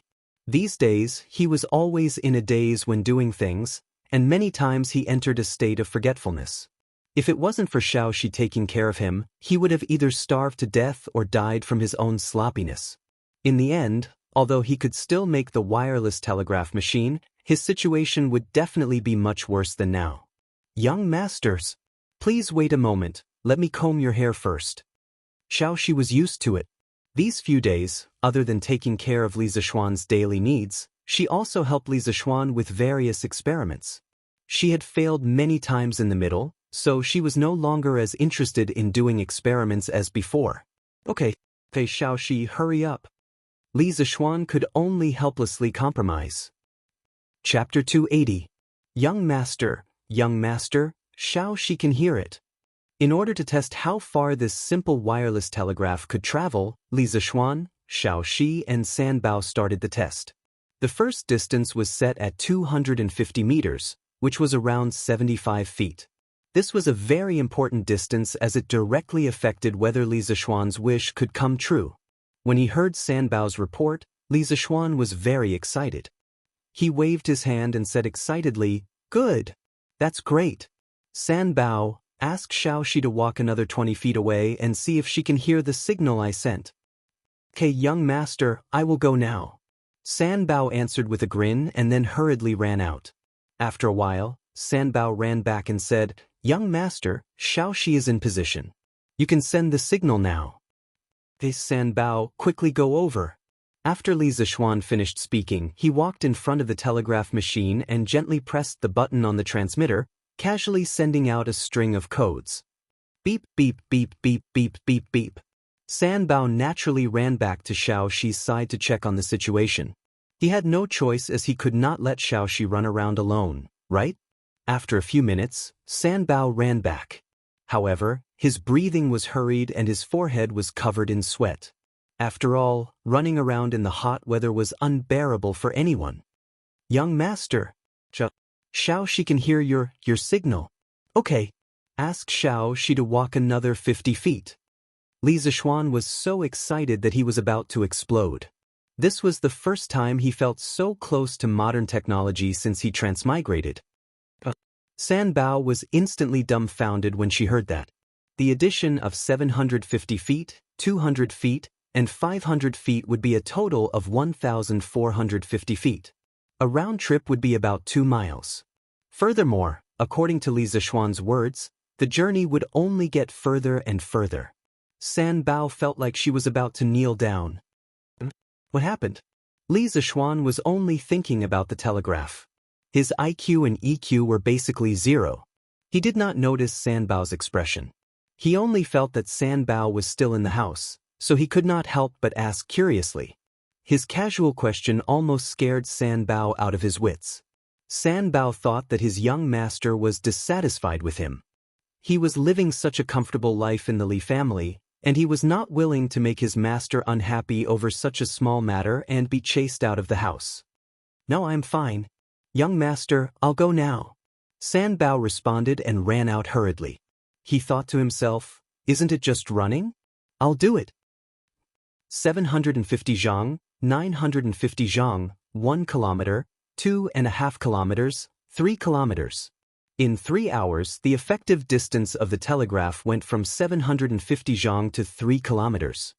Xiaoxi's position also went from the side of Drunken Wind Pavilion to outside of an E lane, then to Qinren Lane, and finally to Yongla Lane. She was only a few dozen steps away from the Li family. Along the way, this beautiful young lady who was carrying a big box attracted the attention of the passers-by. Moreover, there were dee-dee sounds coming from the box, making the onlookers exclaim in surprise. Although the crowd did not know what the big box was, it did not stop them from watching. Thus, many people followed behind Xiaoxi to watch the show. The crowd became more and more lively. When they arrived at Yongla Lane, Xiaoxi was already surrounded by a circle of people. Li Zishuan saw this delightful result and his heart was filled with joy. However, San Bao did not feel any joy. At this moment he was as tired as a dog. He opened his mouth wide and panted heavily. His clothes were drenched in sweat, as if he had just been fished out of the water. His 2 hands kept fanning himself, but this little amount of energy was of no use. The sweat on his face was still dripping down like rain. "Young master," Xiaoxi received the signal. San Bao ran in and said with difficulty, "It's 3 miles now." San Bao, let Xiaoxi walk another 100 feet away. San Bao, what's wrong with you?" When San Bao heard Li Zishuan's words, his eyes rolled and he was about to faint. Li Zishuan reacted quickly and lifted him up and asked, "Young master." San Bao, "Can't run." "All right, San Bao, don't say any more. It's my negligence. Sit here and rest for a while. I'll get someone to call a doctor for you." Li Zishuan had already woken up from the excitement of the telegraph machine. He thought to himself, it's not good to be too immersed in something. This is called qi deviation. Xiaoxi, come here." Li Zishuan came to the front yard of the workshop and waved at Song Xiaoxi. "Coming, young master." "You called for me?" Song Xiaoxi hurriedly ran over and asked.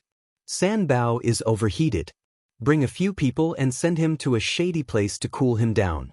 Also, get a doctor to take a look at him. Don't let him get a heat stroke." "Yes, young master. I'll go right now." "Hey, wait, send someone to drive my carriage and go to Yonglu Lane to find Xiaoxi. Tell her to stop for now and bring her back to rest and eat." San Bao was already so tired. Xiaoxi, a weak girl, was still working under the sun. She should be even more tired, right? Li Zishuan's heart ached when he thought of this. He quickly added, "All right, young master." Song Xiaoxi saw that Li Zishuan did not have any other orders. He responded and hurriedly went to make arrangements. He was envious of San Bao. Yes, he was envious. As a servant, he was able to receive such care from the young master of the house. In the entire Tang dynasty, there was probably no other master who treated his servants so well. Li Zishuan brought a group of servants back to Drunken Wind Pavilion and ordered them to carry San Bao to a shady place beside the pond in the workshop. "Go get some well water to feed San Bao." Li Zishuan pointed to a servant beside him and ordered, "Yes, young master." The servant obeyed and left. Li Zishuan looked at San Bao, who had a pale face and cracked lips. He felt a little vexed. In his previous life, he had experienced a similar situation. Back then, one of the leaders of the research team would give you a task. It was considered light if you ran your legs off. You might even have to work overtime or even be criticized. This was the common saying: the leader moves his mouth and the subordinate runs his legs. Some colleges and universities were really bureaucratic. Li Zixuan hated this kind of phenomenon very much in his previous life. However, he didn't expect that he would unintentionally do something that he had always hated. He really shouldn't have done it.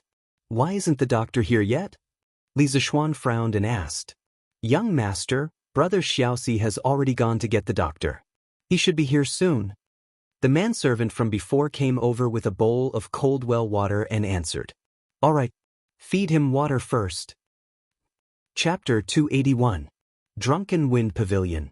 A group of people surrounded San Bao. It was probably San Bao's first time being the main character. Doctor, how is he? Is he all right? Li Zixuan looked at the old doctor who was checking San Bao's pulse and asked anxiously. He had to be anxious. If San Bao had a heat stroke, it would be a serious matter.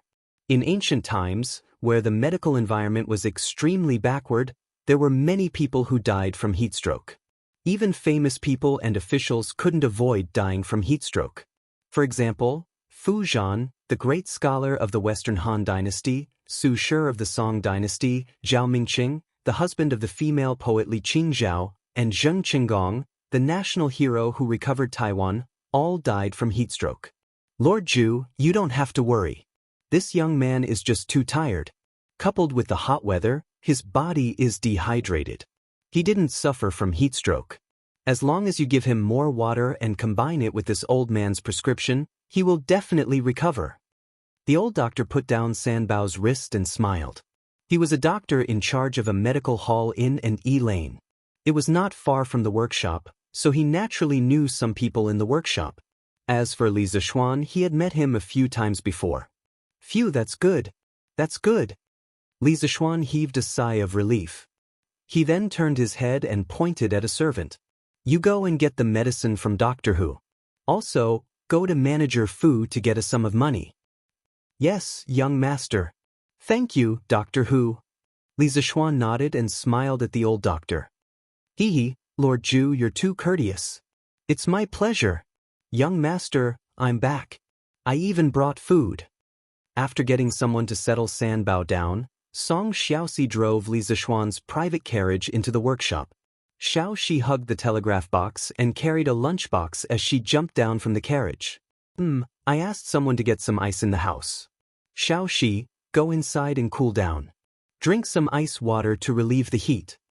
Li Zixuan quickly walked over and took the telegram machine and lunchbox from Xiaoxi's hands as he said with concern. Thank you, young master. Oh right, where's San Bao? Xiaoxi wiped the sweat off her face and asked. San Bao is too tired. She's resting now. I was careless today and made the two of you suffer. Xiaoxi, quickly go back and rest. Li Zixuan said with some self-blame. Xiaoxi could hear the concern in his words and smiled. Young master, Xiaoxi is fine. It's already so hot and you're still fine? Come, follow me back to the house. Li Zixuan knocked on Xiaoxi's forehead and pulled her back into the house. Young master, this telegraph machine you made is really amazing. Xiaoxi could hear the message you sent in the workshop even though she was so far away. Also, this thing can make sounds on its own. It's amazing. After returning to the house, Xiaoxi drank a few mouthfuls of water with ice cubes. After a while, she calmed down and stood up to look at Li Zixuan excitedly. Previously, she accompanied Li Zixuan to do so many experiments, but they all ended in failure. Today, after finally succeeding, she saw how amazing this thing was. Li Zixuan looked at the excited look on the little girl's face and smiled as he shook his head and said, this is only the beginning. This telegraph machine that I invented, if it's improved, it can transmit messages even if it's 1,000 miles away. Wow, 1,000 miles away? Doesn't that mean that it can be transmitted from the north to the south of Tang Dynasty? Young master, is what you said true? Xiaoxi stared with her beautiful eyes and said in surprise. Of course it's true. All right, let's not talk about it anymore. Let's eat first. After lunch, Xiaoxi, you go and rest. I'll find 2 other people to continue the experiment. You and Sanbao have worked hard this morning, Li Zishuan said as he opened the lunchbox and took the food out. Xiaoxi saw this and quickly came over to help. Young master, let me do it. As Xiaoxi helped to take the food, she looked at Li Zishuan with a pleading look and said, Young master, Xiaoxi is actually not tired. We can continue the experiment in the afternoon. To be honest, the little maid was now very interested in the telegraph machine that would occasionally make DDD sounds. If he did not let her follow along, she would feel a little uncomfortable. This was a beautiful girl who was addicted to doing experiments. You're already so tanned, and you're still not tired? Be careful that you won't be able to get married if you get tanned.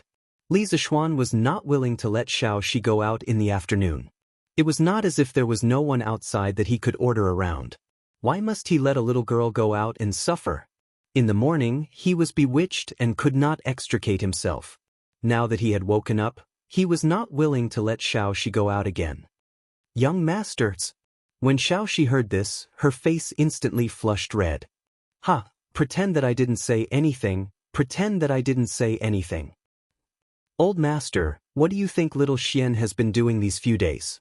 This child can finally rest for a few days, but he doesn't know how to rest at home. Instead, he insists on going to the workshop for a few days. He is really worrisome. Li residence. After Madame Li finished eating, she complained to Li Jingma who was beside her. She said so much, but it was all secondary. The most important thing was that she did not see her son at home these few days and felt empty in her heart. How could Li Jingma not know his wife's thoughts? But he also did not know what Li Zishuan was doing at the workshop recently. Li Zishuan was getting more and more capable. How could he report everything to him in advance? He could only smile bitterly and say, Madam, little Xian has grown up. He will have things he wants to do. Furthermore, his workshop is not far from home. Isn't little Xian still by our side? If Madam wants to take a look, your husband can accompany you to the workshop. Anyway, this carriage at home is quite comfortable. Although Li Jingma's words were obviously meant to comfort her, they were completely useless. Madame Li, on the other hand, accepted his words. Her expression relaxed slightly and she smiled. That won't do. Master, you've said it yourself. Xian is doing what he wants to do. If I were to go, wouldn't it affect his progress? Mother, then I will go. Lan will not affect brother's progress. Lan who was beside her, said crisply. You are also not allowed to go. Mother knows you well. If you go, you will definitely cause trouble for your brother. Madame Li touched her daughter's head in amusement and said, No way. Mother has always been very obedient. Lan said coquettishly. Ha. This time, even Li Jingma could not help but laugh. What obedient? Have you done the homework that your brother arranged for you? Previously, you did not like to be a female worker, so mother and your father did not force you. Now that your brother has arranged some homework for you, you are not allowed to slack off. It's homework. Lan only has a little left to do. Don't worry, I will do it at night. You want Iron Egg to do it for you at night, right? Hee. No. Chapter 282. Your Majesty, I heard from the palace maids that something interesting happened in Chang'an. In the west court of the imperial palace, Li Er came to Empress Zhangxuan's place for a meal after the morning court. During the meal, Empress Zhangxuan suddenly thought of something and said with a smile, Oh, what's the matter? Tell me about it, Guanyi. Li Er was thinking about what happened in the morning court. After all, the fleet would set off for the south in 2 days. According to the statistics of the Ministry of War as of today, the number of merchant ships participating in the South Sea trade had reached 2,300. The scale was really rare in history, so Li Er had to be cautious. Now the Tang Empire was in a critical period of recuperation. There must be no mistakes. Hearing Zhangxuan's words, his hand paused for a moment, and then he pretended to be very interested and said with a smile. Zhang Sun got up and served Li Er a bowl of soup and then said, I heard that today Li Zishuan's little maid was wandering around the area from Annie Lane to Yongla Lane with a box that could make sounds by itself, which attracted a lot of people. What box can make sounds by itself? What the hell is Li Zixuan up to? Li Er was really interested at this moment, and he asked curiously. Your Majesty, I don't know about this, but this child often comes up with all kinds of strange ideas. Once he does something, it will definitely surprise people. Zhang Sun shook her head and said with a smile. She had deliberately picked a happy topic to talk about because she saw that Li Er had a lot on his mind. It was to distract Li Er. She didn't care about the deeper meaning of this matter. Zhao Song. Li Er nodded and called out. Your Majesty, I'm here. Although Zhao Song was far away, his hearing was better than the young people. He immediately ran over when Li Er called him softly. What is Li Zixuan doing recently? Why is there no news about him after he made the compass a few days ago? In the harem, Li Er didn't sit upright and look straight as he did in the imperial court. He had already forgotten the Confucian saying of, don't talk when eating and don't talk when sleeping. He asked lightly while eating delicious food. Your Majesty, as far as this old servant knows, Li Xiannan suddenly turned back after leaving the workshop 3 days ago. He hasn't come out for the past 3 days. His maidservant also followed him in later. These days, the maidservant has been going back and forth between the Li Manor and the workshop. She should be delivering food to Li Xiannan. Zhao Song cupped his hands and reported. If Li Zixuan were here, he would definitely curse this old eunuch for being a pervert. He actually dared to play surveillance. But Zhao couldn't be blamed. Who asked him to be so interested in Li Zixuan's situation? Zhao Song had been by Li Er's side for so long, so of course he knew how to figure out the emperor's intentions and make preparations in advance. After hearing this, Li Er felt that something was amiss. In his opinion, Li Zixuan didn't seem like someone who could be idle. There must be something fishy going on. Looks like this kid is up to something big recently. I'm sure that the box that the little maid was carrying today was something that Li Zixuan had been fiddling with these few days. It must be something good. This kid hides every time he makes something good. The horse carriage in his house was like this. If Qin Ke hadn't found it at his house, who knows how long he would have hidden it. Li Er raised his eyebrows and said firmly, Your Majesty, why are you so sure? Empress Zhang Sun elegantly poured a cup of wine for Li Er and asked curiously, Guanyin servant, you don't know this kid. Li Er raised his wine cup and took a sip of the palace's wine, drunk in Immortal. He continued, previously, this kid used less than half a day to draw the blueprints for the curved plow, horse carriage, and compass. Then, he became a shopkeeper who didn't do anything. This time, he actually locked himself in the workshop for 3 whole days. Moreover, it seems that he might have been personally doing the work for the past 3 days. Don't you think that's strange? I'm sure that this kid is fiddling with something even better. Your Majesty's words are not without reason. Now that you mention it, I'm a little curious. That's great. Guanyin servant, come with me to this kid's workshop in the afternoon. We'll catch him off guard. Hee, Lord Ju, Miss Xiao, she can receive the signal. In the afternoon, Li Zixuan started a new round of testing. However, the person running the errands had changed. It was Pang Feiji, our legendary brother chicken. This guy was really unlucky. When he came to change shifts in the afternoon, he was caught by Li Zixuan to be a strong man. There was no other reason other than that this guy was sturdy. With martial arts, he could run faster and more easily. As for Xiao Shi, this little girl was addicted to doing experiments. However, she was very stubborn. Li Zixuan was helpless and could only think of a compromise. That was to let a martial marquis who came with Pang Feiji drive the horse carriage and send Xiao Shi to a place far away for testing. Could move 1 li further away. Li Zixuan was so excited that his voice trembled. Currently, the effective communication range of his wireless telegraph had reached 10 li. This was really out of his expectations. At first, he thought that if this thing couldn't reach far, then he could only use a wired telegraph. However, it was a bit troublesome to set up wires. He didn't expect that it would achieve such a good result. It seemed that the spatial spectrum of the ancient times was still clean and there were no disturbances. Although Pang Feiji felt bitter in his heart, Brother Chicken couldn't say it out loud. People under the eaves had to lower their heads. I've been in the army for so many years, I don't believe that I can run away unscathed. I heard that a servant almost got a heat stroke in the morning. Hey, that's because they're too weak. At this moment, Brother Chicken's heart was filled with a sense of superiority. It was really as if he was flying as light as a swallow and as fast as lightning. Young master, Lady Xiaoxi, over there. It's ready. You can send the message. After a few trips, Brother Chicken couldn't take it anymore. So what if he had martial arts? Running back and forth like this, even a grandmaster expert would have to kneel down. Furthermore, he was just a small fry who had just entered the body tempering stage. He couldn't take it. I'll start sending it here. You can go back, Li Zishuan said lightly.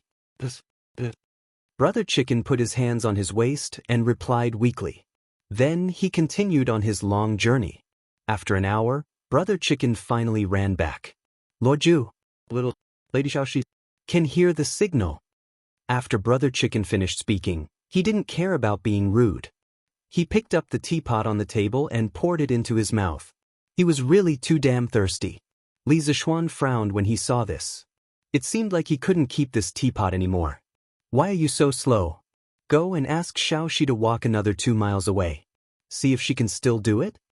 After Brother Chicken finished drinking the water, Li Zishuan said, still running? I can't run anymore? Brother Chicken's face was bitter. He was about to cry. Why can't you run anymore? You're a soldier with martial arts after all. Don't the soldiers of Wu Ho government usually train?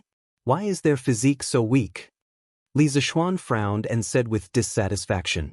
Damn, Brother Chicken really wanted to fight it out with Li Zishuan. But at this moment, a voice filled with majesty sounded. This is my army. You brat, you have the ability to tell me what to do? You've grown up. Before the person arrived, the voice came first. Li Zishuan knew that something was wrong when he heard the voice. The wolf is here. With lightning speed, he pulled a piece of cloth and covered the telegraph machine. Then, he took the initiative to greet Li Er and Zhang Sun, who were walking toward him. He saluted with his hands folded and said, Greetings, Your Majesty. Your Majesty.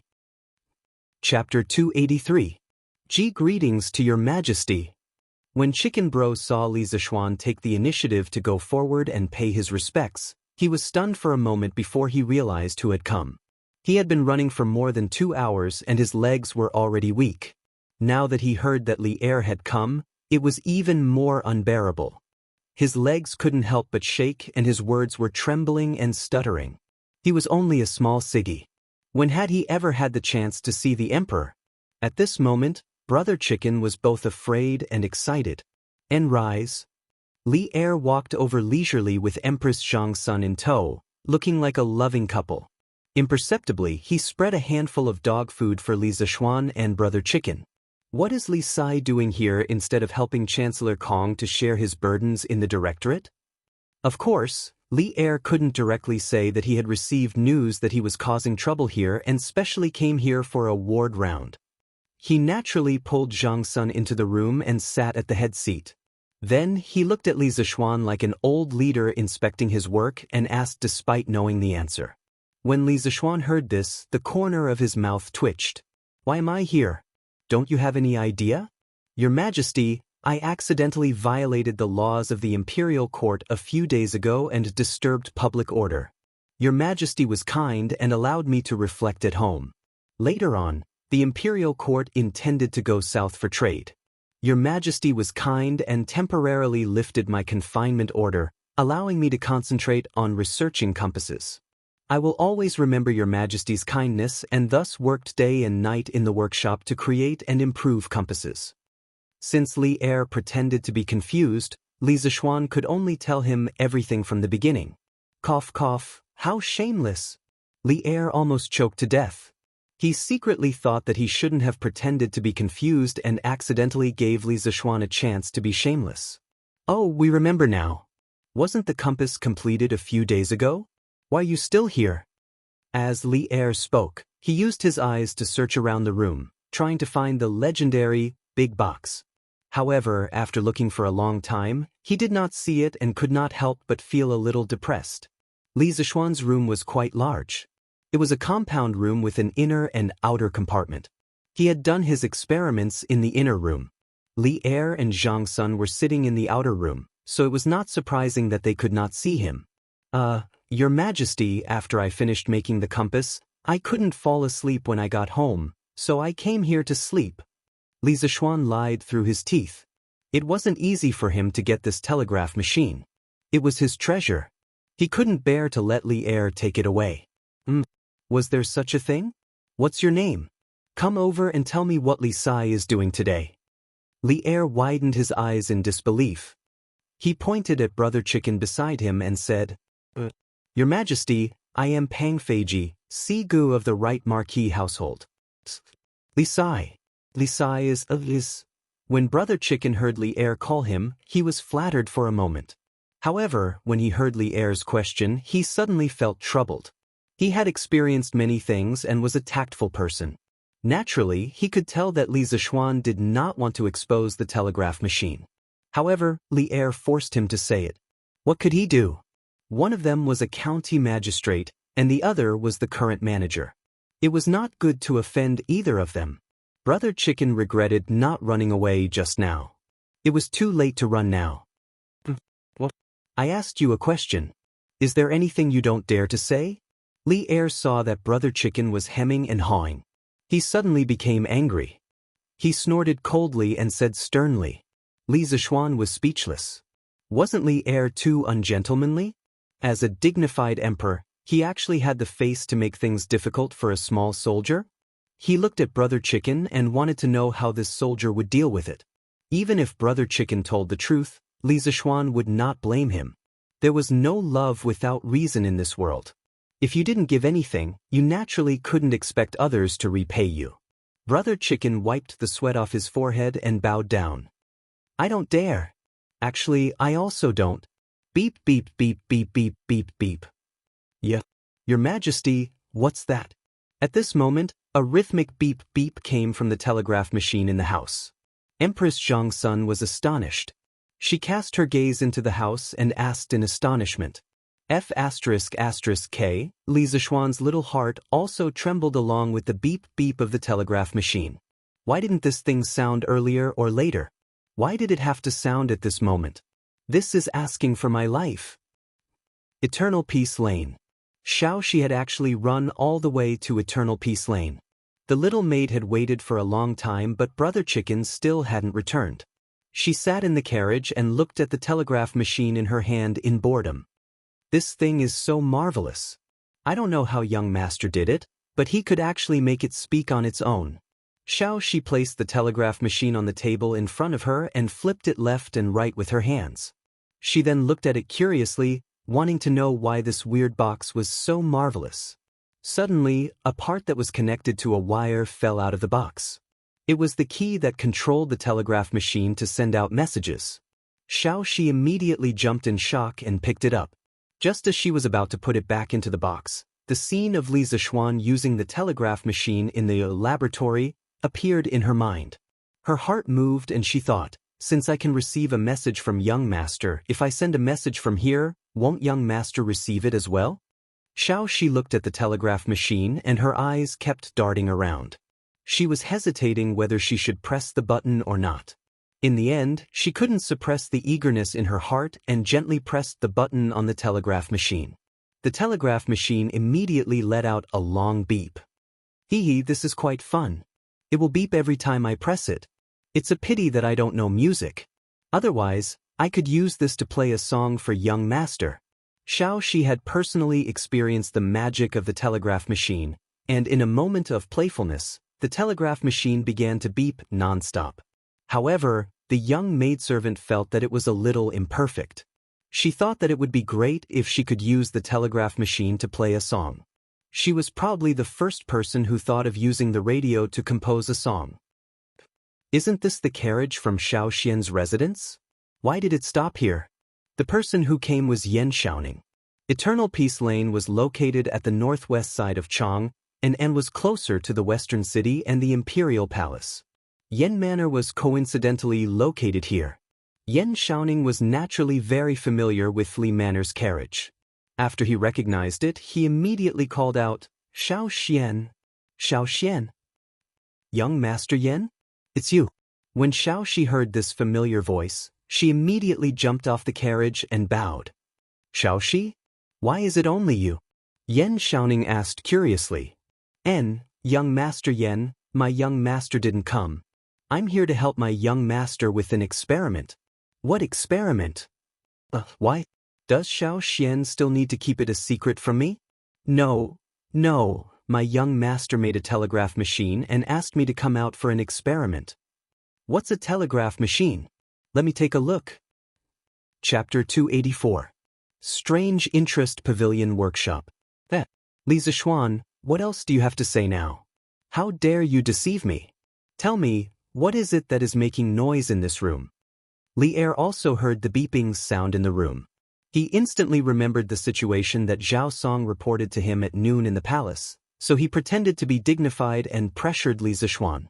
He wanted to go in and search, but as an emperor, it was already inappropriate for him to come to the outer room of Li Zishuan's bedroom. How could he enter the inner room? Li Zishuan looked at Li Er and didn't know if old Li was really angry or faking it. In terms of acting, he was not old Li's opponent. He said with a guilty conscience, Your Majesty, I have never deceived you from beginning to end. This is just a small toy that I made to please my fiancé. It is not worth mentioning and is not presentable.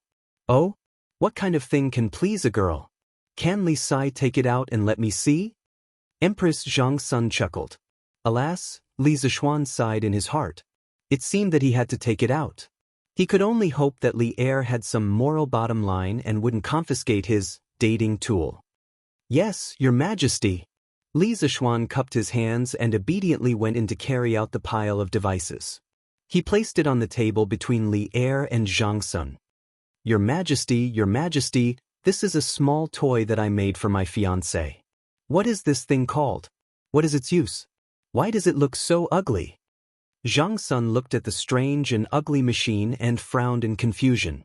She didn't think that this thing could please a girl. Li Er didn't judge a book by its cover. Well, he judged an object by its cover. After looking at the machine with many wires, he said, You brat, don't hide it. Tell me the truth. Zhen and the Empress won't snatch your things. Look at your stingy appearance. You're a minister of the Imperial College. If word gets out, you'll embarrass the Imperial Court. He was an astute person. From the moment he entered the room, he had sensed Li Zishuan's strong vigilance. Thinking of this, he felt a little angry for no reason. He was the ruler of a country. Would he snatch something from you? Li Zishuan secretly rolled his eyes. In his heart, he cursed, How many things have you snatched from me? The immortal drunken wine had been directly snatched away and taken to the palace as the imperial wine. Your Majesty, this is a telegraph machine. It's a tool that I use to communicate with my fiancé. It hasn't been completed yet and is still in the testing stage. How can such a small box allow two people to communicate? When Li Er heard Li Zishuan's words, he was in disbelief. Empress Zhangsun also looked over curiously. Your Majesty, this telegraph machine is divided into two parts, the transmitter and the receiver. The transmitter can send out a signal through this key, and the other telegraph machine dozens of miles away can receive this signal. The people over there can translate the message sent by the transmitter according to the DD sound. Li Zishuan was stunned by the question. It was not that he didn't know how to explain it, but that he didn't know where to start. The two of them didn't have any foundation in electromagnetism. It was too difficult to completely explain it to them. After thinking about it, he simply introduced the principle. If Li Er and Zhang Sun didn't understand, then forget it. Of course, Li Er didn't understand. He frowned. When Li Zishuan finished, he looked unhappy and said, Speak human language. Li Zishuan was almost choked to death. He thought for a moment and found that there was no way to explain it clearly in a few words. He could only say, Your Majesty, the principle of this telegraph machine involves a lot of electromagnetism knowledge. I really can't explain it clearly in a short time. However, Your Majesty only need to know that when I send a beep beep beep sound here, Another telegraph machine dozens of miles away can also receive the same sound. This is how two people communicate with each other. Dozens of miles? It can be transmitted so far? Li Er saw that Li Zishuan wasn't deliberately beating around the bush. He understood that the principle of this telegraph machine really couldn't be explained clearly in a few words. He directly skipped the parts he didn't understand and captured the most important information in Li Zishuan's words. That's indeed the case. After I've tested the telegraph machine, I've found that it can send messages up to at least 11 miles away. And that shouldn't be the limit. Theoretically speaking, if this telegraph machine is perfected to the limit, it can allow two people in any corner of the world to send messages to each other. The process of sending messages can be completed in the blink of an eye. Since the telegraph machine had been taken out, Li Zishuan didn't intend to hide anything. He could also show off in front of Li Er. Wasn't it great? If his parents in his previous life knew that he had once shown off in front of the Emperor Tang Taizong, they would definitely be very pleased. People anywhere can communicate with each other in the blink of an eye? Li Er carefully recalled what Li Zishuan had just said a few times and couldn't help but have a toothache. It was really too shocking. Compared to the methods of communication that people often used in this era, such as relay stations, carrier pigeons, and fire beacons, Li Zishuan's telegraph transmission had completely subverted everyone's understanding. This empress has one thing that I don't understand. Can Li Xiannan solve this problem for this empress? Empress Zhangsun always looked as calm as water. At this time, she looked at Li Zishuan and asked with a smile. Empress, please speak. This small official will definitely tell you everything he knows. Compared to Li Er, who was a wolf in sheep's clothing, Li Zishuan preferred to talk to Zhangsun. He felt that Zhangsun was more gentle and virtuous, and her heart was better than Li Er's. However, it probably wouldn't take long for Li Zishuan to understand how stupid his current thinking was. Zhangsun nodded and said, according to what you said just now, this telegraph machine, regardless of whether it is sending or receiving a message, will make a DDDD sound. However, with just this sound, how can we know what message the other party wants to send? Li Er also reacted and said, the Empress is right. With just this DDDD sound, how can we send a message? Li Zishuan looked at the few eunuchs and palace maids who came in with Li Er and Zhangsun. He hesitated for a moment and said solemnly, this is a confidential matter.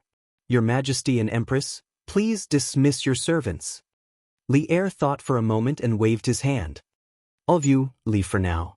Zhao Song, you stand guard outside. Don't let anyone come near. He saw Li Zishuan's rare solemnity and realized the seriousness of the matter, so he dismissed his subordinates. Zhao Song responded. Brother Chicken heaved a sigh of relief. He didn't want to listen to those secrets here. He followed the eunuchs and palace maids and slipped out together. Chapter 285. Your Majesty, your Ladyship, if you listen carefully, you will realize that this telegraph machine can actually emit two types of sounds. One is a short sound like this. When the people on the other side receive this signal, they can record it as a dot and read it as D. The other type is a long sound that lasts for a certain period of time. When the people on the other side receive this signal, they can record it as a horizontal line and read it as D. Your Majesty and your Ladyship can listen carefully. Drunken Wind Pavilion. In order to clearly explain the telegraph machine's communication mechanism to Li Er and Zhangsun, Li Zishuan explained the principle while personally operating the telegraph machine. In fact, the principle was very simple. It was nothing more than controlling the telegraph machine to emit two different types of signals based on the length of time the switch was closed. And that's indeed the case. But with just these, I'm afraid they can't transmit the message, right? When Li Er saw Li Zishuan's demonstration, he was amazed by the telegraph machine's magic and asked doubtfully, Your Majesty, with just these two monotonous signals, of course, it can't completely express the meaning of both parties. This telegraph machine also needs to be used in conjunction with a codebook. Li Zishuan explained with a smile. What's a codebook? Kid, can't you say it all at once? Li Er frowned and said unhappily. This kid dared to deliberately use a bridge in front of him. He was really bold. Replying to your Majesty, I just said that the two types of signals emitted by the telegraph machine can be recorded as dots and horizontal lines. I later combined the dots and horizontal lines, and each combination represents a number.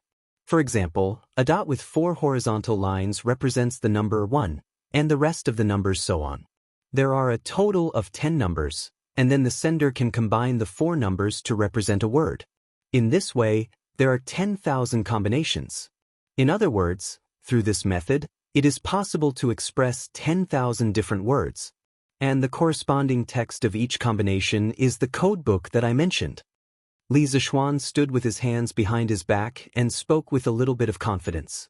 This guy thought that since it was a rare opportunity to show off in front of Li Er, it would be a waste not to show off. In fact, what he had just said was the famous Morse code in the modern history of the world. In 1832, the Russian diplomat Schilling built a machine for receiving messages by means of the deflection of a galvanometer pointer. Later, in 1835, after 3 years of research, the American painter Morse successfully used the on and off and length of electric current to replace human words for transmission.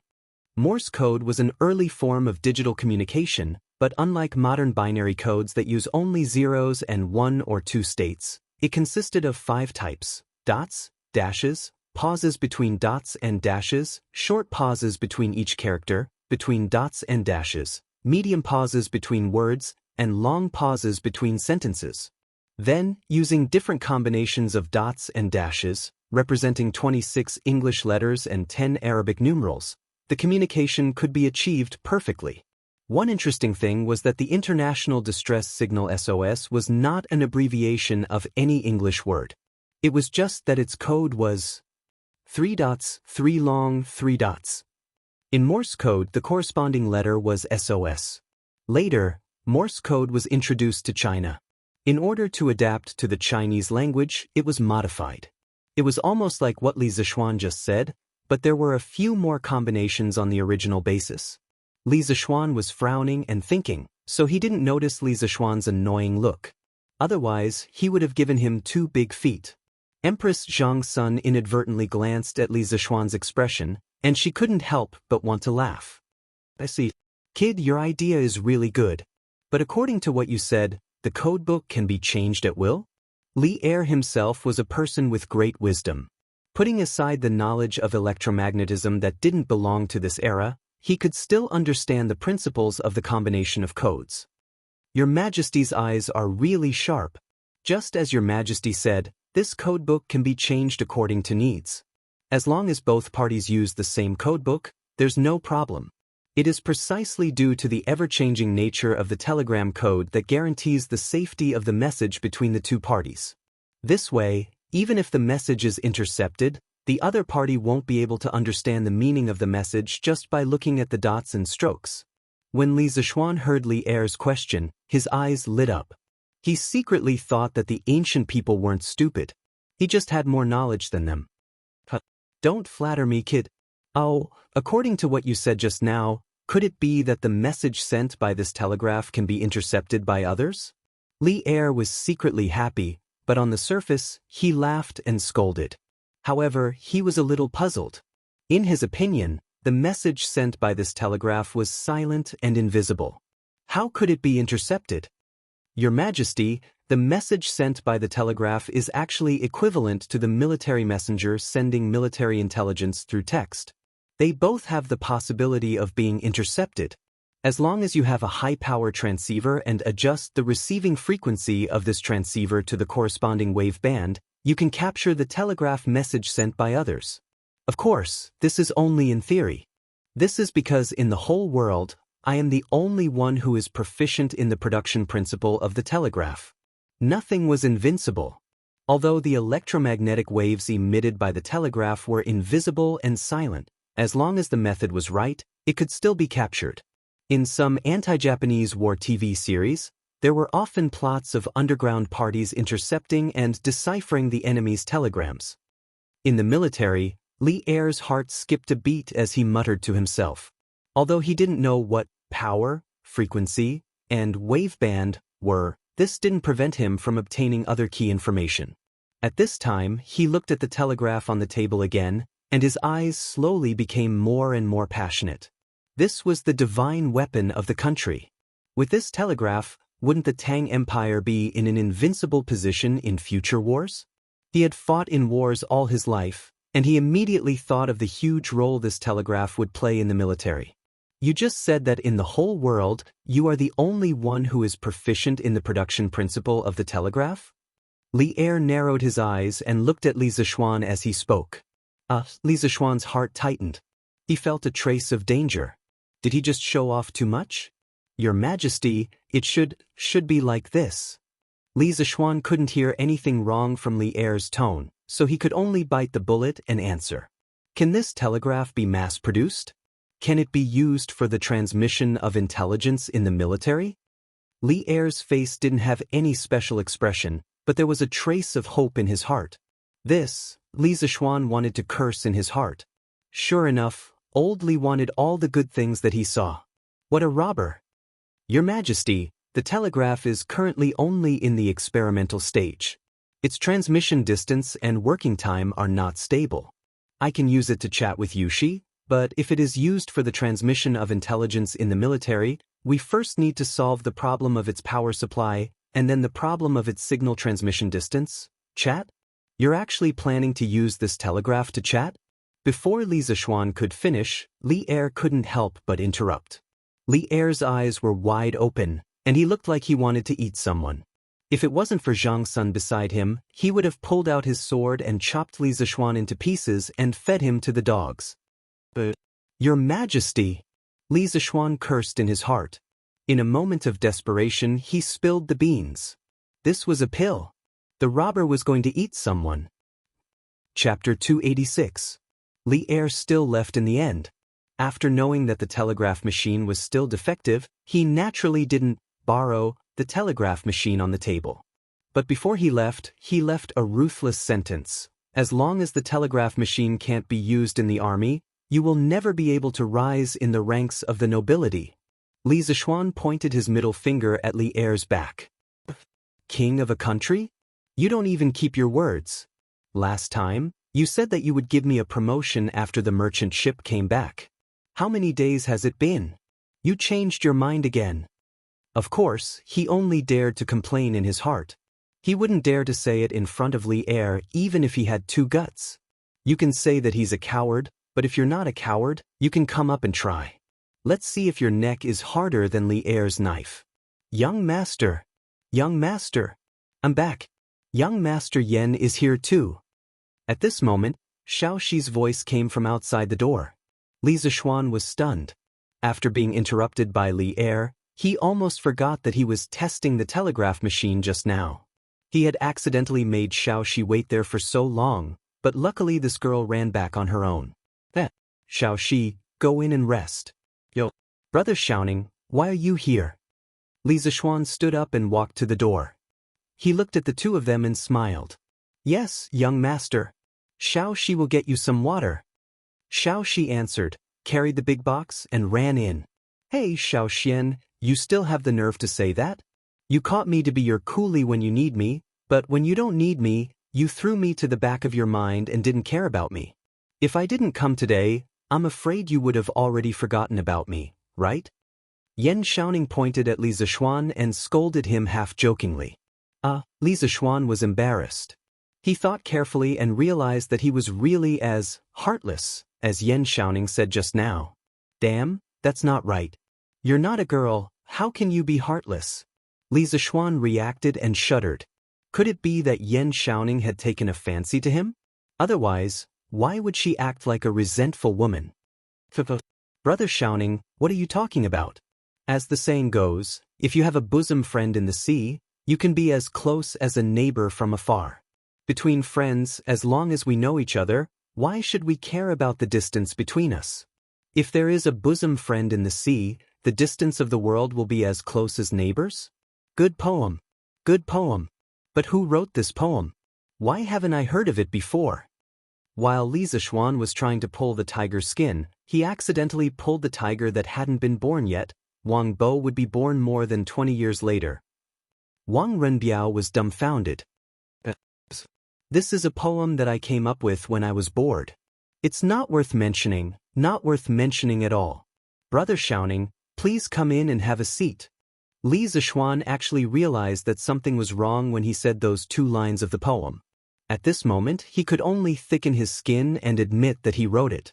Then, he cleverly changed the topic. Brother Xiaoning, what brings you here today? In the hall, the 2 of them sat down and Li Zishuan asked with a smile. I met Miss Xiaoxi in the street in the afternoon. Only then did I know that Xiao Xian has been busy with this telegraph machine. I studied it for half a day, but I still couldn't understand the mystery behind it. So, I came here to ask for advice. Yan Xiaoning saw that Li Zishuan didn't seem to be willing to talk about the 2 lines of the poem, so he didn't ask any more. Although he knew a little about poetry, he still liked the way of mechanisms and machinery the most. Thus, he went straight to the point and told Li Zishuan his purpose. Oh. Li Zishuan nodded in realization.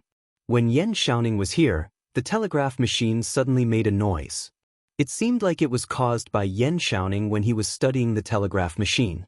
The tragic Yan Xiaoning unknowingly took the blame for it.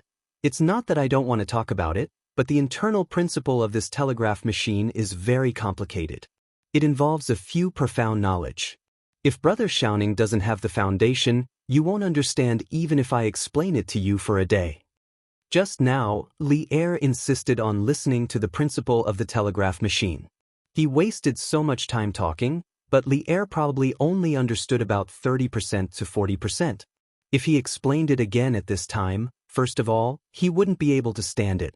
Secondly, Yan Xiaoning would definitely not understand it like Li Er. What's worse was that even if Li Er didn't understand, he wouldn't ask you to get to the bottom of it. After all, he was the ruler of a country. There was no need to understand everything so clearly. He only needed to know the general idea. But Yan Xiaoning was different. If this guy didn't understand something, he would ask until he broke down. What knowledge? Yan Xiaoning asked unwillingly. Electricity, magnetic field, and advanced mathematics. Yan Xiaoning, at ##at? Ahem, I told you that you haven't heard of it, right? So I'll slowly explain the internal principle of this telegraph machine to you when I have the chance in the future. Then Xiao Xian, where did you learn these knowledge? Of course I learned it from my master. Brother Xiaoning, you should know that my master learned a lot when he was alive. The 3 knowledge that I just mentioned are just a drop in the ocean of the knowledge that my master was good at. Yan Xiaoning was a little annoyed in his heart. I know? What the hell do I know? Your master used to be so mysterious. How many people in the world know about him? However, when he heard the second half of Li Zishuan's words, he couldn't help but be slightly shocked. Sure enough, there's always someone better than you. Yan Xiaoning sat on the stool and hesitated for a long time. Finally, he gritted his teeth, stood up, and bowed deeply to Li Zishuan. Xiao Xian, to tell you the truth, I'm very interested in the telegraph machine that you made. I always feel that this thing is full of mysteries, as if it doesn't belong to the human world. I feel that a door of new knowledge is opening for me.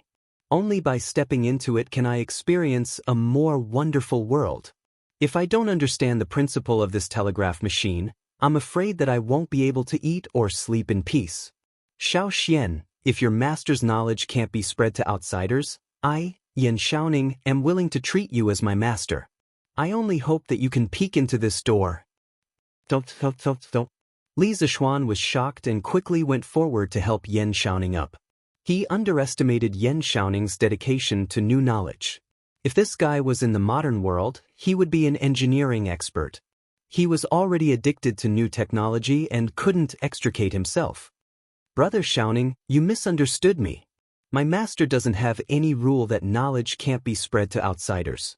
On the contrary, my master is very willing to spread his knowledge to the world. It's just that he doesn't care about fame and fortune, so he doesn't want to do it.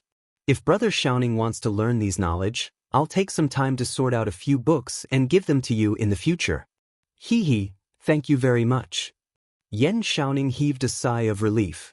He had no choice just now. He also felt a little embarrassed to have his brother as his master. All right, Xiao Xian, aren't you working at the Imperial College now? Why didn't you think of teaching your knowledge to the students? When the time comes, I can also go and listen to it. Yan Xiaoning suddenly remembered Li Zishuan's current identity and asked doubtfully. Cough. About that, I'm only teaching mathematics at the Imperial College now. How can I teach other knowledge? If other professors see it, I'm afraid it won't be good. Heh. If you ask me, I'll say it. Xiao Xian, you can totally start your own school. How can those classics and articles taught by the Imperial College be more practical than your knowledge? Li Zishuan rolled his eyes and thought to himself, Brother, you really think highly of me. Chapter 287. Sigh. It seems like I can only continue testing this telegraph machine tomorrow. But it shouldn't be a big problem. I will be able to have a good chat with Yushi by then. After sending Yan Xiaoning off, Li Zishuan looked at the sky and thought regretfully. Young master, are you still staying in the workshop today? I heard that old madam misses you. Xiao Shi asked Li Zishuan after cleaning up the teacups on the table. Actually, she didn't want her young master to return home so soon because she spent more time alone with Li Zishuan here. However, Xiao Shi had always been by Madame Li's side, so she didn't want to see Madame Li unhappy. Oh, my mother! Li Zishuan was stunned. He thought for a while and said, All right, since the telegraph machine is almost done, let's pack up and go back today. Judging from today's test results, this first telegraph machine should be able to satisfy the communication needs between him and Han Yushi. This was because the distance between the Li residence and the Han village was about 20 miles. However, that was only the distance. In terms of the straight line distance, it was only about 15 miles. The furthest effective distance in today's test was 11 miles. If nothing went wrong, this telegraph machine should be able to meet the standards. As for Li Er's excessive request, let's talk about it later. Hee, please wait for a moment, young master. Xiao Shi will go pack up now. Okay, go ahead. I will move the telegraph machine to the carriage. Li Zishuan responded and quickly went into the house to move the telegraph machine. After the two of them finished packing, Li Zishuan asked Song Xiaoxi to drive the carriage to Yongla Lane. As for San Bao, she had already been sent back to the Li residence. After a while, they reached home. The servants came to help them move the things. Li Zishuan thought for a while and decided to go to the east courtyard to greet his mother. After all, he had been away from home for so many days. However, he was stopped by the gatekeeper. Young master, old master is in the front hall. A teacher from the Imperial College just came to our house. Oh? Which teacher? Li Zishuan paused and asked. Replying to young master, I don't know about this, but it seems that this person should be very familiar with master. Fu scratched his head and said, Could it be Su Hongji? When Li Zishuan heard what Su Hongji said, he came to his senses and wondered why Su Hongji was at their house instead of attending class. Okay, I got it. You can leave now. Li Zishuan waved his hand and rushed to the front hall. Walking into the main hall, Li Zishuan took a closer look and saw that it was indeed Su Hongji. Dad, your son is back. Hey, Mr. Su, you're here too. Li Zishuan greeted the two of them with a smile.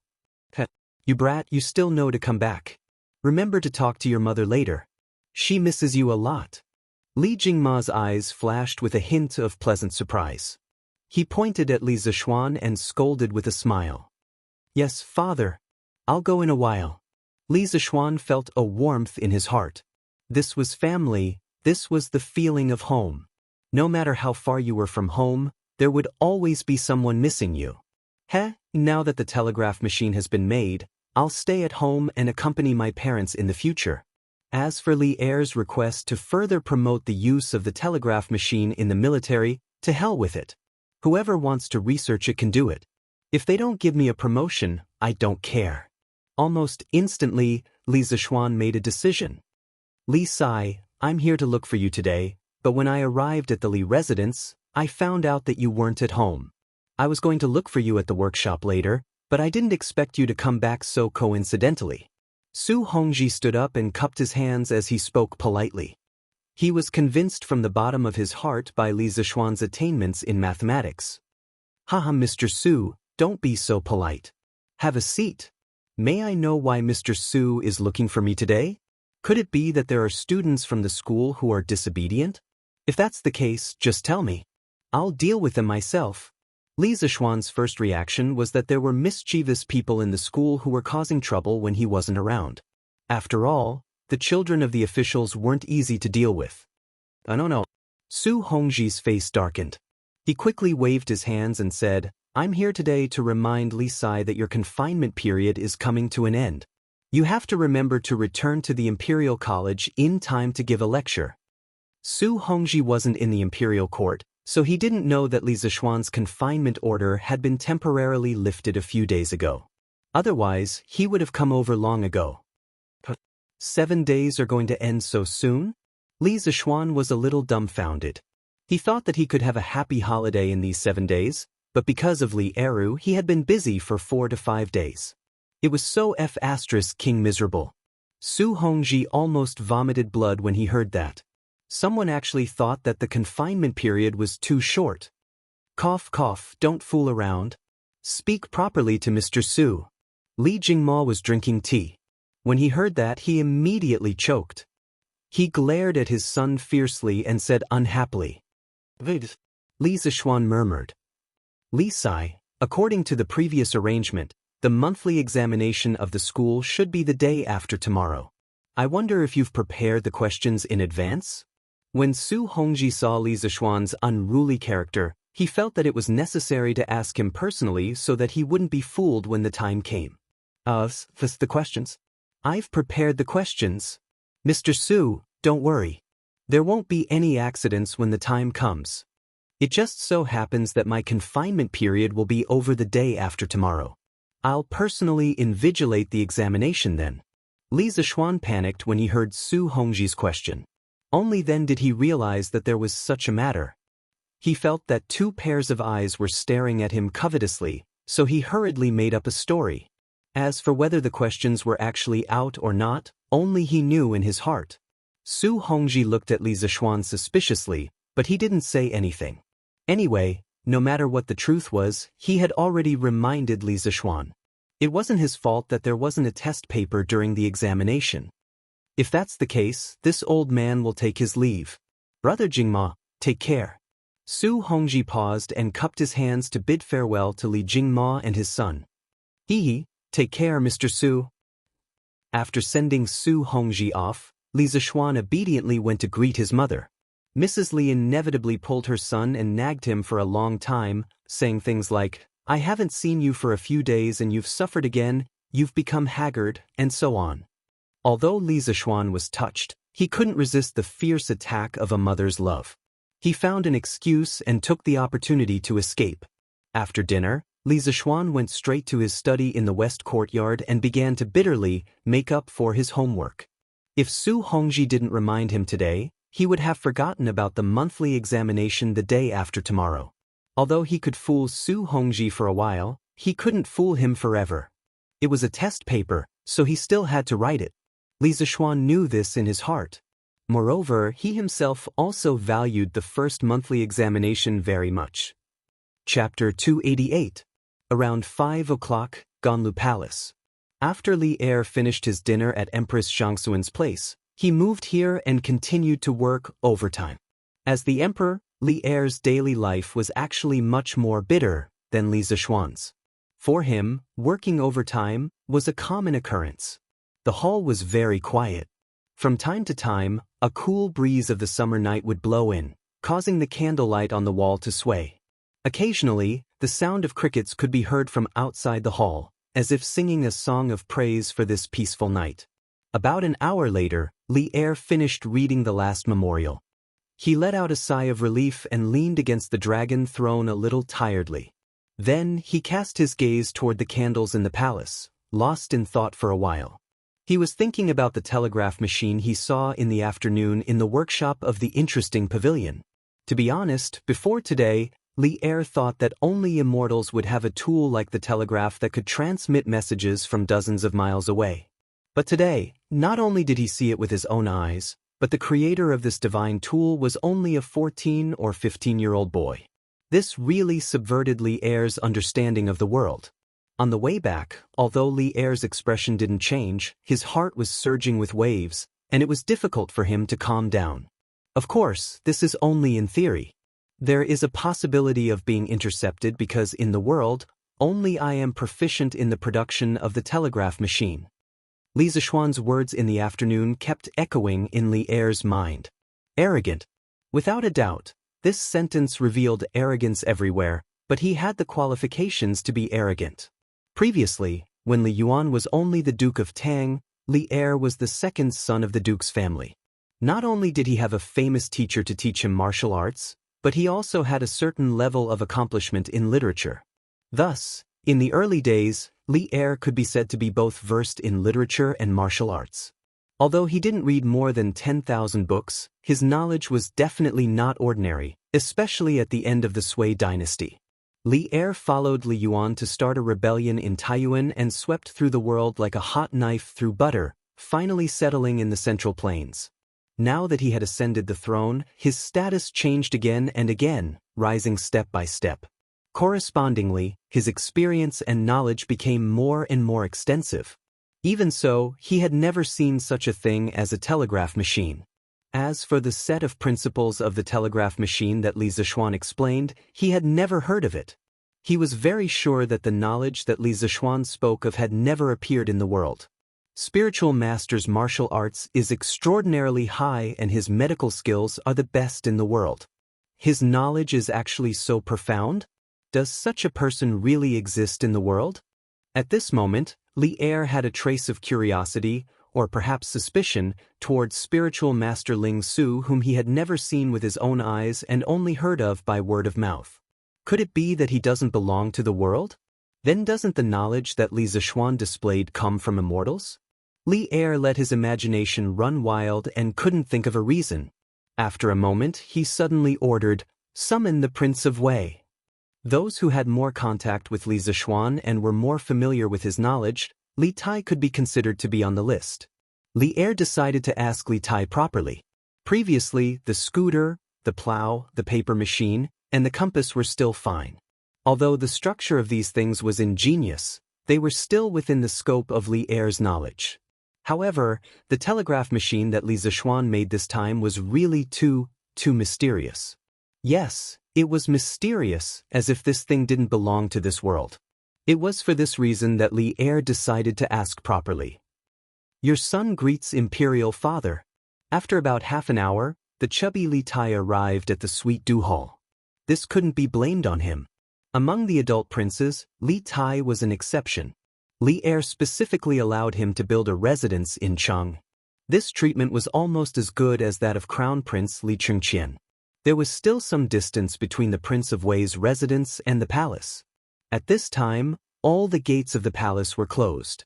Although the imperial eunuch had Li Er's warrant and could bring Li Tai into the palace unimpeded, it would still take a lot of time to sit in a hanging basket and climb over the palace walls. "Rise. Come, give him a seat." Li Er couldn't help but feel happy when he saw his chubby son. He had always doted on Li Tai. Apart from Li Tai's intelligence, it might also have something to do with Li Tai's comical body shape. "Thank you, Imperial Father." Although Li Tai didn't know why Li Er had called him over so late at night, he was confident that he hadn't done anything out of line recently, so he naturally didn't feel guilty. "Xianxia, we called you here so late at night because we have a matter to ask you." Li Er waved his hand, indicating for the palace maids and eunuchs to withdraw.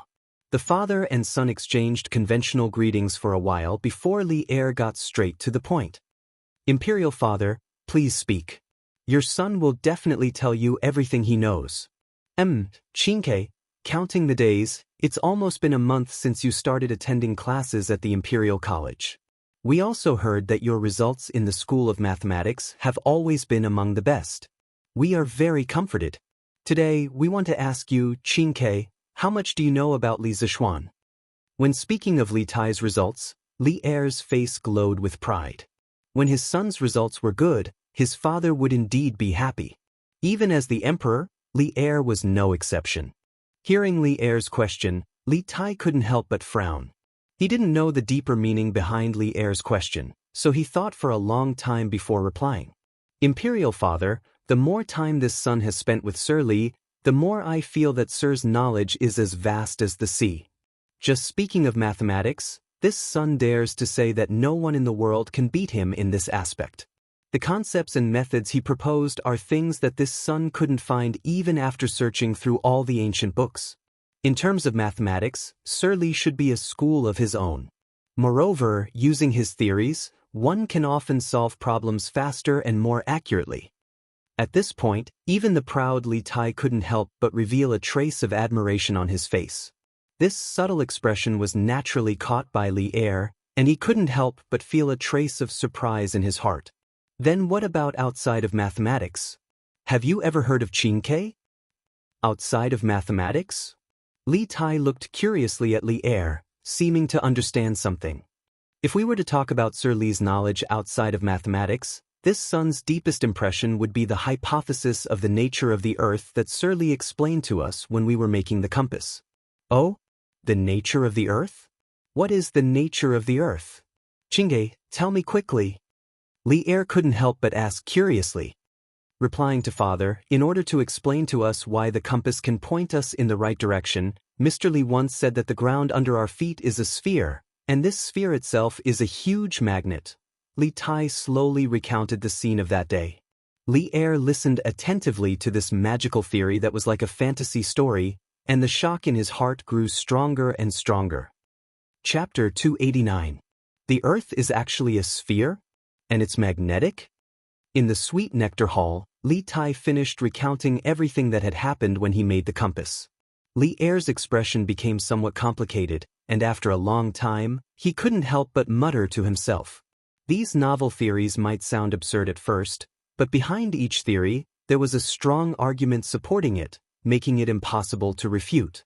It was precisely because of this that Li Er was silent for a long time after listening to it. Qingke, it seems that you already believe in Li Zishuan's theories? Li Er turned around and asked softly. Li Tai had been sitting quietly below. Even though Li Er had been deep in thought for a long time, he didn't show any impatience, nor did he make any sound. Now that he heard Li Er's question, he hurriedly replied, Indeed, Mr. Li's theories are not empty words. There is a strong evidence behind them. Your son also participated in one of the small experiments that day. The facts are right in front of your son's eyes. Your son has no choice but to believe it.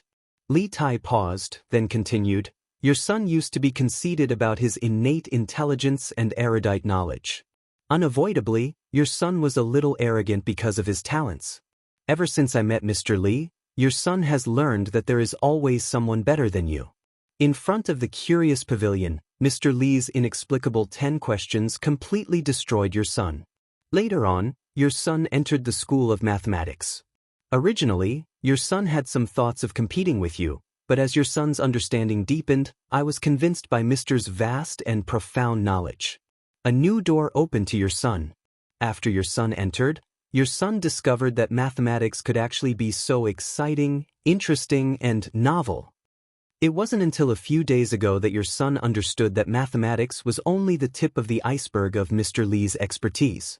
Physics, chemistry, these are things that your son had never heard of before, but Mr. Li was able to easily grasp them. Your son's previous thoughts of competing with you have long disappeared without a trace. Compared to 2 months ago, Li Tai was indeed much more stable and sunny. He, who was focused on his studies, had even faintly forgotten that he had to compete with Li Chengqian for favor. Li Tai looked at his son. In such a short period of time, he had changed so much. For a moment, he felt a little emotional. After mulling over what Li Tai had just said, he suddenly asked, Chemistry? What is chemistry?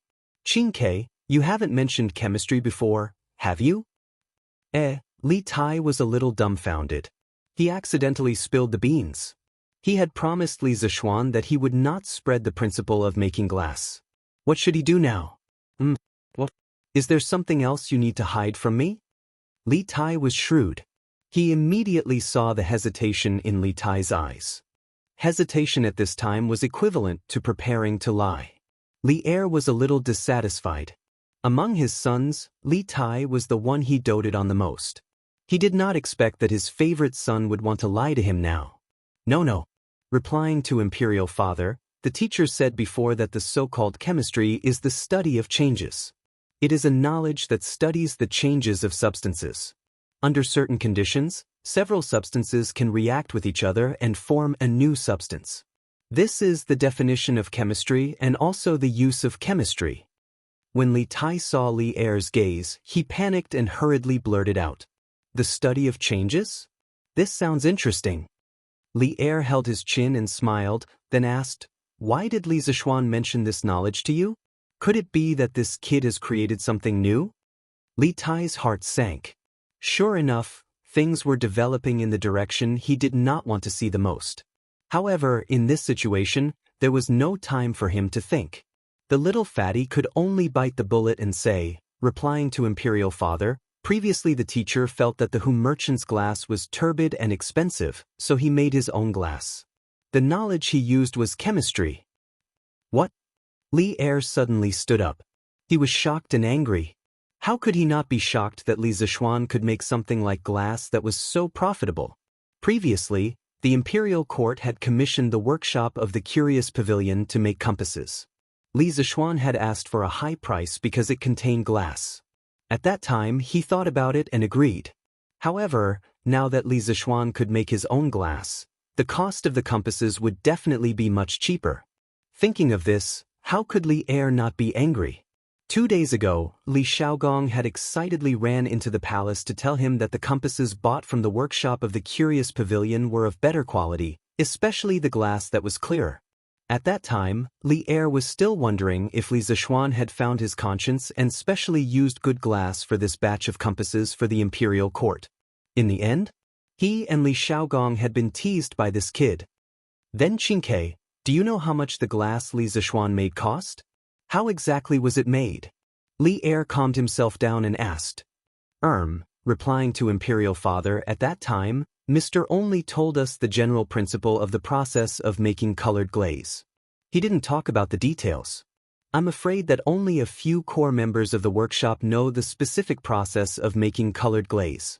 As for the cost of the glass they make, your son does not know, but it should be somewhat cheaper than the glass sold by the Hu merchants, and the quality should be even higher.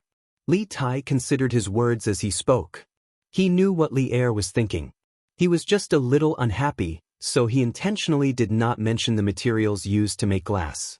Otherwise, Li Er would definitely be even angrier. I didn't think that this kid would be so erudite and talented. He could even make glass. Li Er did not hear that the glass was very cheap, so he felt a little better. But after thinking about it for a while, he relaxed. Li Zishuan being able to make glass was only beneficial to the Great Tang. The ones who should be worried were the Hu merchants. Li Zishuan earned money with his own ability. As the emperor, why should he care about such details? Imperial Father is right. The longer I stay with teacher, the more I can feel teacher's erudition. Li Tai heaved a sigh of relief and nodded in agreement. That kid has been up to something recently. Qingke, you probably don't know, right? Li Er took a sip of tea and smiled. Oh, did teacher invent something again? Your son has been busy preparing for the monthly examination and did not see teacher. Can Imperial Father tell me a little? Little Fatty's eyes lit up as he hurriedly said. Other than the mathematics, physics, and chemistry that you mentioned just now, that kid is also proficient in electricity, magnetic fields, and advanced mathematics. The thing he made recently was made based on these few fields of knowledge. Chapter 290. It was already late at night, but the father and son in the Sweet Nectar Palace were chatting more and more happily. Li Er described the telegraph machine that he saw in the workshop that afternoon to Li Tai. As for the inner workings, he could only pick the parts that he understood to explain. This way, Li Tai was even more confused as he listened. Correspondingly, he felt that the telegraph machine was even more mysterious. There's actually such a divine item in this world that can allow communication from dozens of miles away. In that case, what's the difference between this telegraph machine and those celestial artifacts? Previously, Li Er was amazed by Li Zishuan's theory of the Earth's magnetic field. Now, it was Li Tai's turn to be amazed by the powerful functions of the telegraph machine. The little fatty opened his mouth in shock, his face full of disbelief. Seeing his expression, Li Er wanted to laugh. He estimated the time and said, "All right, it's getting late.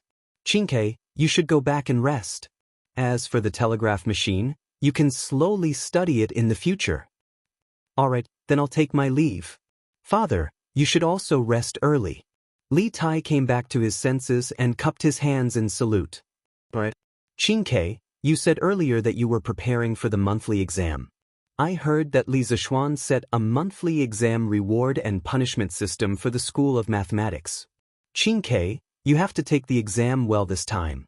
Although I'm the emperor, I've never been to the drunken immortal restaurant. If you get first place this time, I'll take your mother, a few concubines, Chengqian, and your brothers and sisters to the drunken immortal restaurant for a meal. This way, even Wei Jing won't have anything to say." "Ha." Li Er stopped Li Tai and laughed. Li Tai was speechless. He couldn't help but mourn for Li Zishuan in his heart.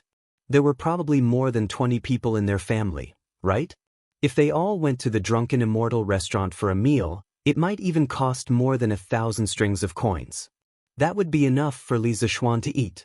Li Tai was speechless and could only flee. Li Er didn't immediately return to the harem to rest. He looked at Li Tai's back and his gaze became somewhat deep. After a long time, he stood up and sighed, "Even Xianxia has been subdued by you, kid." The disciple of spiritual master spirit Su really lives up to his reputation. Mathematics, physics, chemistry, electricity, magnetic fields, advanced mathematics. How many more skills do you have that you haven't shown?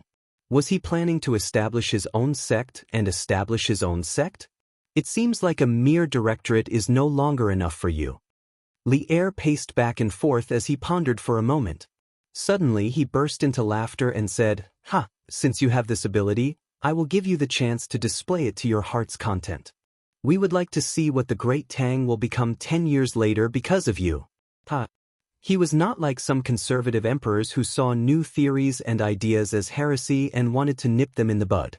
As an enterprising emperor, Li Er had a high and radical fighting spirit in his bones. He was happy to see the emergence of new theories. The Confucian school had been dominant for nearly 1,000 years and had gradually become the orthodox school of thought. However, Li Er didn't particularly agree with the Confucian school of thought that emphasized theory over practice. He had once conquered the world on horseback. What he valued was still practicality and efficiency. Yong Lane. Li Zishuan racked his brains and finally came up with a set of questions of higher quality. He didn't take the unconventional path like the previous weekly exam. The difficulty of the questions this time wasn't high. It mainly tested the foundation. Of course, there were many small pitfalls in the questions. If one was careless, it was very easy to be tricked. Li Zishuan didn't feel that Li Er was trying to trick him with this monthly exam. After finishing the papers, he washed up and directly lay on the bed and fell into a deep sleep. These few days, in order to invent the telegraph machine, it had really been hard on him. It was really hard for him not to fall asleep when he finally returned home and lay on the familiar bed. Li Zishuan had a dream. In the dream, he was actually chatting with Yushi on QQ. The strange thing was, he didn't feel that anything was wrong in the dream. All kinds of flirtatious words came out, and he was flirting with the girl. Li Zishuan, "Yushi, do you know what a door made of wood is?" Han Yushi, "A wooden door." Li Zishuan, "What about a door made of iron?" Han Yushi, "An iron door."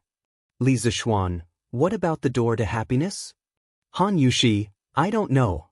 Li Zishuan, "Silly, it's us." Han Yushi, "Carat omega carat." Li Zishuan, "Yushi, can you show me the way?" Han Yushi, "The way to where?" Li Zishuan, "In your heart." Han Yushi, "Shy."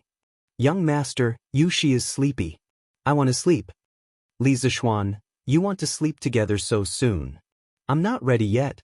Now I'm so nervous."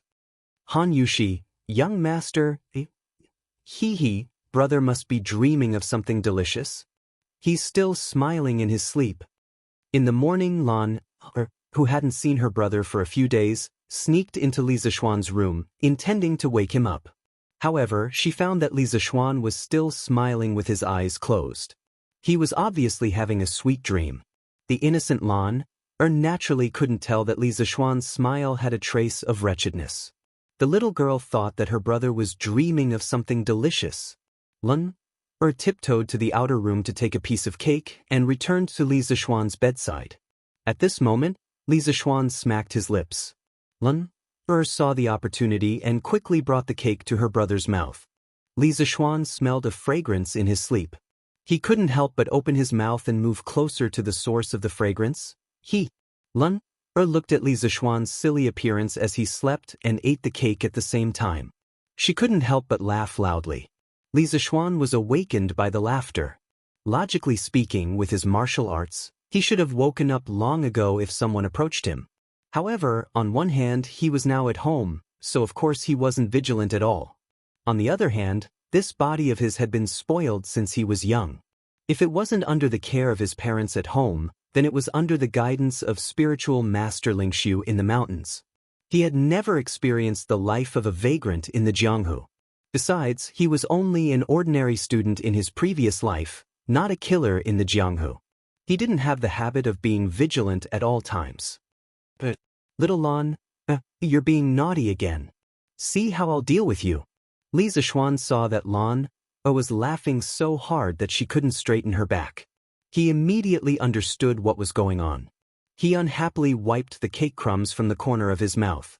Then he picked up his little sister who didn't manage to escape in time and threw her on the bed. He took off the little girl's shoes and scratched the soles of her feet.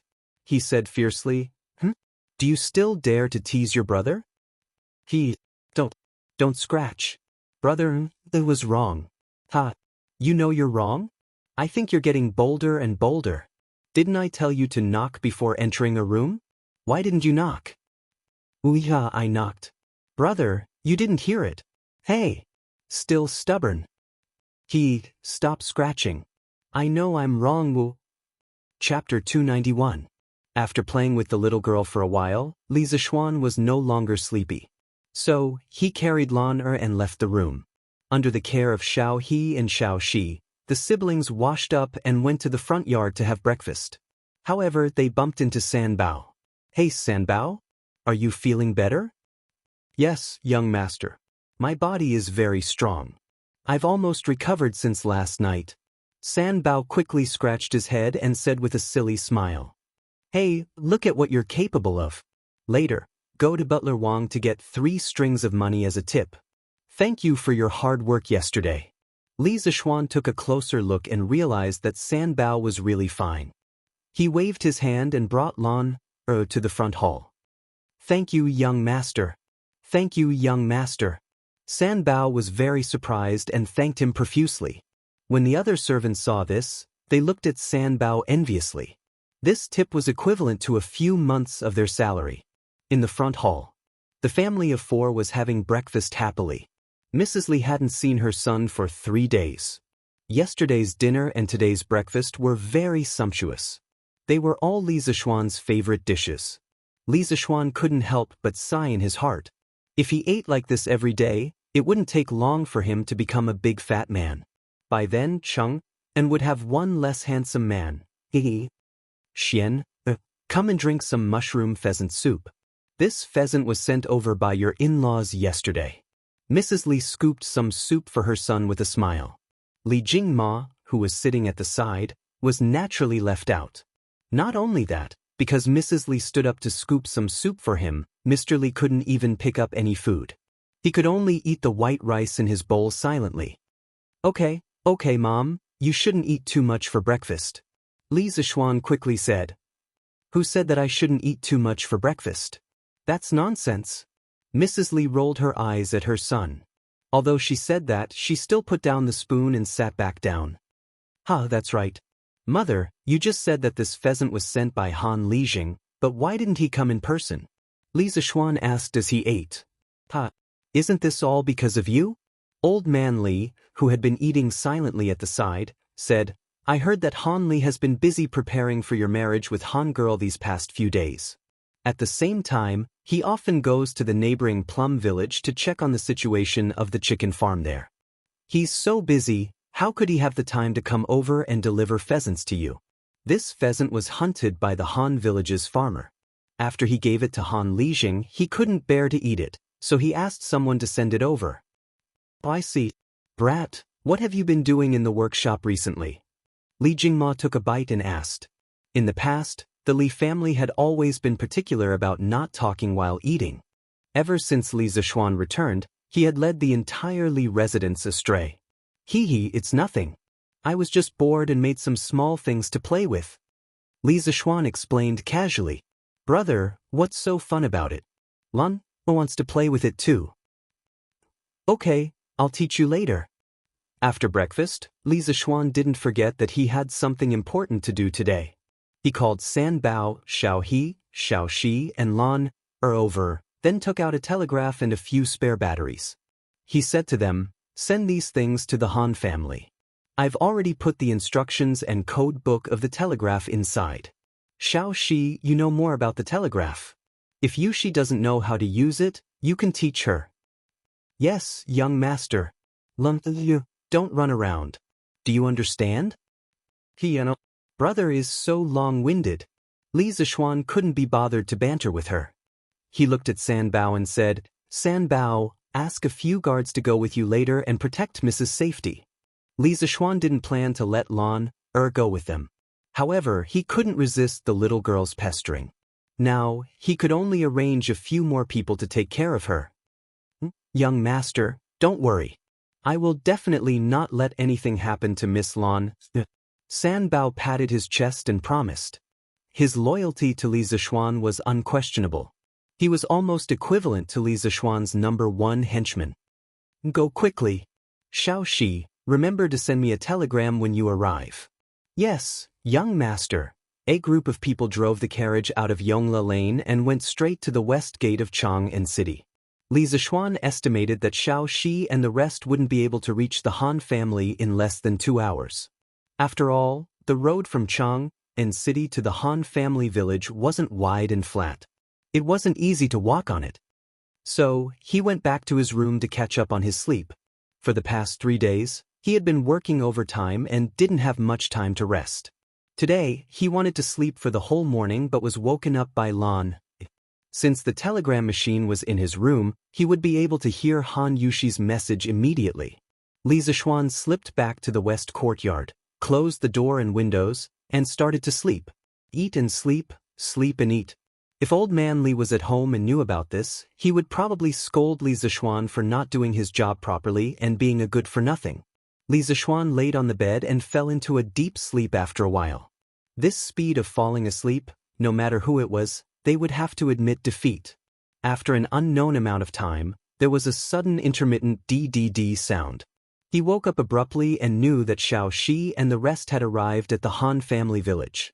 Li Zishuan walked quickly to the long table where the telegram machine was placed and started to record the telegram. Perhaps the person who sent the telegram wasn't very familiar with it. So, it took almost 15 minutes for the short message to be sent. Luckily, Han Yushi's side was slow. Li Zishuan had come into contact with telegrams in his previous life, but this was his first time making one. His speed of recording the code was also very slow. After he finished recording the code, Li Zishuan flipped open the code book and started to translate the telegram. His speed was faster because he was the one who wrote the code book. He couldn't say that he remembered everything, but at least he was very familiar with it. After a while, Li Zishuan translated the contents of the telegram. Young master, I am Xiao Shi. We have a safe journey and have arrived at young madam's house. Young madam is learning how to use the telegram machine. Just a short 30 words, but there were almost 700 codes. Li Zishuan sighed in his heart. This telegram machine was still not as convenient as a phone. This is really greedy. You already have a telegram machine, why do you still need a bicycle? Li Zishuan laughed and shook his head. He thought for a while, then looked at the code book and sent a telegram. And take care of Lan. Don't let her run around. Also, tell Yushi not to rush and learn slowly. I can wait. Chapter 292. Young madam, young master is talking to you. He wants you to learn slowly. Don't be anxious. Han family's courtyard. After Xiao Shi finished translating the code, she ran to the side and said to Han Yushi, who was reading the telegraph machine manuals. Xiao Shi, I haven't married him yet. Don't call him that. Although Han Yushi was happy in her heart, she still looked embarrassed. Hee, Sister Yushi will be Lan Er's sister-in-law in a few days. It's okay to call him that now. Lan Er followed behind Xiaoxi and giggled. You're talking nonsense too. I'm not. Xiaoxi, can you help me send a telegram? I want to talk to brother too. It was only today that Lan Er found out that Li Zixuan had come up with such a fun thing recently. The magic of the telegraph had already surpassed her understanding of this world. The little girl was now very fond of this efficient and fast method of communication. She saw Xiaoxi's operation just now, but she did not learn it. That was why she said that. But what do you want to say to young master? Xiaoxi will help you send it. Xiaoxi smiled faintly. Let's talk about it over there. Lan Er pulled Xiaoxi back to the telegraph machine and started chatting with Li Zixuan. On the other side, Li Zixuan waited for a long time, but there was no telegram. He could not help but think, could it be that the battery ran out of power? That shouldn't be the case. He had only sent and received 2 telegrams. DDD. At this moment, the telegraph machine finally rang again. Li Zixuan was energized and started recording the telegram. This time, the telegram was shorter. Li Zixuan translated it quickly after he finished writing. However, when he saw the translation result, he was speechless. Guess who I am? Was there a need to guess? Other than the mischievous Lan, who else would speak to him in such a tone? He suddenly had a thought and replied mischievously, Isn't this the silly girl from Blacksmith Wang's family? How did you know how to use the telegraph machine? Han family's courtyard, Han Yushi's room. Xiaoxi looked at the telegram she just received and couldn't help but laugh. Xiaoxi, what did my brother say? Did you guess it was me? Lan Er was not as tall as Xiaoxi.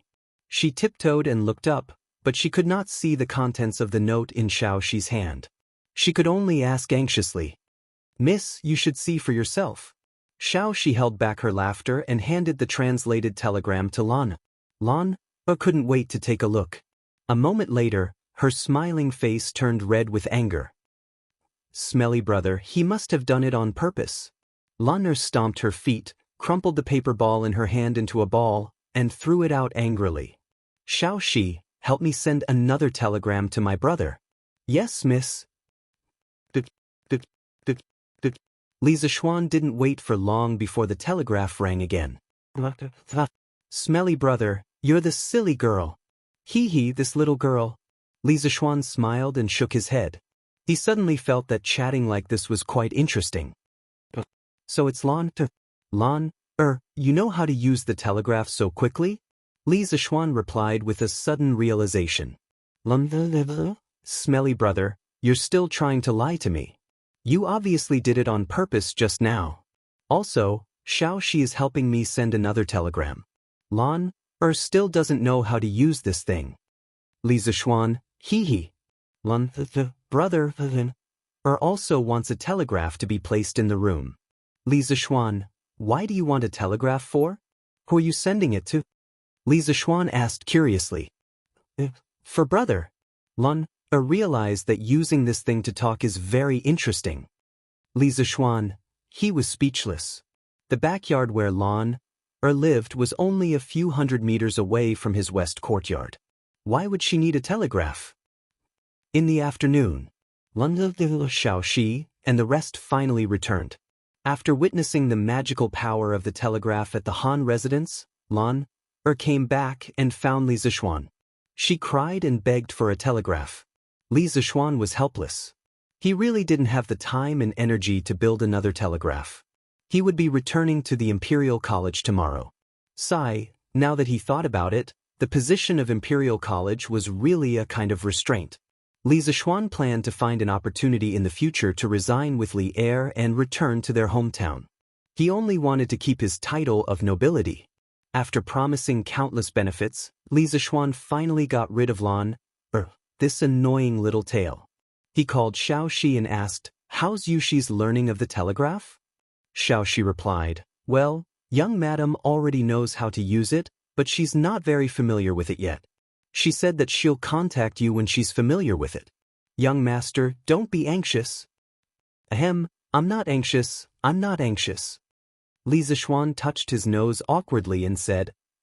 At night, Li Zixuan returned to his room early after dinner and waited for Han Yushi to send a message. At this time, he realized that there was a very obvious flaw in the telegraph. That was that it could not record the received code by itself. It needed someone to be by its side 24 hours a day. Otherwise, he would not even know if he missed the telegram. In fact, the early wired telegraph had a device that automatically recorded the code. It mainly used the electromagnet inside the transceiver to drive the pen on the iron plate to make a mark on the paper tape. If it was a short time, it would be a dot. If it was a long time, it would be a line. Li Zixuan could not help but have an idea. Should he add such an automatic code recording device to his own wireless telegraph? However, this way, the telegraph would be very power-hungry. Why hasn't Yushi sent a telegram yet? Could it be that she has to be very familiar with it before she sends it? Does she have to be so professional? Li Zixuan let his imagination run wild for a while. Then, he looked at the time and could not help but mutter to himself. Beep, beep, beep. Just as he was getting a little impatient from waiting, the telegraph finally rang. In fact, Li Zixuan's guess was right. Han Yushi had been familiarizing herself with the operation of the telegraph over and over again. She had translated what she might say next into the code. Only then did she send the first telegram in her life with some apprehension. Young master, are you asleep? Li Zixuan smiled and replied, No. Yushi, we're going to get married soon. Why are you still calling me young master? Han Yushi, then what should I call you? Li Zixuan, husband. Han Yushi, that won't do. Yushi can't call me that now. Li Zixuan, then just call me brother Xiaoxian like everyone else. Calling me young master sounds too distant. Han Yushi, all right, brother Xiaoxian. Li Zixuan, Yushi, how is it? This telegraph machine I made is not bad, right? Before we get married, you can't go out. I specially made this telegraph machine to talk to you and relieve your boredom. This is not considered a violation of etiquette. So this magical iron box was specially made for me. Han Yushi felt a little sweet in her heart and said, Yes, this telegraph machine is very good. Yushi likes it very much. Chapter 293. Everyone, do your best. Regarding the monthly exam's reward and punishment system, I believe all of you are very clear about it. I don't need to repeat it, right? If you do well, you will gain both fame and fortune. If you don't do well, The next morning, Li Zixuan held the exam papers and stood on the podium. He was trying to motivate the students before the exam. But his words did not sound like he was trying to motivate them. The students, especially Cheng Chumo, Sun Zifan, Yu Dongkai, Kong Chuansuin and the others, who were aiming to get out of the last 5 places, heard Li Zixuan sneer and felt their buttocks tighten. Ah no, their hearts tightened. If they were unlucky enough to get into the last 5 places, they would not have a good time next month. Ku Shiqing, Zheng Ziren, Meng Wenhao and the others, who were in the front, were all eager to try. The reward for getting first place in the monthly exam was very tempting. Especially Meng Wenhao, who was determined to get first place in this monthly exam. This was because the fleet that was going south would set sail the day after tomorrow. He wanted to get first place and give it to his father. Li Tai was very indifferent. What Li Er said to him yesterday, of course, he took it as a joke. The royal family was not so poor that they could not afford to eat. But put away your textbooks and start the exam. At this time, there was the sound of the drum and bell from the directorate. Li Zixuan patted the podium and signaled everyone to be quiet. He began to distribute the exam papers. After handing out the papers, Li Zixuan returned to the podium and brought over a stool. He sat in front of the podium and gloated as he looked at the group of miserable children who were being ravaged by the exam. The questions this time, why? After experiencing the previous weekly exams, the students were already immune to those strange questions. However, when they received the test paper and opened it, they were not used to it. The style of these questions was not quite right. It was so simple. You all can be proud over there. The questions are simple, but it does not mean they are easy. Li Zishuan was sitting on the podium. The expressions of the students naturally fell into his eyes. He couldn't help but snicker in his heart. Compared to the previous questions, this set of questions was indeed very basic. But who said that basic questions were easy to do? For those who had gone through exam-oriented education, the basic questions were the most difficult. In his previous life, Li Zishuan would rather do some extremely difficult questions than basic questions. Some basic questions were especially easy to lose points. What's more, there were more or less traps in these questions. As for who would fall into the traps, it would depend on their own luck. F***CK. Sir, you're giving me free marks with these questions. Sun Zifan continued to do a few questions as if he had the help of God. In an instant he felt very good about himself. He couldn't help but feel very proud. He secretly thought that he wouldn't be beaten when he went home this time, right? In the previous weekly exam, although Sun Zifan relied on the last additional question to get out of the last 5, but he only just got out of the last 5. He was the 8th from the bottom in the mathematics school. When his father, Sun Fujia, casually asked Kong Ingda about Sun Zifan's results after the morning court, he found out that Sun Zifan, the son of the top scholar, was honored as the 8th from the bottom in the class. He was furious. When he returned home, he did not say anything and beat Sun Zifan up. Mrs. Sun pleaded bitterly, but it was useless. Sun Zifan still remembered the next day when he came to the mathematics school with a swollen face and was laughed at by everyone. In order to not be beaten again, this guy had been studying hard recently. He had learned all the new mathematics knowledge that he had not learned before. At this time, if he was asked to do the last weekly exam again, Sun Zifan was confident that he would not be at the bottom. If 1 is equal to 4, 2 is equal to 8, 3 is equal to 24, then 4 equals ____. F***CK, this question is too easy, right? If it was 7 days ago, I might not even be able to understand this question. Even if I understood it, I wouldn't be able to calculate it in a short time. Hee, what a pity. A scholar who has been away for 3 days must be looked at with new eyes. The answer to this question is equal to 4 times 24. I can use the multiplication formula and calculate it in a moment. When Sun Zifan saw the 5th question, he was overjoyed. He was not stupid. Of course, he could find the pattern. Moreover, he now had a certain foundation in mathematics, so this guy thought that he could find the answer quickly. Sun Zifan calculated the result on the draft paper, 96. Then he proudly wrote the answer on the test paper. Of course, in the mathematics library, there were many masters. Naturally, there was no lack of smart people, such as Li Tai, Iron Egg and Meng Wenhao. As they encountered more and more questions, the 3 of them did not relax at all. Instead, they became more and more serious. Their eyebrows were tighter and tighter. They looked as if they were facing a great enemy. It was as if the question in front of them was a scourge. It's not easy. This question is definitely not as simple as it looks on the surface. Just like the previous 4 questions, there must be a trap in the question. Meng Wenhao kept reminding himself to not be careless and not fall into the trap. In the previous 4 questions, he almost got it wrong. Fortunately, he relied on his intuition and checked on the spot. That was why he did not fall into the trap set by Li Zishuan. Meng Wenhao had been tricked many times. His first instinct when he saw the 5th question was that this question was not easy. He secretly warned himself that he must not solve the question according to the usual way.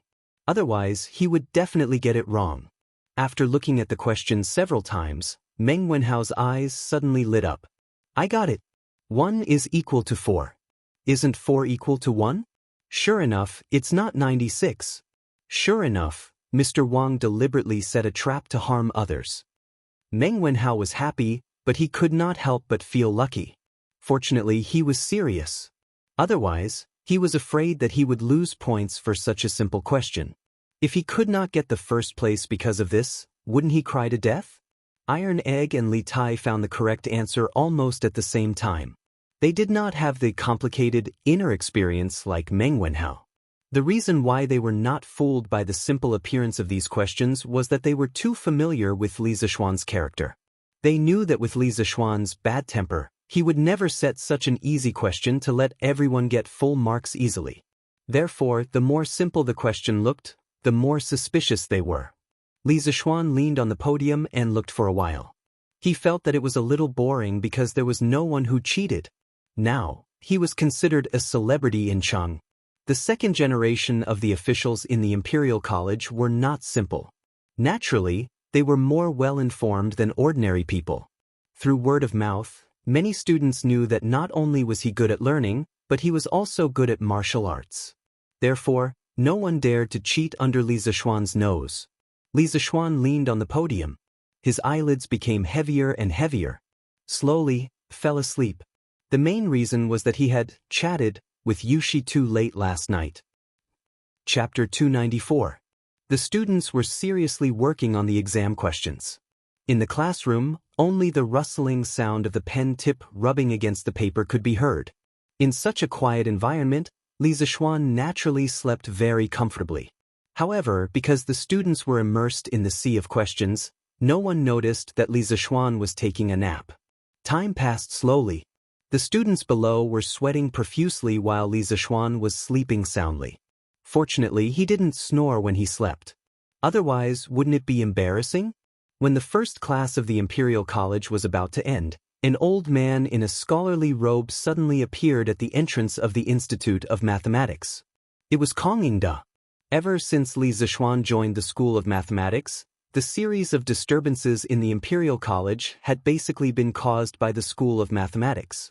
The School of Mathematics had gradually become a hot topic among all the teachers and students, from an obscure and bottom-feeble existence. The Institute of Mathematics also became the most active of the 6 institutes of the Imperial College. Nowadays, the monthly examination of the mathematics school was not only a big deal for the mathematics school. The other 5 schools, as long as they were well-informed, were also paying close attention to the monthly examination of the mathematics school. After all, the rewards for this monthly examination were too generous. If converted to money, it was almost equivalent to 100 strings of cash. To many people, this was a huge sum of money. And such a generous reward could be obtained as long as one got first place. This made many professors and teaching assistants want to participate in this monthly examination. The students from the other academies were naturally envious and jealous.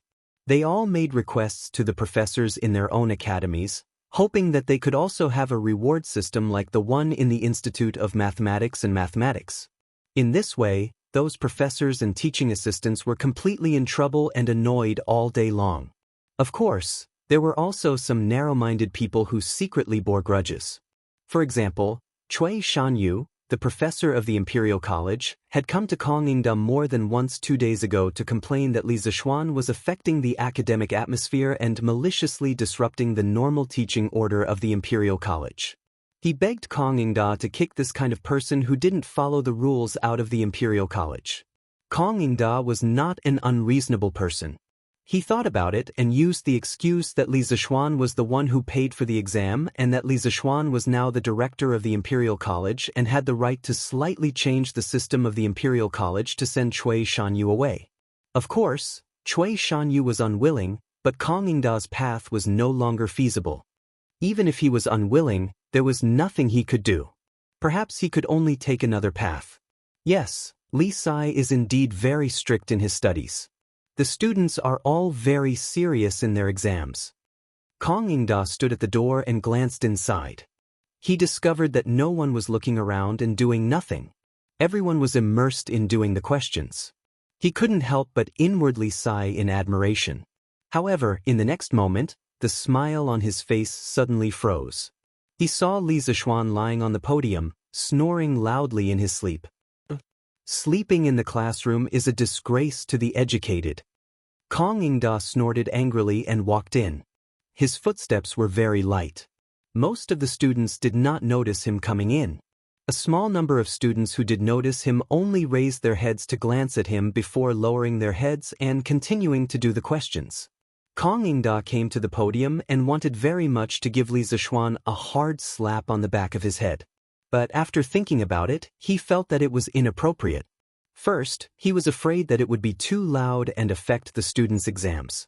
Second, he was afraid that if he did it in front of the students, it would make Li Zixuan lose face and affect his prestige in the hearts of the students in the future. In the end, Kong Yingda thought about it and only gently pushed Li Zixuan's shoulder. Kong Yingda pushed him again, but he still did not wake up. Kong Yingda could only use some strength. This time, Li Zixuan finally woke up. He raised his head and looked at Kong Yingda. He was stunned for 3 seconds before coming to his senses. F***ck, as a teacher sleeping in class, he was caught red-handed by the principal who happened to pass by. What kind of experience was this? As the person involved, Li Zixuan only wanted to say, "Old Kong, you're here specially to mess with me, right? This young master has never slept in class before. Why did you catch me after I only slept with her once?" Li Zixuan stared blankly for a moment. Just as he wanted to say something, he was stopped by Kong Yingda's gaze. "Come out with me," Kong Yingda said in a low voice. He then turned around and walked out of the classroom with a gloomy face. "Oh," Li Zixuan responded and followed him out. "Cough, Chancellor Kong, why have you come here?" "I was just meditating on an extremely difficult math problem and got lost in thought. My mind wandered and I almost thought of an idea. I didn't notice Chancellor's arrival. My apologies." Arriving under the ginkgo tree in front of the School of Mathematics, Li Zixuan did not wait for Kong Yingda to speak and took the initiative to explain. This was called taking the initiative. Otherwise, if Kong Yingda spoke first and took the lead in the conversation, Li Zixuan was sure that he would die a horrible death. The corner of Kong Yingda's mouth twitched. He wanted to kick this shameless person but was afraid that it would affect his image as a dignified chancellor. He could only say in a muffled voice, "Whether you were meditating or sleeping, I'm sure Li Sai knows better than me. I'm here today to remind you that the School of Mathematics is flourishing and your hard work is obvious to all. However, you can't be complacent just because of a small achievement. You have to know that there are many people who are watching you from behind." "What do you mean?" Li Zixuan stared and asked in puzzlement. "That's all I have to say. You're on your own." Kong Yingda originally wanted to have a good talk with Li Zixuan. However, he couldn't help but recall the scene he saw in the classroom. He was furious and left in a huff. "This old man, why is he so angry today? Could it be that his wife is having an affair? Ba. What are you talking about?" Li Zixuan muttered to himself and returned to the classroom. The students were still very obedient and didn't dare to cause any trouble. Li Zixuan sat on the podium and sighed. It was lonely to be a master.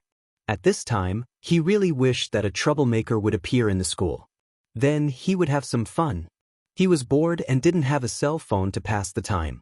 In his previous life, he had experienced many exams. At that time, there were many invigilators who would comfortably play with their cell phones to pass the time while watching the students being tortured. What a pity! He was a time traveler. Although his family was rich, he couldn't afford a cell phone. Li Zixuan could only lean over the podium and take out the pencil he had asked someone to make for him. He started to write The Legend of a Mortal's Journey to Immortality. Recently, he had used up too much of the manuscript for The Mortal. Ma Zhou had already asked him for a few manuscripts. It was not a bad idea to take the opportunity to write a novel. Anyway, he had kung fu now and his writing speed was very fast.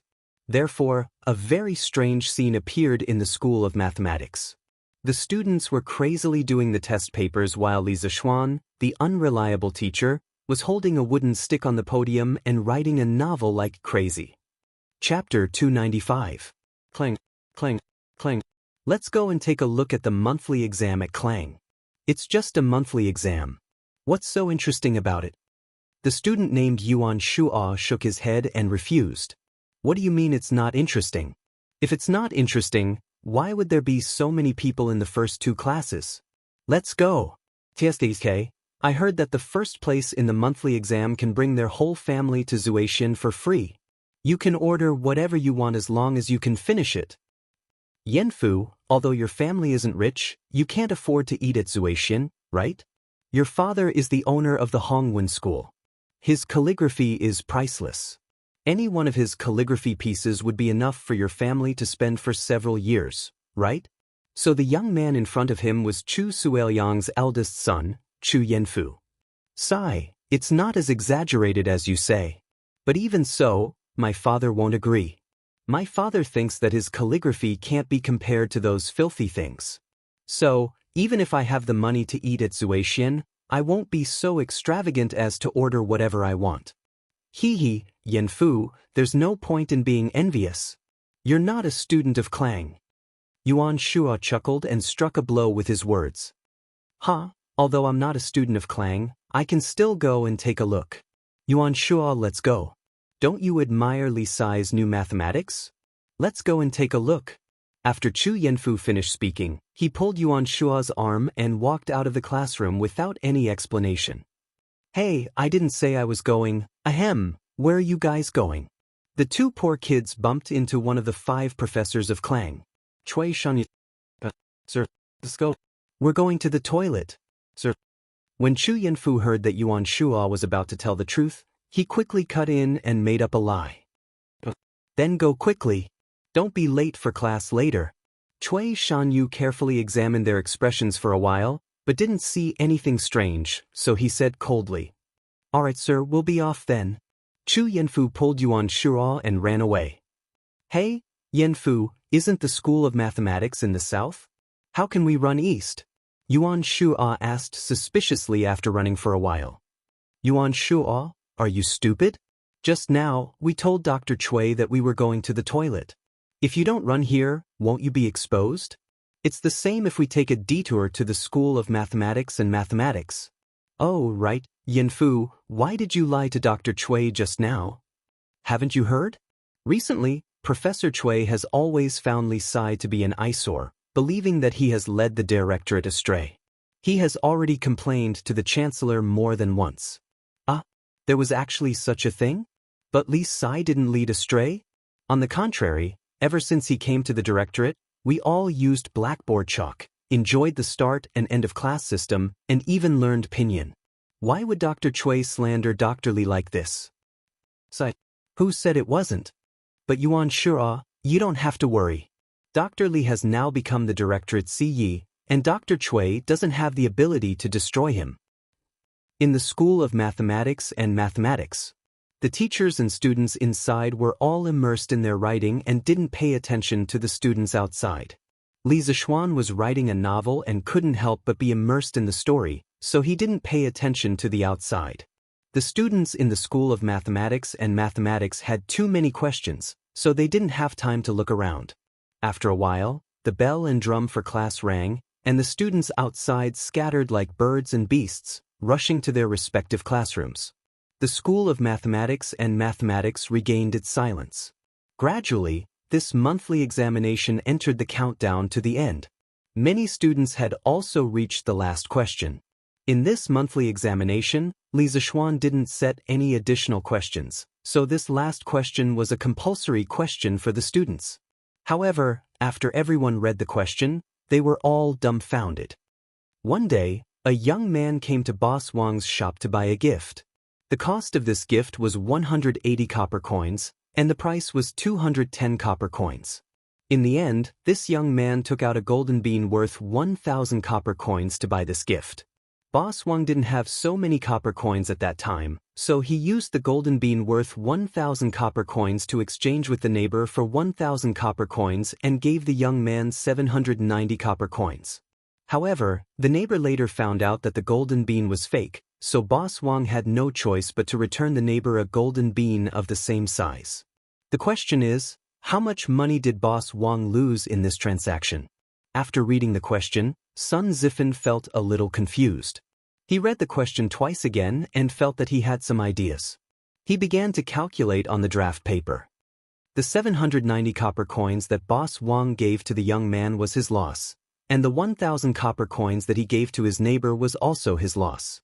His income was 210 copper coins, but 180 copper coins were his cost, so his total loss was 790 plus 1,000 plus 180 minus 210 is equal to 1,760 copper coins. Tiske, that should be it, right? Sun Zifan sorted out his thoughts and calculated the answer in a short while. He couldn't help but feel a little complacent. When he was about to copy the answer on the test paper, he suddenly felt that something was wrong. He paused and calculated again. No, I should think of it this way. Boss Wang's loss was the 1,000 copper coins that he returned to the neighbor and the 790 copper coins that he gave to the buyer. In addition to the 180 copper coins that the buyer took away as a gift, the total was 1,000 plus 790 plus 180 is equal to 1970 copper coins. This should be correct, right? Sun Zifan held his chin and thought for a while. He was a little hesitant about the second answer and didn't dare to write the answer on the test paper. He looked at the question again and still felt that something was wrong. That's not right. Although the cost of the gift was 180 copper coins, its price was 210 copper coins. Boss Wang could earn 30 copper coins if he sold it to someone else. After selling it to the young man, other than the money he lost, shouldn't the 30 copper coins be included as well? In this way, Boss Wang's loss would be 1,000 plus 790 plus 210 is equal to 2,000 copper coins. F***CK, how did he come up with 3 answers in such a short time? Which one is the correct answer? Sun Zifan looked at the 3 different answers on the draft paper and was completely dumbfounded. If this guy had transmigrated, he would definitely vomit blood and say, F***CK. This question is poisonous. Is it 1760 copper coins? Or 1970 copper coins? Or 2,000 copper coins? Which one should I choose? Sun Zifan's eyes darted between the 3 answers. After a while, he felt a little dizzy. He shook his head and said angrily in his heart, F***C, draw lots. I'll take whichever one I get. My luck has always been good. I don't believe that I won't get it. If Li Zishuan knew what this guy was thinking, he would definitely give him 2 big slaps. Do you F***king think you're doing a multiple choice question? Why don't you throw dice instead of drawing lots? In modern times, when students were unable to make a decision on a multiple choice question, many people would choose to draw lots or throw coins. In a way, this silly guy was a pioneer. Chapter 296. The last question of the monthly exam was indeed poisonous. Of course, Sun Zifan was not the only one who was poisoned.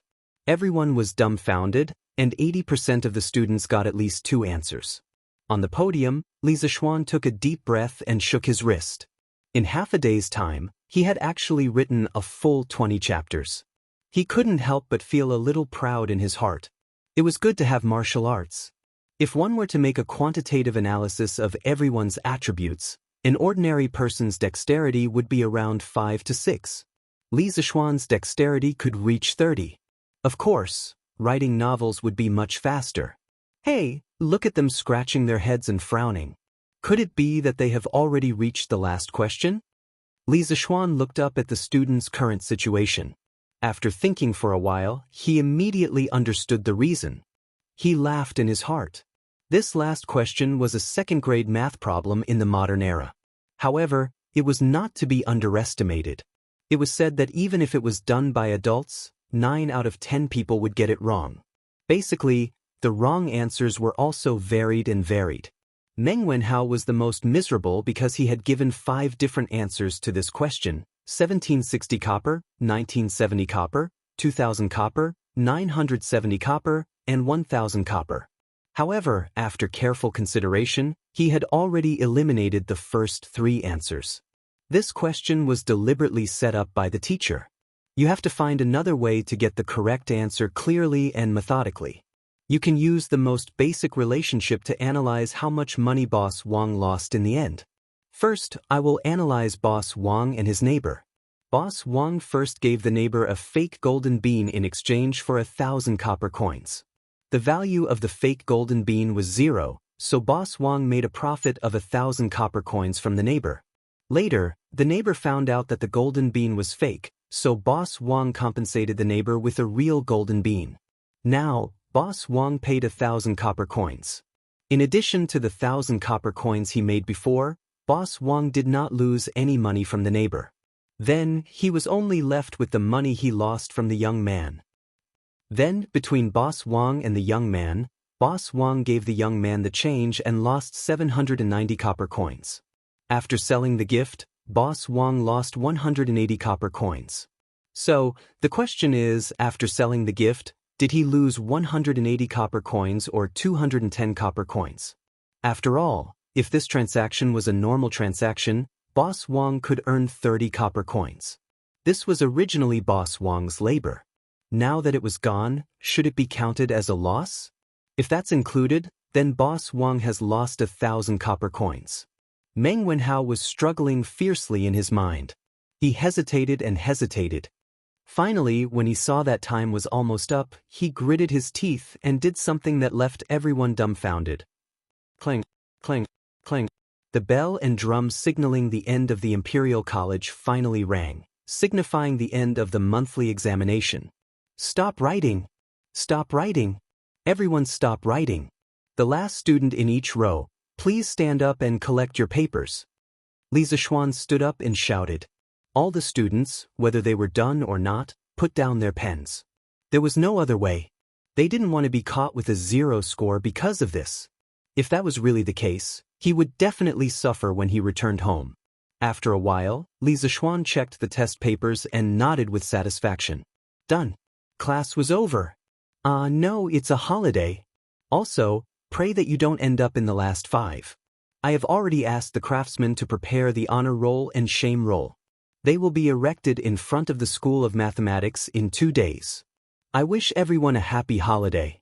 Ha. The students were originally prepared to cheer when they heard that it was a holiday. However, the second half of Li Zishuan's sentence made everyone wilt. Damn, since you said that, how am I supposed to spend my holiday? Happy holiday? Happy my ass. Cheng Chumo rolled his eyes and complained in his heart. This guy had been hanging out with Li Zishuan for the longest time. He had learned a lot of the modern words that Li Zishuan often said and could use them well. Cheng Chumo's grades were not good, but he was a fast learner. Sir, how can you do this? Yeah, how am I supposed to spend my holiday? Damn, it's over. I just checked the answers with Meng Wenhao. Only 40% of the answers are the same. Damn, if I end up in the shame roll, I will be skinned alive by my old man when I return home. Ha! Wang Meng, good job. Now that you said that, I feel a little more confident. Bullshit. Sun Zifan, how good do you think you will be? You might not even score as high as me. Li Zishuan smiled and did not bother about this bunch of cute idiots. He carried the test papers and got into the carriage to go home. He was actually very happy. He had just finished his confinement period and returned to the Imperial College to work for half a day. Then, he would be able to enjoy the wonderful weekend break. Life was still pretty good. Most importantly, now that he had a telegraph machine, he could chat with pretty girls anytime. He would not be bored anymore. After lunch, Li Zishuan was about to start marking the test papers. After all, he did not like to drag things out until the end. At this moment, a servant came to report that Ma Zhou had arrived. Li Zishuan hurried to the main hall in the front yard. Oh, Lord Zhu. Ma Zhou, who was sitting on a chair, stood up and cupped his hands in greeting. It was worth mentioning that Li Zishuan could not stand the stools at home. At first, he only made himself a reclining chair. Later on, he simply asked the craftsman to replace all the benches at home with chairs with backs. Brother Ma, why are you here? Ha, take a seat, don't stand on ceremony. Li Zishuan laughed and sat beside Ma Zhou. Ma Zhou obeyed and sat down. He replied, Lord Zhu, I am here today for 3 matters. First, the shopkeeper of Chang'an's number 1 bookstore, Mingda Bookstore, has sent someone to contact us. He said that he wants us to give them a batch of goods to sell on his behalf. Li Zishuan nodded. Didn't I mention this before? If they are willing to cooperate with us, they can do so if the conditions permit. Brother Ma, you can decide for yourself. Ma Zhou shook his head. Lord Zhu, this bookstore is different. Mingda Bookstore's quantity is larger. Moreover, this bookstore's background is not small. Their shopkeeper came with a letter from the current minister of the Ministry of Appointments. A few days ago, they came a few times. However, at that time, I saw that Lord Zhu was in seclusion researching new things, so I sent them away. I did not expect them to come again today. This is a serious matter. I do not dare to act on my own. I am here to ask for Lord Zhu's opinion. Zhang Sun Wuji? Li Zixuan frowned deeply. When he went to the imperial court for the first time, Zhang Sun Wuji spoke up for him. He still remembered this incident. Logically speaking, he should have a good impression of Zhang Sun Wuji. However, he did not. This was because from some history books, novels, and television dramas, Zhang Sun Wuji was a scheming old fox. He was not easy to get along with. Give it to them. Satisfy them as much as possible. I owed Zhang Sun Wuji a favor last time. This time, I will return it all. However, Brother Ma, you have to tell them that even if the price of the books they purchase from us is slightly more expensive than our Chichu culture, it will only be 10% more expensive than our books. Otherwise, we will not cooperate with them in the future. Li Zixuan thought for a while and said to Ma Zhou. Yes, Lord Zhu. Ma Zhou nodded in satisfaction. Li Zixuan was very considerate. He also heaved a sigh of relief. Chapter 297. The second matter is about Datang Daily. Li Residence Main Hall. Ma Zhou took out a stack of manuscripts and handed it to Li Zixuan. He said, Lord Zhu, after the publicity you planned, there have been a lot of people who have contributed to the Dehua Jianghu section. The themes of these people's novels are similar to the legend of a mortal's journey to immortality. I've picked out 2 of the most outstanding ones. What do you think, Lord Zhu? Li Zixuan smiled knowingly. He had spent so much time promoting Datang Daily's novels, and his hard work had not been in vain. There were indeed people who were truly noble and virtuous in this world, but they were very rare.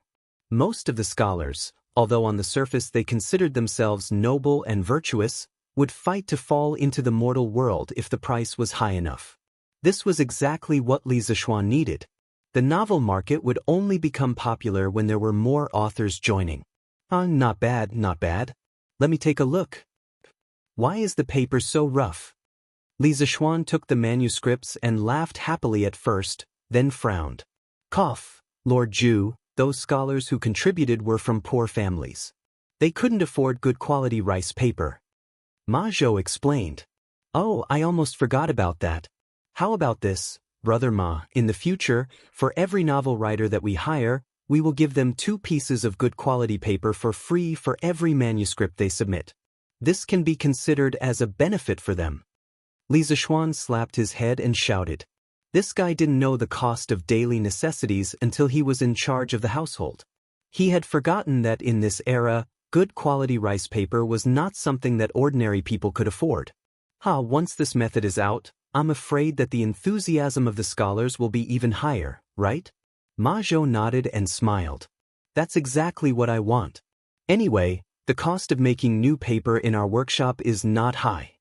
Li Zixuan said as he took the manuscripts and started reading. The name of the first novel was Zhang Xiaohua's Journey to Immortality. The author was Tian Xianghua. Introduction. A young man without spiritual roots, by chance, saved a seriously injured elder of Miao Yun Valley. The elder was grateful and recommended him to become a member of Miao Yun Valley, a small cultivation sect. By chance, he obtained the ability to turn waste into treasure.